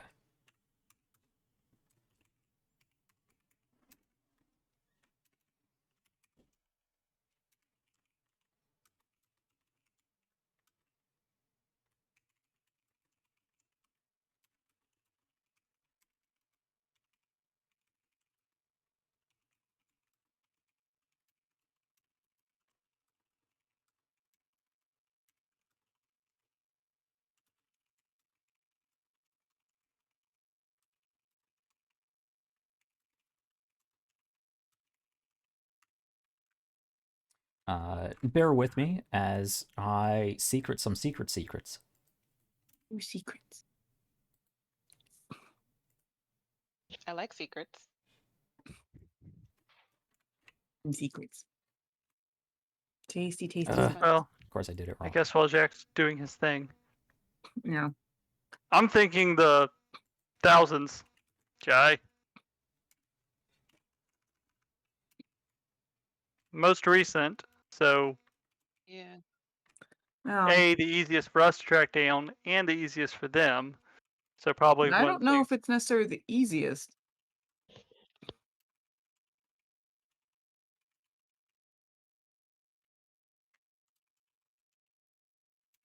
And also Andrew's track record with anything dealing with seducer. I don't know if I really want to try that for a third time. You don't want another heavily arcane magical girlfriend? No, Okay. To each his own. no. Yeah, but that one probably has the most Well- documentation. Retraction. Yes, but preferably one that's Yeah, I was not like, on the isn't wrong side. Luteth, isn't Luteth a highly arcane magical girlfriend? I mean, not highly. Essentially. Well, she's definitely magical girlfriend. Eventually. Maybe if she survives. There you go. Yeah. Yeah, that's a different issue. Yes, preferably one with a similar or same alignment. But that's nice. Like I feel like there is a lot left out of not that evil. Demaliba story. Probably. It's also really, really ancient history. Yeah. Been troublesome to dig up in the past. Pun not intended. I mean, we already have some ancient history wandering around.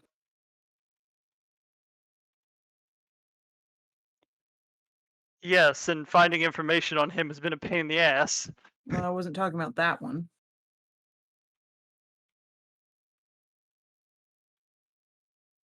Which one are you Shael'uah. talking about? 1,500 years is considered ancient. Mhm. Fair. Yeah, and the events of the tale of the seducer of Persicus is probably another 200 or so years prior to that, somewhere between 200 and 1,000, depending on which sources you want to cite. I know. It still probably has more documentation to it because of its presence in Sanket.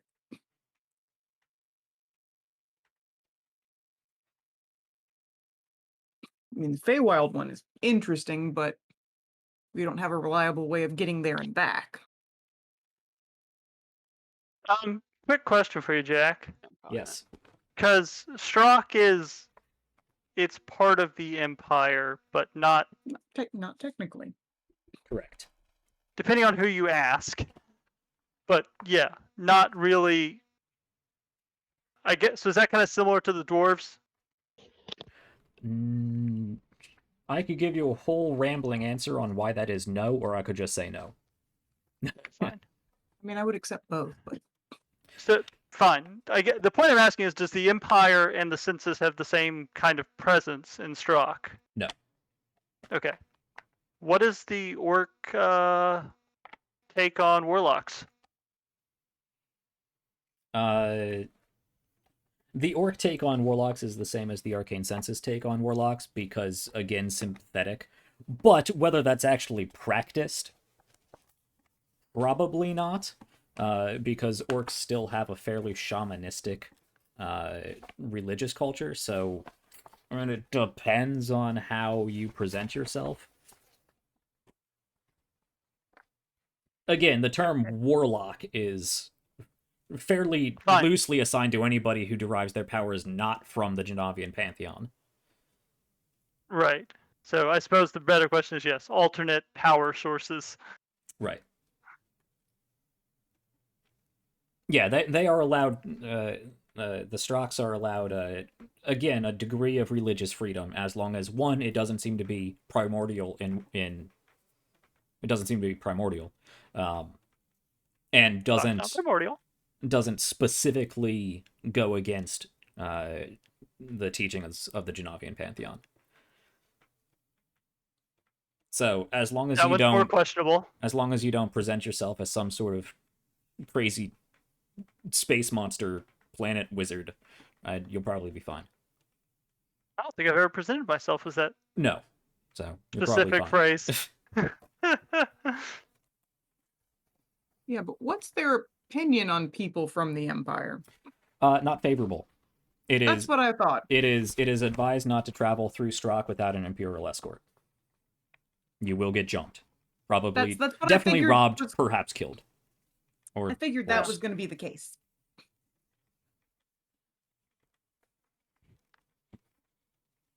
Didn't realize it was quite that bad. I figured that's how bad it was. The Strocks equate that to the unfortunate problem of banditry that plagues everywhere and not just their lands. Sure. But yeah, I'm again, guessing- the Strocks don't like people encroaching, especially the Empire, on their sovereignty. Anyone who's not in work might as well be a part of the Empire. Pretty much. Yeah. Okay. Damn Even it. Goliath? I was say because Damn. technically none of us are actually members of the Empire. Right. I mean, As Goliath. far as citizens of the Empire. Right. What were you saying? I mean, Goliaths, just because they're rare, they probably wouldn't know what to make of you, but you're not an orc. And that's about all that matters. Okay, that's what I figured. Okay. But yeah. So I suspected it's like they were not going to, it's like at best they were very much not going to. They're not as racist and xenophobic as, say, the Tilavans. And it's not a matter of you're a different species and therefore you're animals to us. It's you are not an orc, these are our lands, GTFO. We don't care who you are as individuals. We don't care what you stand for. Just stand for it off of our land, basically. But that's a general stance. And again, that's a Genavian stance. Yeah. Yes, working within Strock will be difficult. Fair. Like I said, the background that you described made me like, that's not going to be a place that's easy to get answers. And especially if we're going up there looking for basically their founder, more or less. Yeah. That's Well- going to be a real hard sell. We're looking for their founder with the sole intention of keeping him out of the hands of corrupting influences. Because they're going to believe us. You have enough evidence. Anyway, I think we're getting Yeah. into speculation that we can do on the after show and throughout the week. Yeah. So we are running over, but we did start late, so I don't mind. I know Arlene needs to be getting along, so we won't go on too much longer. Again, I feel so bad for Christian just sitting there all episode. I told you this could have been a whole episode of just this meeting, and What do you yeah, know? nailed it. I was really hoping it wasn't going to be. Predictions. I was are hoping accurate. to, but I wasn't surprised.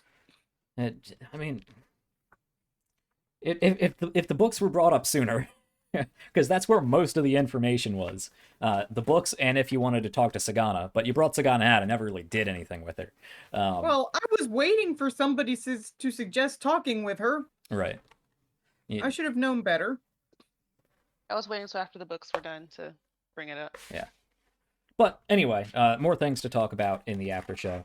Yeah, it was a big exposition episode today. I hope it was interesting. We got some good lore at the end. Finally, some actionable information.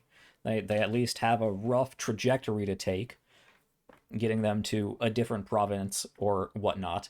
If they want to do that, it was also said that there may still be more things to resurrect in Jenavia, but they'd probably be lesser, building up the insurgency here as opposed to raising new lieutenants. Also, the Legion can operate fairly freely here, so they could always just send it into, a much bigger group to stamp that down than Yeah. into Sanket or Yeah, something. we can continue to talk about that. Okay, right. So I hope you enjoyed today's episode of the People's Ascension. It was a lot of talking. I think we got some good recap in, so if you're just joining us, you probably have a general idea of what we are doing and where we are going forward. Met some new NPCs, a few of which really didn't matter, but we have Malkazir continuing to distinguish himself, and now High Arbiter Ascapol, who will definitely have further things to say on this matter, but we'll get to that next week, where I very much hope we don't spend another 5 hours in Saramop's parlor, but we'll see. His So- now wrecked parlor. His now wrecked parlor, yeah. All the hors d'oeuvres. Yeah, they're ruined. The hors d'oeuvres, the windows, the furniture, Okay, wall where the jar flew. it's a Senator. good thing Saramop seemingly has a whole bunch of money. Yeah. We cost him a lot. Yep. And you're not really bringing in all that much either. Yeah. Okay. To the group. Yeah. So going forward, we'll see where the group wants to head to next, but we're likely getting close to our first jaunt to a new province. So you can look forward to exploring a section of the Empire that it has differing cultures and differing values and differing peoples and even more political, language, religious, moral barriers for these people to deal with. Was race not a new province, or you just mean province on stream? On stream. On yeah. stream. Oh, okay. And race has been part of the Empire for so long, it might as well just be Genavian at this point. I mean, it does have some cultural It differences. has some cultural differences, but not as much as the more distant provinces. Yeah. Anyway. Okay. Yeah, Anyway. that's all we have for today's episode. Stop by next week for another episode of the People's Ascension, where we will see where the party is heading, and perhaps even get there. Maybe. We'll see. Yeah. Okay, we're gonna go do an after show, which will be on YouTube if we decide to do one. I know some people have some places to be, so if we don't do one tonight, we'll do one next episode. But you will be able to find this episode, all our previous episodes, on YouTube, and you'll be able to find all of our previous after shows over on our Patreon channel. So if you would like to see our wild speculation and tinfoil hat polishing, which is what we like to call, wild theories and conspiracies. And more of my rambling, more lore dumps, and a lot of these people berating me for my decisions. You could find that there on Patreon and help grow the channel. And of course, we're doing more things throughout the week. So head on down below the stream and click on that schedule tab and see what we're up to. Tuesday, I'm over on another channel, twitch.tv/Studio Tembo. That's the only thing I want to shout out. Everything else you can find down below. Check out our Twitter, check out our Patreon, check out our Discord, and hang out with us throughout the week. All right. This was a lot of talking, a lot of exposition, but I had fun. I got to argue with myself out loud. It was fun to watch. Yeah, I hope it was fun to watch. I'd like to see more of that. I really want to make Ascapol a bigger character, so we'll see. I actually do like his. I actually like I his do character. enjoy him. Yeah. Okay. Thank you Looks for like- joining us. We're going to move on with our evening, take our long rest, and we'll be back next week. As always, it continues to be a crazy world out there. Stay safe, stay healthy, keep having fun, and join us throughout the week for more People's Ascension. All right. Bye, Tomato.